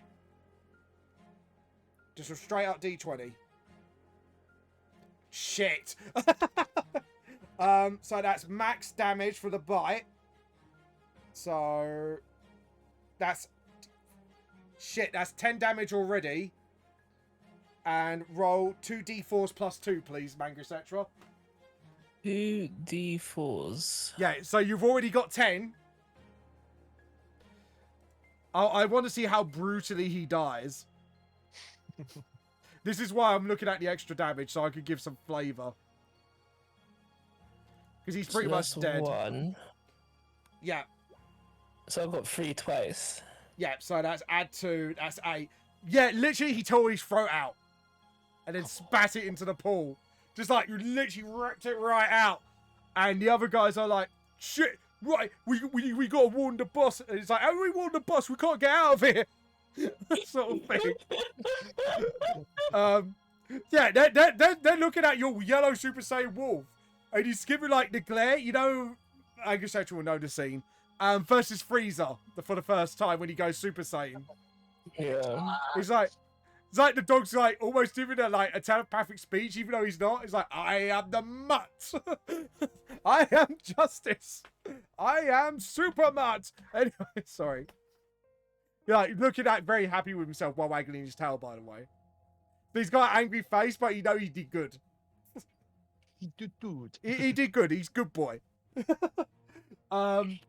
Okay, so as you done, I'm assuming, Manga, etc. Fuck. hell. Yeah, I'm done. Right. So who's next on there? Zell. Yes. And I can get the bloke there. Since I've got one of the soul knives or psychic blades already brought out, Yep. we'll use that. Yep. Throw it like a dagger attack.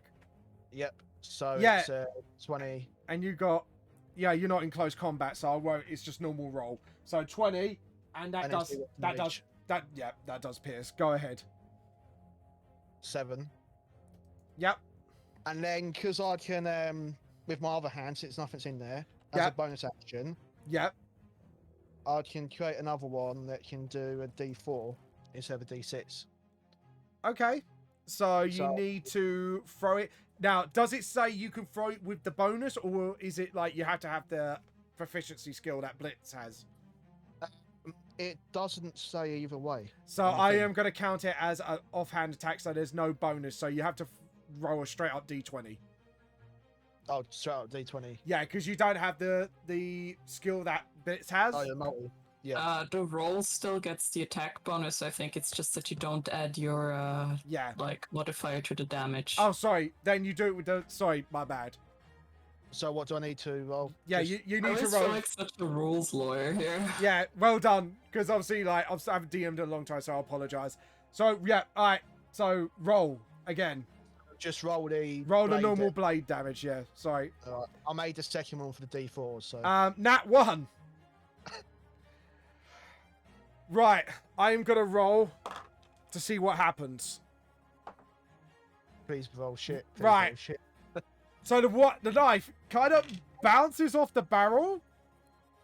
And could you make another check, please? Because this is going to aim at Clover's leg. Oh, great. Oh no. It is a nat 1, I'm sorry.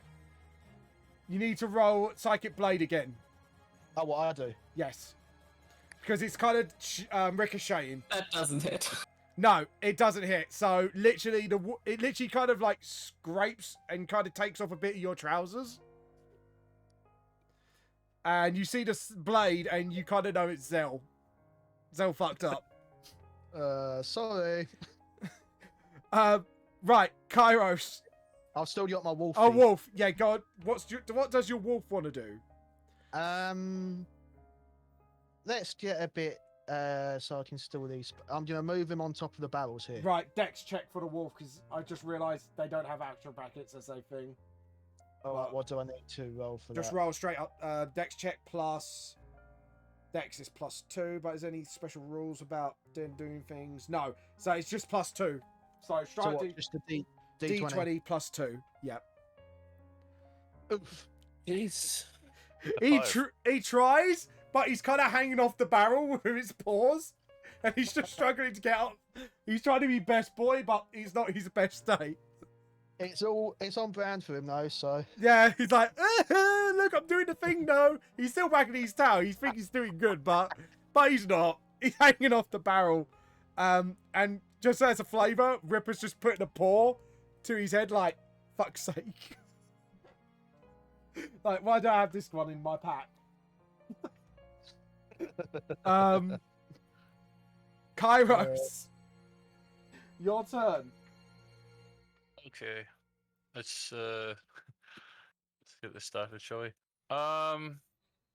Yep. You're gonna see Kairos pull out 6 cards from a tarot card deck. Oh, this is going to be fun. Go on. And he's gonna use one of his bardic inspiration dice, which is a 1d6, Yep. to determine a tale. Go and tell your Okay, tale. so what you for a bit of flavor, what you're gonna see is Kairos' cards start to glow, right? And he puts them out in front of him, and they're just floating, right? Okay. They're floating, they're all glowing, and each one, he basically he's just waving his hand over them, and I'm gonna roll the 1d6, which is my bardic inspiration, to see what tale I get. So. Let me roll a 1d6 on the D&D Beyond. There you go. 5. What did you get? I got a 5. And what does that do? So I got as he like holds his hand over the cards, he stops at the 5th card, which happens to be a knight Oh. with a shield. But the shield is quite weird. The shield has some sort of magical barrier on it. Okay. And all of a sudden you see Kairos pick up the card, and as an action, which I can do, because to get the tail, it's a bonus action. To determine the tail is a bonus action. Yeah. And I can use as an action to tell the tail. All right. To bestow the tail. So, since lovely little Clover is at the front, Yeah. Uh-oh. She's I'm gonna going to turn into a tank. I'm going to bestow on her the tail of the Avenger. Oh. For 1 minute, any creature that hits the target with a melee attack takes force damage equal to a roll of my Bardic Inspiration dice. So Okay. if anybody attacks her, they take 1d6 force damage back. Oh. So for 1 minute. And this is like communicating with the dead, isn't it? Tarot cards, sort of like. Yeah. This knight, this Avenger, did something in his past life, and Good or he bad? well, we could say it was good because he was an Avenger. He protected people, Yeah. and if anybody came towards him, he'd put shield slam them away, or like push them back, and Oh. you just see Kairos just hold up the card and the Avenge, and then the card just dissipate and head towards Clover, and then all of a sudden Clover just gets like this aura around her. Can I add flavor to this? And if you look closely enough, the spirit of the Avenger is actually attached to Clover. Yeah. So Yeah. to add a It's little all bit flavour. more to it, you see this. Actually, he's kind of like half your size, like a dwarf. Manga Centric, you actually recognize the outline from someone in your flashback, and he kind of like turns himself into like armor, like dwarven armor, and kind of attaches itself to Clover. If I'm getting your flavor of this right, Kairos. Yeah. Yeah. So, but you recognize the outline as he was walking, by the way, Blitz. You recognize it as the dwarf in your memory. So I'll be addressing Clover, I guess, when I say, but it can't be you. Yeah. So I think you kind of clock on what the fate of that dwarf was. So Because how Kairos' ability works, he communicates with the dead through his tarot deck, and whatever tarot he has, the spirit will appear and do the action that he asks to do. So basically, what I do is I speak to the spirits of the dead, and I roll my Bardic Inspiration to tell a tale. And the tale is of a spirit that gives me different abilities to either harm my opponents or to buff my allies. Yeah. And the Avenger just happens to be...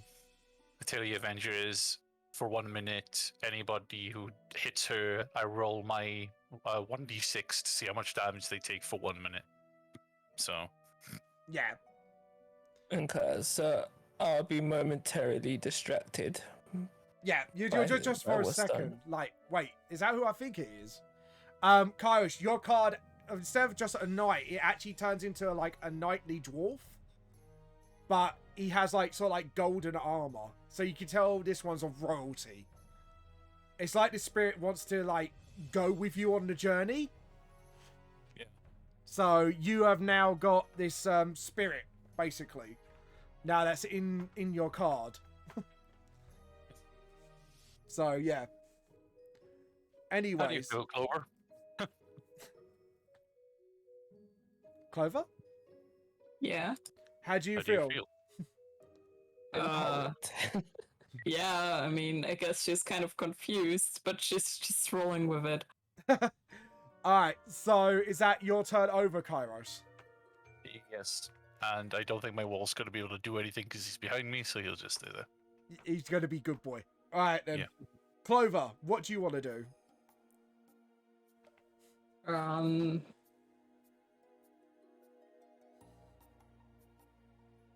She's You could step over I- the I body, ju- by the way. I mean, yes, but I don't want to like completely clog this up, so she's just going to there's like this little like out of the air like those like black dark purple like spores sort of like manifest again into a hand and try to grab the guy in front of her here. So you go like, get over here, basically. I mean, I didn't think of that, but I guess it works. I mean, it can't actually do that, but Oh. So was it just a straight up attack then? yes, give me a second. Yep, go on. I will give you 1 second. As a 23 hit. Yeah, that hits. So yeah, do your damage. So only not the symbiotic entity. I'm sorry, I forgot to uncheck that. So it takes 6 necrotic damage. All right. Yeah, mushrooms start popping out of him. The other guard is not amused by this. He's just like, shit, I'm fucked, aren't I? But instead of actually stopping like any other would, like the goblins, they are gonna fight furiously. Basically. Come So- at me. So Come at come me, at me, bro. bro. So the other knight goes, well, here go. Well, not the other knight. The other ruffian goes, here goes nothing. He kind of lunges towards you over the body. This one moves behind, and this one's going for the attack on you. And obviously, he's going to have to take damage, isn't he? It So- depends on if he hits or not. Yeah. Does 15 hit? No. And let me just double check his stats, just in case. Because I don't want to just... Yeah, he doesn't really have... Oh, no, it's +4. Sorry, yeah, +4, so that's 19. Sorry. That hits then. Right, so shall we do the damage on him first? Yeah, because any creature that hits the target with a melee attack takes force damage equal to my Yeah. to a roll of my bardic inspiration, so I need to roll a 1d6. So does that cancel out his damage if you end up killing him? No. He still it's like it doesn't negate any of the damage. It's just like when he hits her, Yeah, he takes she'll damage. take when he- damage. Yeah, he'll still get damage, but then he's also going to take a little bit of splashback. You know what I mean? Yeah, okay. So I'll do his damage He quickly. takes 4. Yeah, alright, so I will do the text in a minute. Does it like push him back as well? No. It literally is just damage. Like he just takes like it's like getting punched in the face before he stabs her. You know? Yeah, so you get slashed across the shoulder, and you take 6 damage, Clover. Cool. As for him, he kind of like, as he cuts her, like there's a pair of hands that actually kind of slash back with the axe, like they stick out a Clover, and he goes down. Like his head gets cleaved off. Oh, he only had 4 HP. Yeah, he literally, because of the damage from the previous attack. Oh Jesus. Okay. Yeah, so the previous attacks got him, and yeah, he's pretty much killed. And since he's moved, he's got a ready attack, so anyone goes near him, he will attack. But since Mangacetra and Good Boy stacked it, they're already in range, so they won't get attacked. Alright, so it is back to Blitz.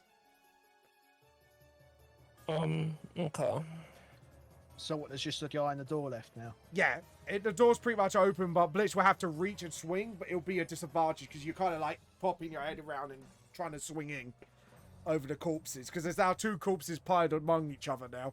So this is going to be a little bit difficult to get around and hit.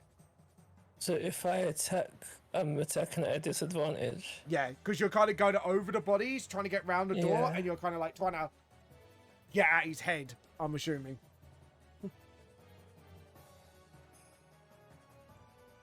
But yeah, That's no problem. I will attack.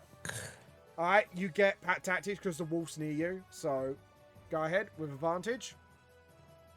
I'm gonna use two style. Yep.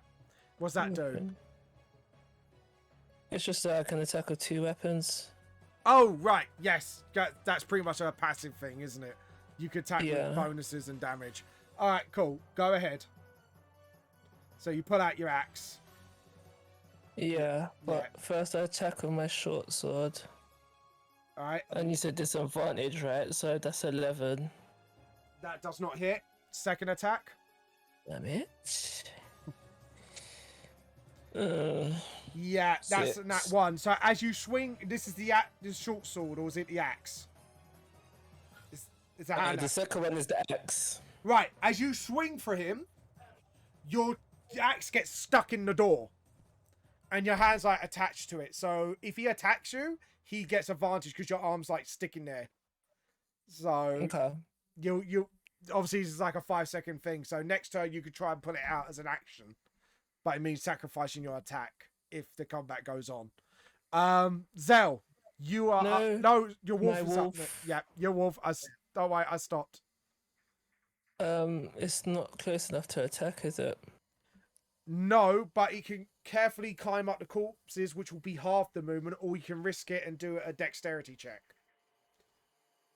Because the corpses are not that high. Compared to the barrel. Yeah. So I can attack, but it'll be a dexterity check. If you go straight for it without being careful, yeah. Unless it's half movement for the wolf. No, we'll be uncareful. Uncareful, right? And attack. A straight dex. So I need to roll dexterity. Yeah. Straight up dex check. That's a +2. So dex check for the wolf, obviously. I've got 9. Is that your dex or the wolf's dex? Yeah, +2. Yeah, you did put 2 in there Doesn't- anyways. It's his deck save, but it doesn't matter because it's the same. Yeah. Basically. It wasn't that difficult. He just managed to get on, but he was trying to he was slipping on the blood a little bit on the bodies. But he still gets to attack. So what do you want to do? Because obviously he's going to do Pat Tactics since he's near Derpy McDerperson. Derper. Derper. It punches it with his paw. Okay, I'll have to count that as a bite because it's the only action he's got that does damage. So go on, push. Are you actually trying to push him down, or are you just trying to actually hurt him? No, it's just like a punch, a wolf punch. Or I can think it's Falcon Punch with wolves now. Anyways, attack with advantage. Wolf punch. Whoa! Yeah. So what do I need to roll? You need to roll. It'd be because this is just straight. Yeah, plus because it's got +4 in its attack. So just a D20 +4. Because it's not. D20. Yeah, because it's not your stats. This is the wolf stats.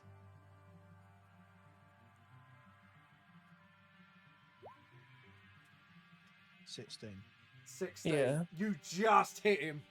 So the wolf just literally just sticks its paw out and just punches him in the nose. Right, it's not a bite, so I'm actually gonna have to say 1d4 damage. Because it's unarmed. 1d4 damage. Yeah, it's plus what's it?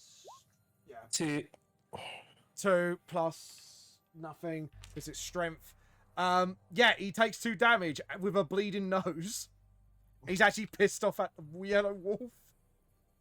He's just like, fucking wolf. So, wait, let's move your wolf there. I can't believe you actually punched instead of biting. I'm sorry. I just imagine this wolf just like Falcon punching this man. It just gave him a nosebleed. He's like, fucking mutt. Hell. Okay, so I can use my short bow, can't I? Even though I've not, that I can draw it and use it at the same time. Yeah. right? Are you got a short combat weapon on you, or you got your bow out already? I don't have it out already because you used the knives last turn. Oh yeah, That's because they're invisible, aren't they? So you don't need to retrieve them. Basically, once I shot them, they basically. Well, they disappear. Yeah. they So dissipate. you could put it out as a bonus action since you haven't got anything in your hands. So I wouldn't be able to use steady aim on top of that because that's a bonus action. Yeah, because you're pulling out a weapon. Instead, I'll just go back to using the psychic blade then. Okay, Do... we'll do that then. So I'll throw the first one. Yep. 23. Yeah, it hits. Damage 5. So right, he is down to. Sweet. Okay, do the second attack.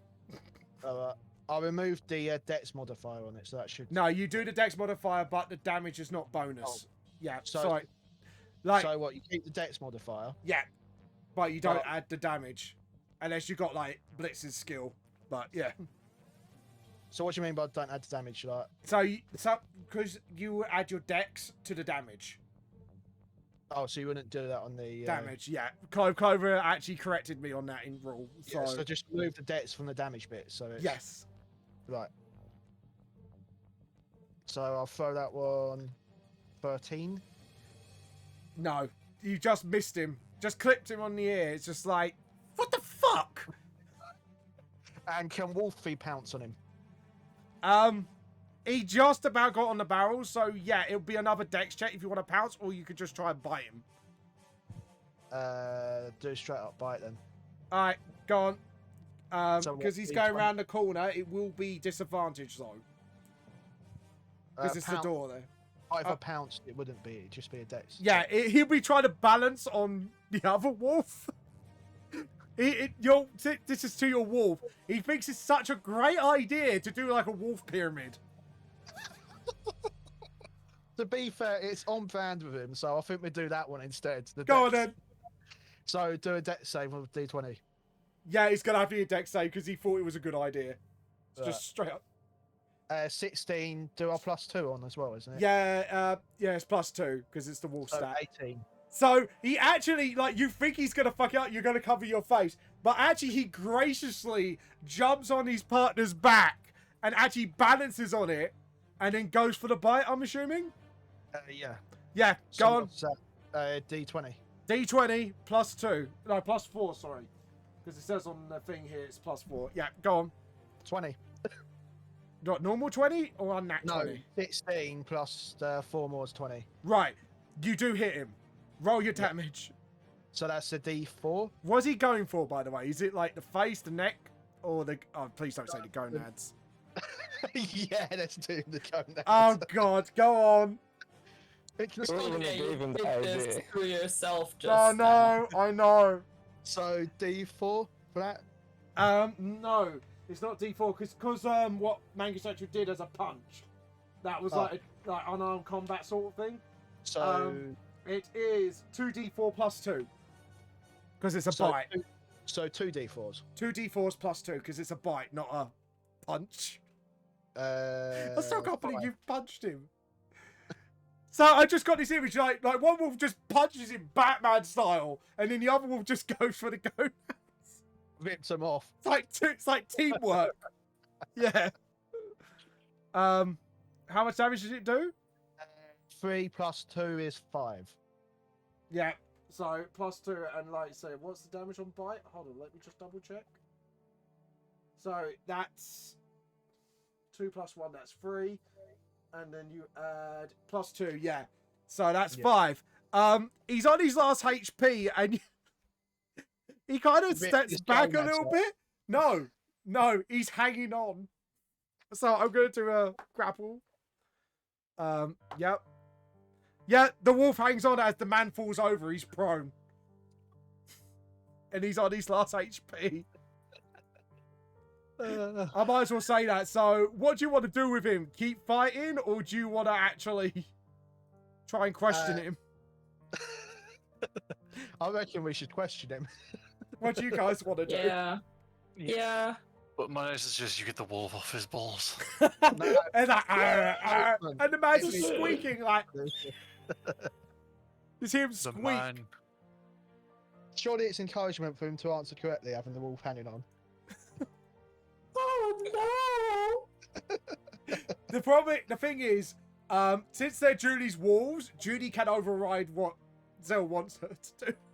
Well, yeah, Julie's final say on it. So Yeah, because Clover's at pack alpha and Kairos is beta. Yeah.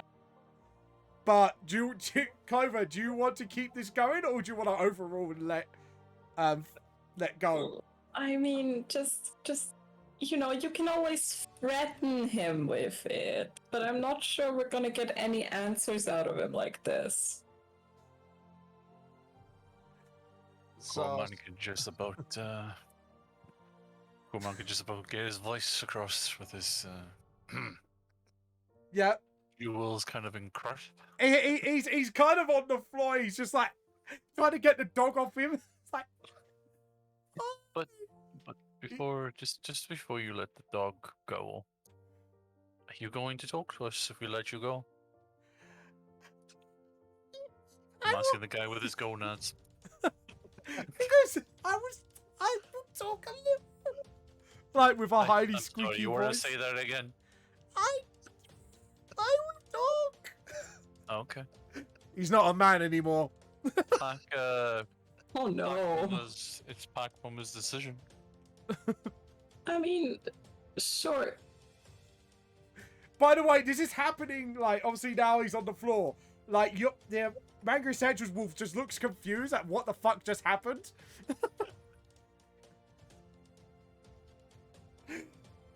Does he let go?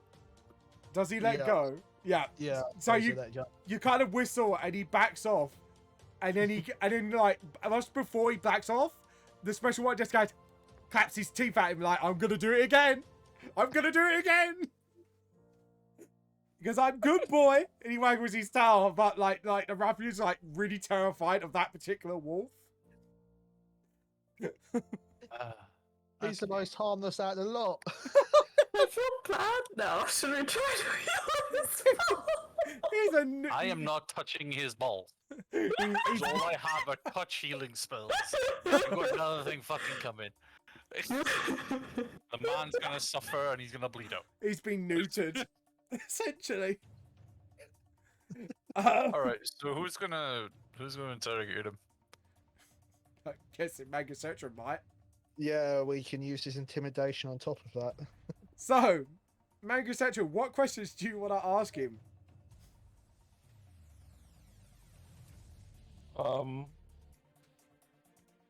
I don't know. You don't know. Alright, does anyone want to give him suggestions? Yeah. Who are they working for? But do you need me to roll the intimidation? Yeah, so you ask the question, and Clover goes, right, why don't you ask this question, and then you can roleplay asking this question to him in the blitzest way possible. Like, basically, do you want to make this man cry like you did to that kid? So I rolled a 23. Yeah, and how do you do this, by the way? So I'm gonna be like, right, unless you want more pain, unless you want to suffer more pain, you're gonna answer some questions. First question, who do you work for? We were our own, but Black Spider came along and gave us a deal. So I get peed off, I take my sword, I put it towards his neck and say, speak clearly. Yeah, the guy just tries to speak clearly because obviously, like, his voice, he says it a little high pitched, but he tries to be clearer. We work for the Black Spider. His voice sounds a lot more girly than before. Poor man. Well, used to be one anyway. Oh, unit. He still is just hanging on, you know? Just by a thread. It's like grapes just hanging on for dear life. Alright, so and yes, he has a second in command, somewhat. Who has a second in command? Well, he's kinda here, the Black Spider. He's in a white coat. And, Where exactly in here is he? he kind of points north, like roughly northeast. He doesn't know whereabouts because sometimes he moves from different. He explains without me doing the squeaky voice and killing my throat. He kind of explains that he kind of goes round and he grabs people from. I'm gonna point out somewhere up north here, and then drags them to somewhere to the left of this place. Like, doesn't know exactly where due to like no one wants to go near this person. Okay. But he can describe it to you, what this person looks like. Okay. In the hallway above, I sprung a trap. How well do you know this area? Well, since we guard this area often, we do know it well. But if you want a little bit of a warning, like in this room here, I'm gonna highlight it. When you go in there, if you touch the doors, there will be undead guardians, so to speak. Mechanical undead guardians. You're going to guide us to this black spider. We do. Well, he's Black Spider's not here, but his, like I said, assistant? Question mark. But I will warn you, he's not what you expect when I say white coat. He's a peculiar thing, to be exact. And as you said, thing, Zell, roll a history check. Alright. Was I'm still on there. History. 77, sorry. 7. Yeah, you kind of have a flashback, and you see the hand again. Writing a note. You can see it a little bit more clearly. It's scaly. But Scaly. small in nature. Yeah. So the hand is quite small and scaly.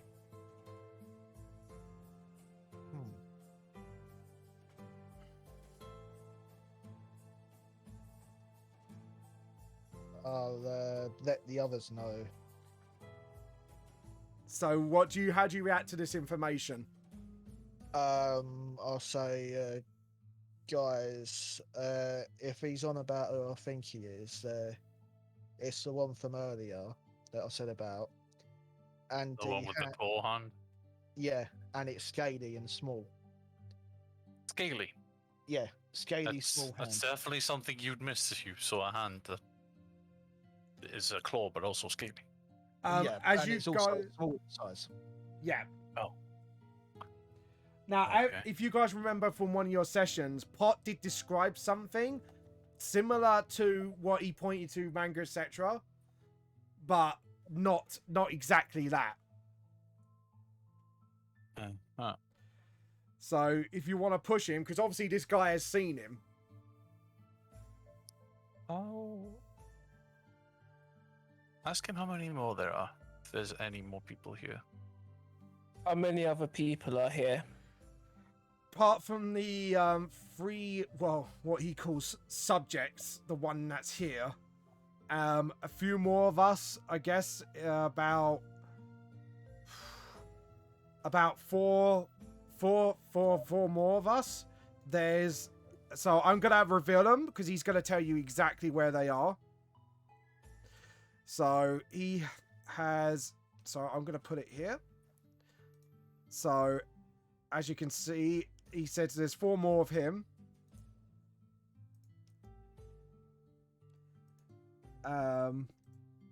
There is 2 more up north. This is the people he knows that are there, and obviously we're going to reveal them as different people, but they are completely unrelated to the town test subjects. He obviously told you about the skeleton trap. So he knows, obviously, that's like their booby trap, their mechanical trap. And obviously the rest, he said he doesn't really know about, but he knows there are other things around. But he doesn't know exactly where they are. Because obviously that's kept to the scientists, no one else. So he doesn't know exactly where the scientist is. No. He knows he's around, like, to the left somewhere, but that's about it. Okay. So I'm gonna tell him and say, you're gonna help us get around this place and find the scientist. Yes, but do you want to know more about him? I mean, you seem to know somewhat. Or so go on. I was gonna just say he can tell us about the scientist on the way to him. He kind of sighs because he really doesn't want to do it. Because he doesn't want to go near him. He's actually more afraid of them than he is of you. He goes, do I really have to? Can I just tell you what he is? Then again, you probably won't believe it till you see it, I guess. I put my short sword to his neck and say, you're not in the position to be making demands here. Okay. He kind of goes here. And he's kind of putting his hand between his legs because he can't exactly move. He's just like hobbling towards this, and he taps it twice, and the secret door opens. And he goes, right, you could go through there, but just to warn you, you are going to be in for a little surprise. Like, I can't go any further than this. I'd be killed otherwise. Or get dragged for one of these experiments.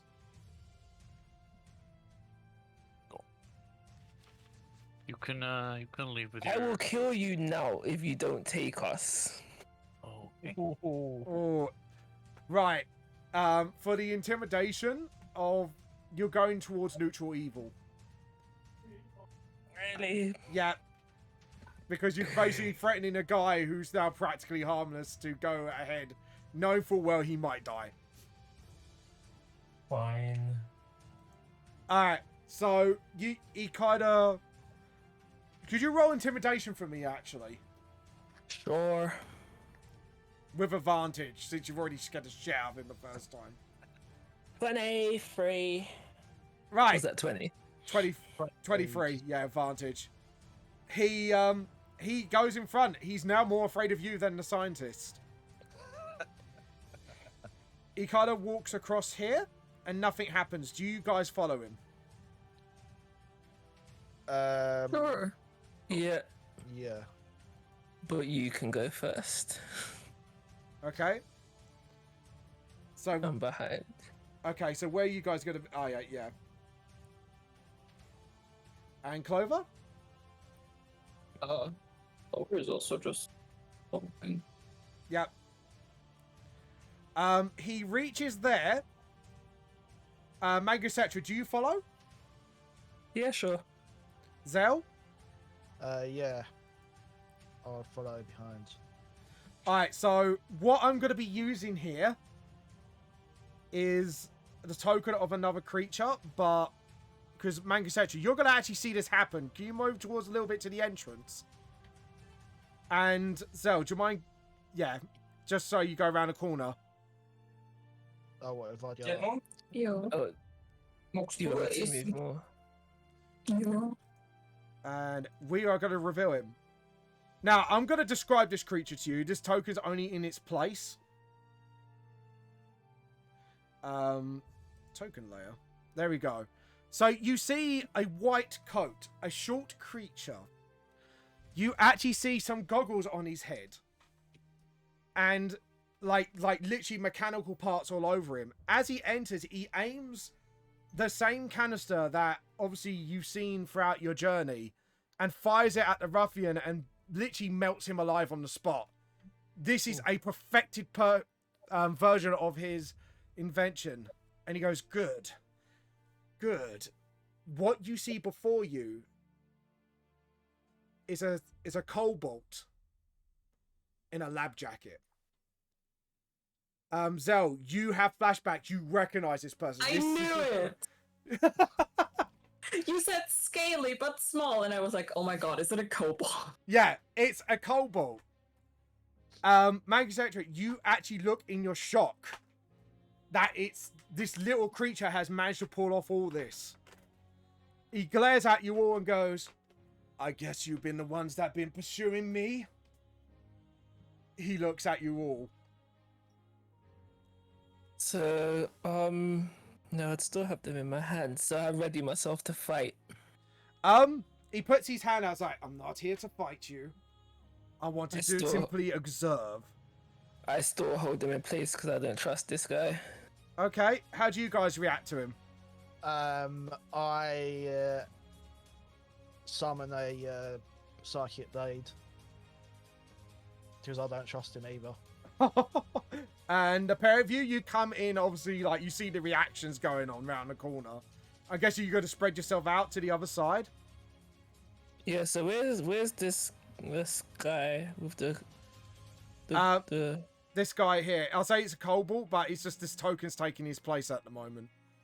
what, here? Yeah. Oh, so he's there. Yeah, he's kind of just looking at you like, so what do you want with us? He looks at you kind of like uncaring almost. I'm gonna, Because I'm going to get everyone's initial reactions in. No, that's too close. Yeah.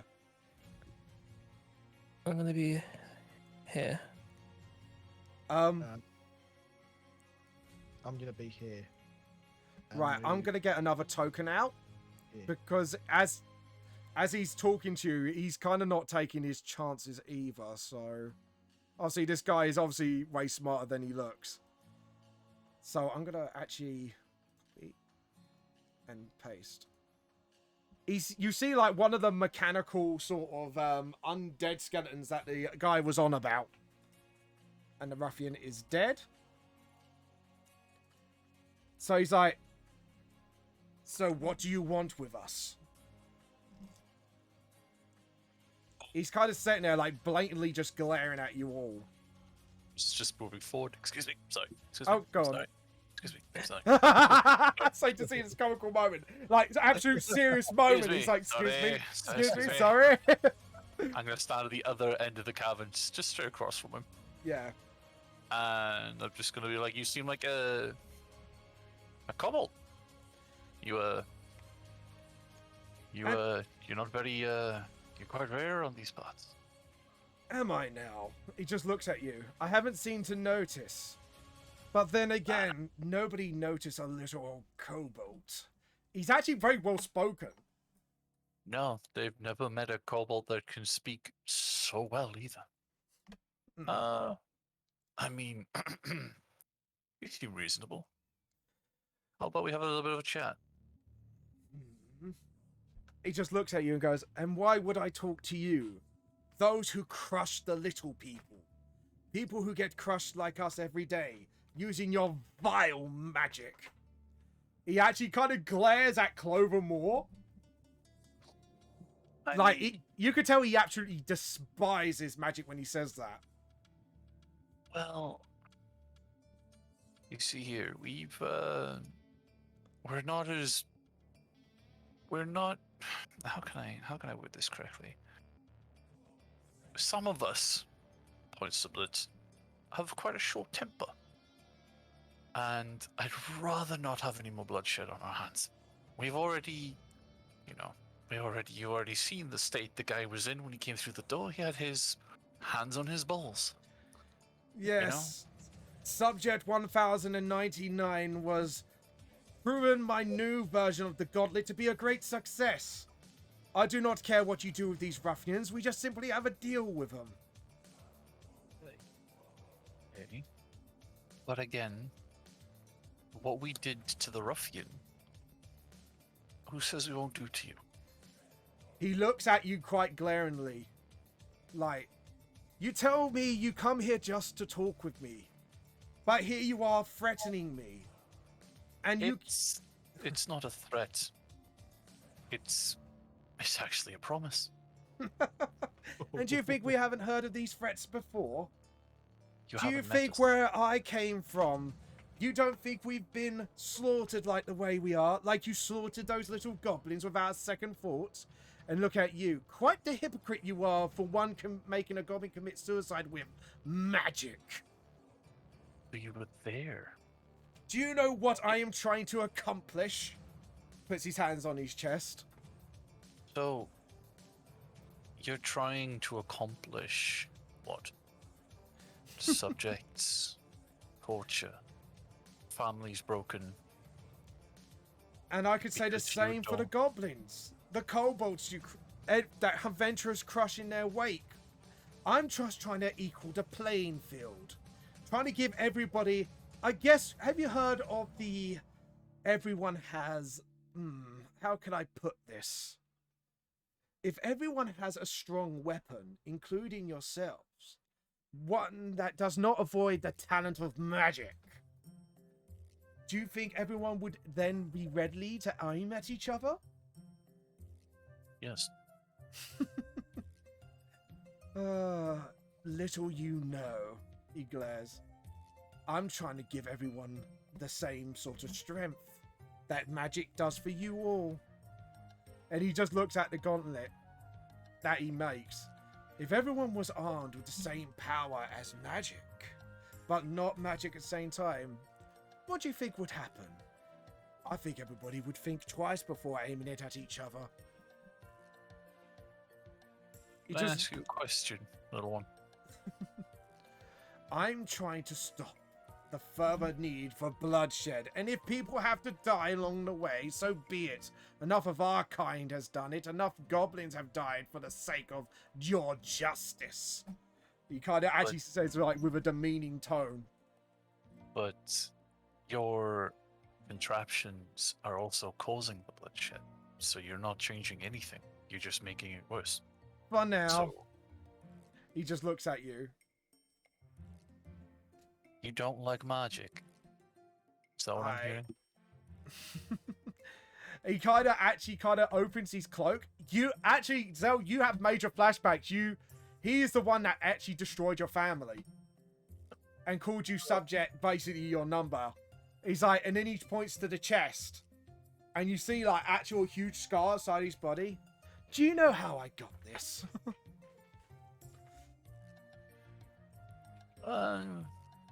From a toothpick by your size? I'm not too sure.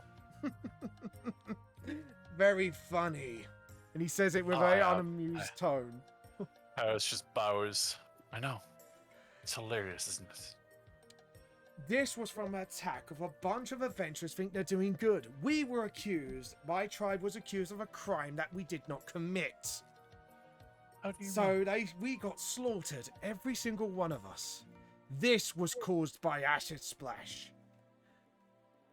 And he just puts his coat back on to cover it and just looks at you all. Everyone on equal ground.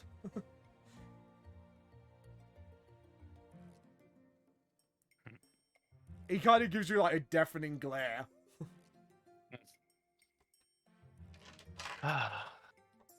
You see, like I said, I am sorry for what happened to your family, to what happened to you. Not everybody deserves to be harmed in the same way. It's a tragedy. And there is too much of it, I must agree. Well, there you are. We come to some sort of agreement.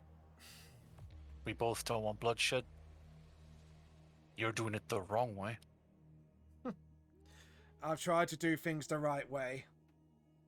I look at Zell. His family caused her family. Sorry, well done. Her family caused my family's destruction and my tribe. He looks at Zell.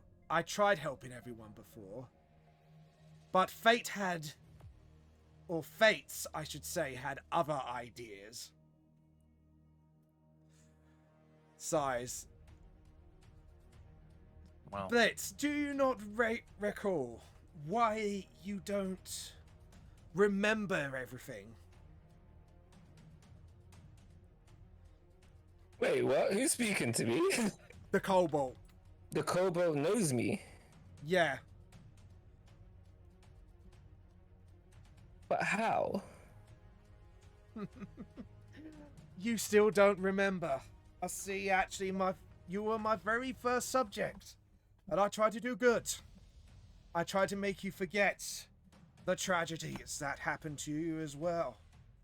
You are a brother, aren't you? A brother in scales? Thought he was But- human. I am not one of your subjects. I have no idea what you're talking about. As a kindness, I will not reveal everything to you. What happened to you was disgusting. It makes me sick. But for me to achieve the perfect world for all of us, I must make a few sacrifices. But you are the only kindness I've done. Remember that, and don't you dare remember what happened back then. Like I said, the fates, again, as he uses plural, had other ideas about our journeys. Technically, he says as he actually walks towards the exit with the guardian skeleton kind of walking in front of him to protect him from harm. But, like I said, the fates had other ideas. And we are not from this time. And he looks at Blitz. But that discussion is for another time. And he kind of actually walks out to the woods as he kind of blips a button on his side. And a portal opens and he goes through it. You wants to try and follow them, but I tell him not to. Yeah. The skeleton stays behind though and just watches you. And I'll delete that token. He kind of poofs off. I mean, as soon as he started to move, I would like to have tried casting something on him, which that might horribly backfire. Go on. So I don't have hold person. I do, however, have this.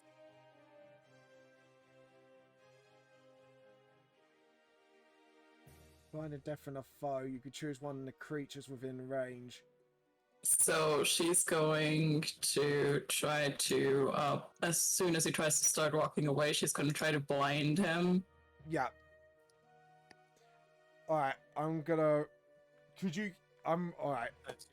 It's a constitution saving throw. Yeah, it's a con save.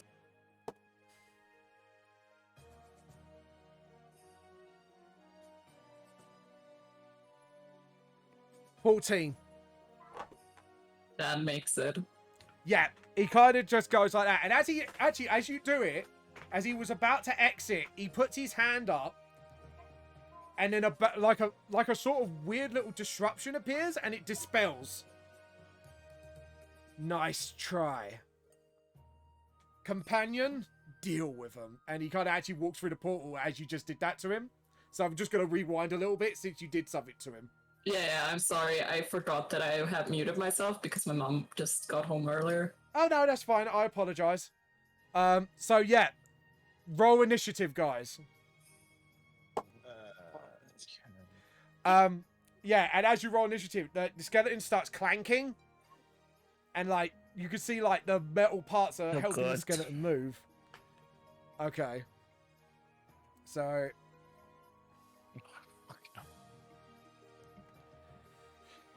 So, right, let's have a look. So, who rolled the highest? Blitz, you rolled highest, yeah? No, Clover did. Clover. Clover. Oh, yeah, Clover did. Sorry. Right, so, Clover, you are first. Who's the next highest? Kairos. Yeah, Kairos, you both are below because you rolled a... We'll just leave that as a 4. So, Blitz, then Zell. Zell got the nat one. Yeah, Zell got... yeah, Zell? Oh, right, yeah, sorry. So it is... Sorry, reverse the order. That was my mistake. Or me. I'm bottom. Yeah, you're you're right at the bottom. You... Yeah. I'm going to keep Red Hand Gang as it is, even though it's a robotic skeleton. Fair enough. Because it is part of the same gang. So, Clover, you're up first. Can I discern if this counts? I mean, it's a skeleton, but since you said it's a robot skeleton, does it still count as an undead? It's undead-ish, but it's kind of like being moved by like mechanical parts. It's a skeleton being moved. Well, okay. So yeah, it's undead, but it's kind of working mechanically as well. Okay, because she is going to do this. Where is it? Okay.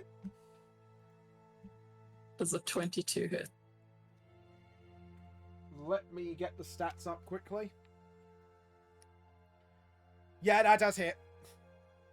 And if it's undead, Yep. it basically this sort of like hand sort of clings to it. It can't regain any hit points, which it doesn't, but yeah, if you hit an undead target, it also has disadvantage on attack rolls against you.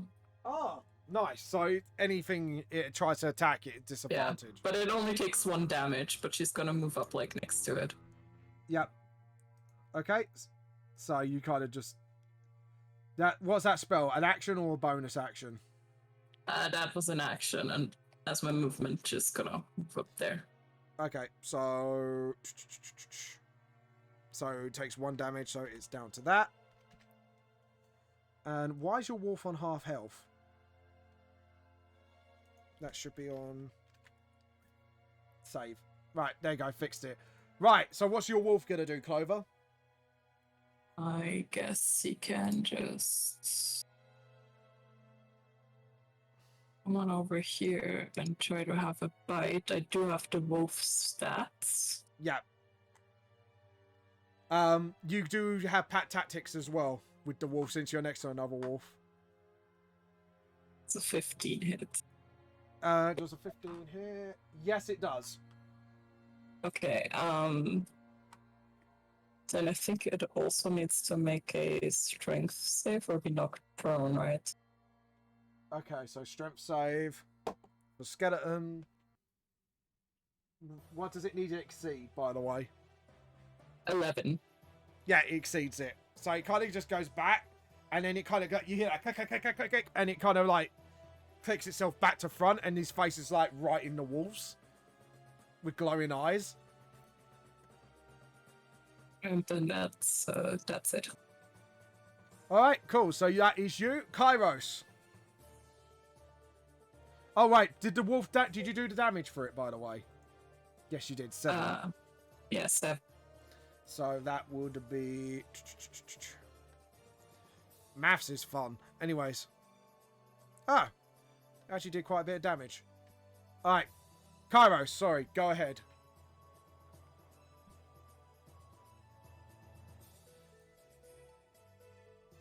Are we missing Kairos? Hello, Kairos. I think we lost Kairos.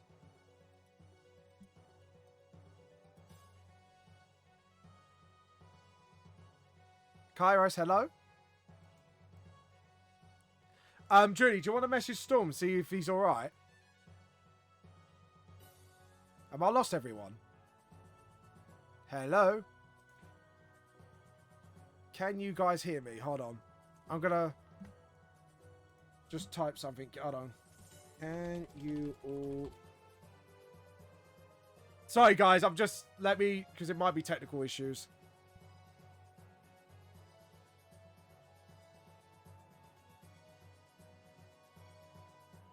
Can you hear me now?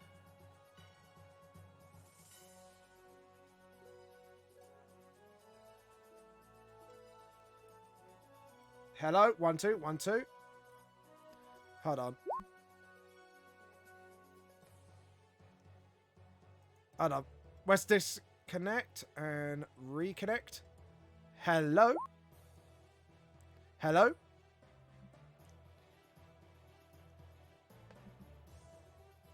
No. Alright.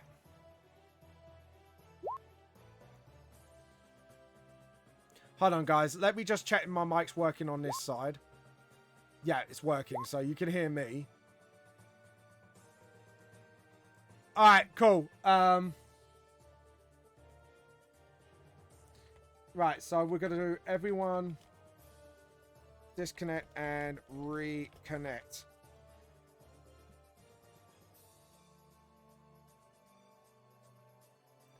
Alright, I will disconnect myself.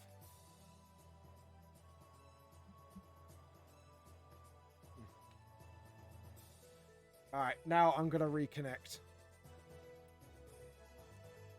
Yep, I think Discord is. Right.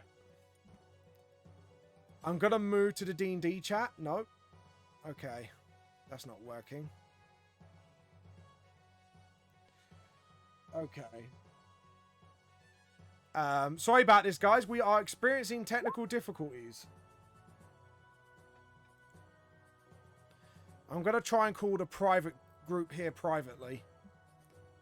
So, hold on. Let's see if that works. No, can you hear me on here? Sorry about this, guys. Can you hear me?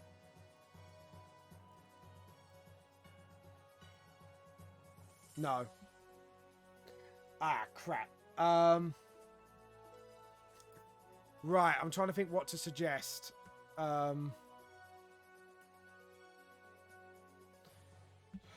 Well, that sucks. Yeah. Sucks is one thing. Jump on stream. I'm just thinking, if you can you chat on the chat? Just so we could talk on the stream. Join back, it's alright. Oh, okay, cool. Alright. Don't know what happened there.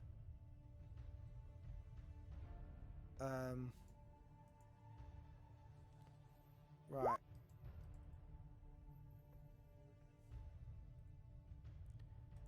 Hello? I was just like, hello? Yeah, that was Hey, weird. I thought my internet was gone. So Oh, did I. so I got did the I. walker, I was like, the internet's not gone. We- What's going on? I'm sorry, people. We just experienced technical issues.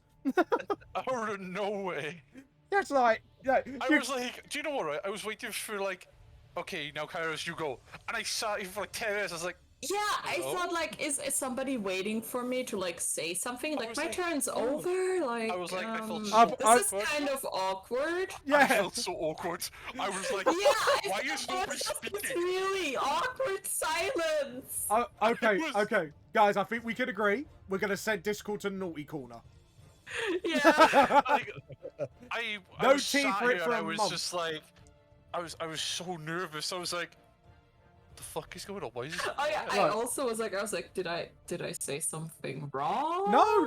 Like, did I? Obviously, it's like, oh wait, we can't hear each other.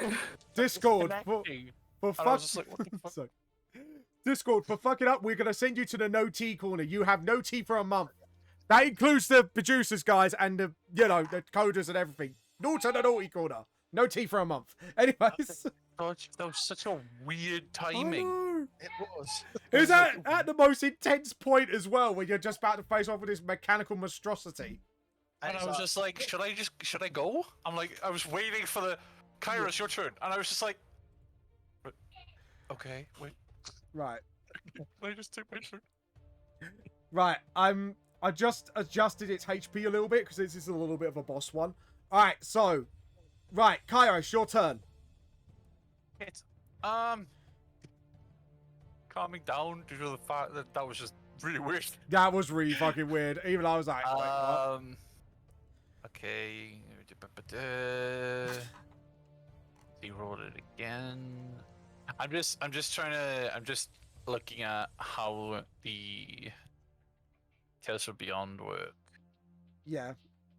So it's just a Balanced pit. So if you want to move cautiously, it will be half a movement going down and half a movement going back up. Unless you want to risk it for a dex check. I'm gonna use the cards again. All right. As a bow. Okay. As a bonus action, obviously, as a bonus action to, like, you know, to roll it and see which tail I get. So let me roll it in here for now. Go ahead. So it's a 1d6, Yep. and we get 1. One. One. So- It was- Kairos pulls out a card. He looks at it, and he sees what seems to be an animal. Okay. This giant like phoenix or like bird, the most intelligent animal I can think of. Yeah, go on. Funnily enough, it's pretty shit for combat. All right. So I'll put it on myself. Okay. It's the tail of the clever animal. For the next 10 minutes, whenever the target makes an intelligence, a wisdom, or a charisma check, the target can roll an extra die immediately after rolling the d20 and add the extra die's number to the check. The extra die is the same type as your bardic inspiration. Oh, nice. So, it's not really, I don't think it's really good for, well, I mean, now that I'm thinking about it. Yeah. You know what, can I retcon that and put it Yep. on someone else? Yeah, go on. Who's next on the table? It's Blitz, right? Yeah. Okay, well, I don't know if Blitz is going to get there, and I think Clover is going to get hit, so I'll put her on Clover. So yeah, you see this phoenix, and it kind of lands on her shoulder. Yeah. Yeah. So now for 10 minutes, she can roll a 1d6 on like any intelligence, wisdom, or charisma check. The target can roll an extra die immediately after rolling the d20 to add the extra die's number. Okay. So, yeah. And that's my action and my bonus action. So. And what's Bolto doing? Because he's kind of behind. He's just looking at the whole. I'll move him up a little bit, like to that corner there. Yeah. That's 50. How big is this chasm? It's not that far, but it will take like half a movement to go down, and then half a movement to go up again. So you just go down and try to nip at this thing's feet. So this walls have further range. So from here to here was 15. This would take half, and it's 10 feet, so it'd be 20. Yeah, So that'd be and he already 35. moved. Yeah. That'd be 35 feet. He can move about 40 feet, right? They have Yeah, a 40 speed feet. of 40 feet. Yeah. Okay, so he can make it. Yeah, you could do it, young wolf. So I put him there, and I'll take a bite of the creature. Okay. Swing with advantage. Pat tactics. All right. So it's a d20. Yeah. Okay. Well, I need to just roll a d20 to hit anyway. Yeah. 13 hit. Let's have a look. Just about, yeah. Oh, nice. And what's the damage?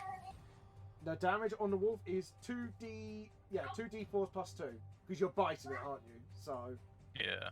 yeah, you're not trying to punch it. It's 8. 8. Yeah, it kind of stumbles and its eyes are flickering. It looks like it's on its last legs. All right. I guess that's my turn, yeah. Yep, that is your turn. Right, so the skeleton, the robotic skeleton is kind of like just like chunking away, and it turns towards Clover and takes a swing for her head with the sword. So I need to do an attack. With disadvantage. Yeah. So melee attacks plus 4. Okay, cool. So we need to roll out a d20. Yeah. Roll again. Take the lowest. Add 4. 15. Clover. That doesn't hit. As it clunks up, it raises its arm. It swings down the sword at you, and kind of got it like not stuck to the floor, but it's kind of hit it on the floor and then pulled it back out. So you can tell like the mechanical frame around the skeleton is actually helping it sort of pull things and stuff like that. Right, that's it for it because it's surrounded. Blitz, you're up with your wolf. Yeah, I'll start with my wolf because it's right there. It's just gonna take a bite out of it. Okay, go. What did I roll? D20 plus 2.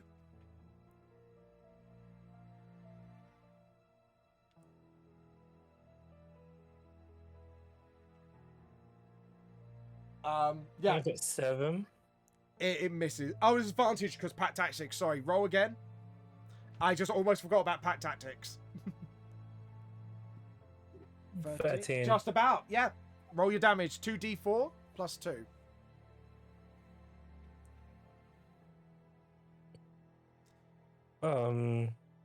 Yeah, 9. it is down. So as you literally, as it started wobbling, your wolf actually cleverly pulls off its leg, and he just falls to the pit, just like, just pretty much. And you see it, and the eyes stop glowing. And yeah, your wolf is actually carrying a bone in its mouth happily, and then spits it back out, realizing it can taste metal. Because obviously the metal thing's attached to the leg. But yeah, so what do you guys want to do now? Because I think we need to wrap up this session soon. So what do you guys want to do? Do you want to... We can wrap it up here if you want. We can wrap it up here and then maybe next time explore the rest of this. Yes. So how did you guys find this session? I had a lot of fun. Yeah, it was good. I had a lot of fun. I grew mushrooms on Kairos' head for fuck's sake, and then got 2 thugs high off them. While using their dead friend as a unicorn. Yeah, as Oh god. as you do. As you do. Well, I mean, Kairos gave them to them, but it was great. Yeah. The moment I realized that Scala got high off them, I was like, oh, this is a perfect opportunity to Yeah. sort them out. Like, Blitz, you've had a big reveal for you. When they basically, if just so you get your time for your character to process it. Obviously, he put the emphasis instead of fate. It's like the fates didn't have plan with us, and he said we are not from this time. So, yeah, I think your character will have time to process all that. Yeah. And obviously, Zell, he was responsible for your family's deaths. Yes, He made that blatantly clear. and that's what throws me. I would have attacked him then, but it's a shot from it that Yeah. kills the cat. Yeah, it is kind of like this was very well. This is like a hint well coming, so this was a good time to reveal him now, like one of the pieces of the puzzle, as they say. Of the many pieces. I was Clover too was very adamant about not letting him go, but like I don't have old person, unfortunately. No. maybe it's laughter. Yeah, it was rather I revealed him now. I didn't think we'd want to keep him here. Yeah. Like I say, I think you definitely I'm pretty sure Clover just was like kind of like fed up with his bullshit. Yeah, because obviously he's got a big distaste for magic, so he does not like you one bit. I'm not the only magic user. Oh, he does like Kairos either. He knows Doesn't what like he did me to those either, yeah. goblins. Yeah. Yeah. It's sort of as you can tell, the character actually has like a big disdain for any magic users because he sees them as like huge hypocrites. Even though I do love the irony. Oh yeah. Oh yeah. Yeah. Anyways, guys, I guess this is goodbye from all of us. Yeah. Yeah. But beforehand, who should we raid? Does anyone want someone in mind? Don't know. No, I don't really have anybody. James, I need to level up. Oh yes.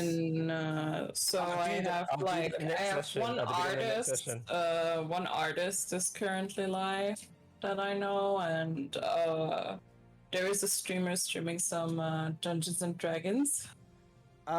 Take your pick. Mango Central, we're gonna level you up off stream. Is that all right? Yeah, that's fine. Or we can do it at the beginning of the next session. Evan's streaming. Depends what you want to do. Evan is also streaming. That is true. Oh, I thought you meant Evan. Sorry. Yeah. Oh, I mean, I do obviously. Evan is also streaming, but he has like 48 viewers right now already. But we can rate Evan. Yeah. All right. So, how do you spell Evan? Oh, his username. Sorry. Unless you want to copy and paste it to me on the chat. I'm copy and pasting it to you. Yeah. on Discord. Oh, on Discord. Sweet. Oh, on our private one? I just sent it to Oh. you privately on Discord Oh, and fair the enough. DMs. Sweet. Right, we'll do that. Yeah, so not reply. I want to copy. Yes, I'm going to reply with the same comment when I copy and paste. Yeah, because I'm ingenious, I am. That's a high IQ move there. Yeah, that's like mind-blowing. There we go. So we're going to start the raid. Thank you guys for playing, and thank you guys for watching this stream. I hope you all had fun. So this is goodbye from myself. Goodbye from Kairos. Goodbye. Goodbye from Bye. Zil. Oh, there you go. Everyone says bye. Go on. I thought we all. I'm so sorry. Yeah, no, it's fine. It's fine. This is probably like our first out of sync goodbye anyway, so we did well. Anyways, see you later, guys. Bye. I'm Kairos now. Bye. If you liked everything, oh, my PC's freezing. Bye. And don't be bye. If you liked everything you see today, please check out my manga series, Vamp the Lost Soul. Please check out all these lovely people who have joined us on the stream. Manga Cetra on his YouTube channel. He does lovely reviews of mangas, including myself, my own manga series. Also check out Julie and her wonderful art streams or D&D stuff on Instagram. And feel free to stalk the other two. I don't think they have a professional stream or Instagram yet. Once they do, I'll tell you to stalk them. I mean, I don't have a professional one either. No, but you just follow these wonderful people if you want. But anyways, guys, this is James from Lost Soul, the Truth What Seems, and we will see you lovely lot later. Bye.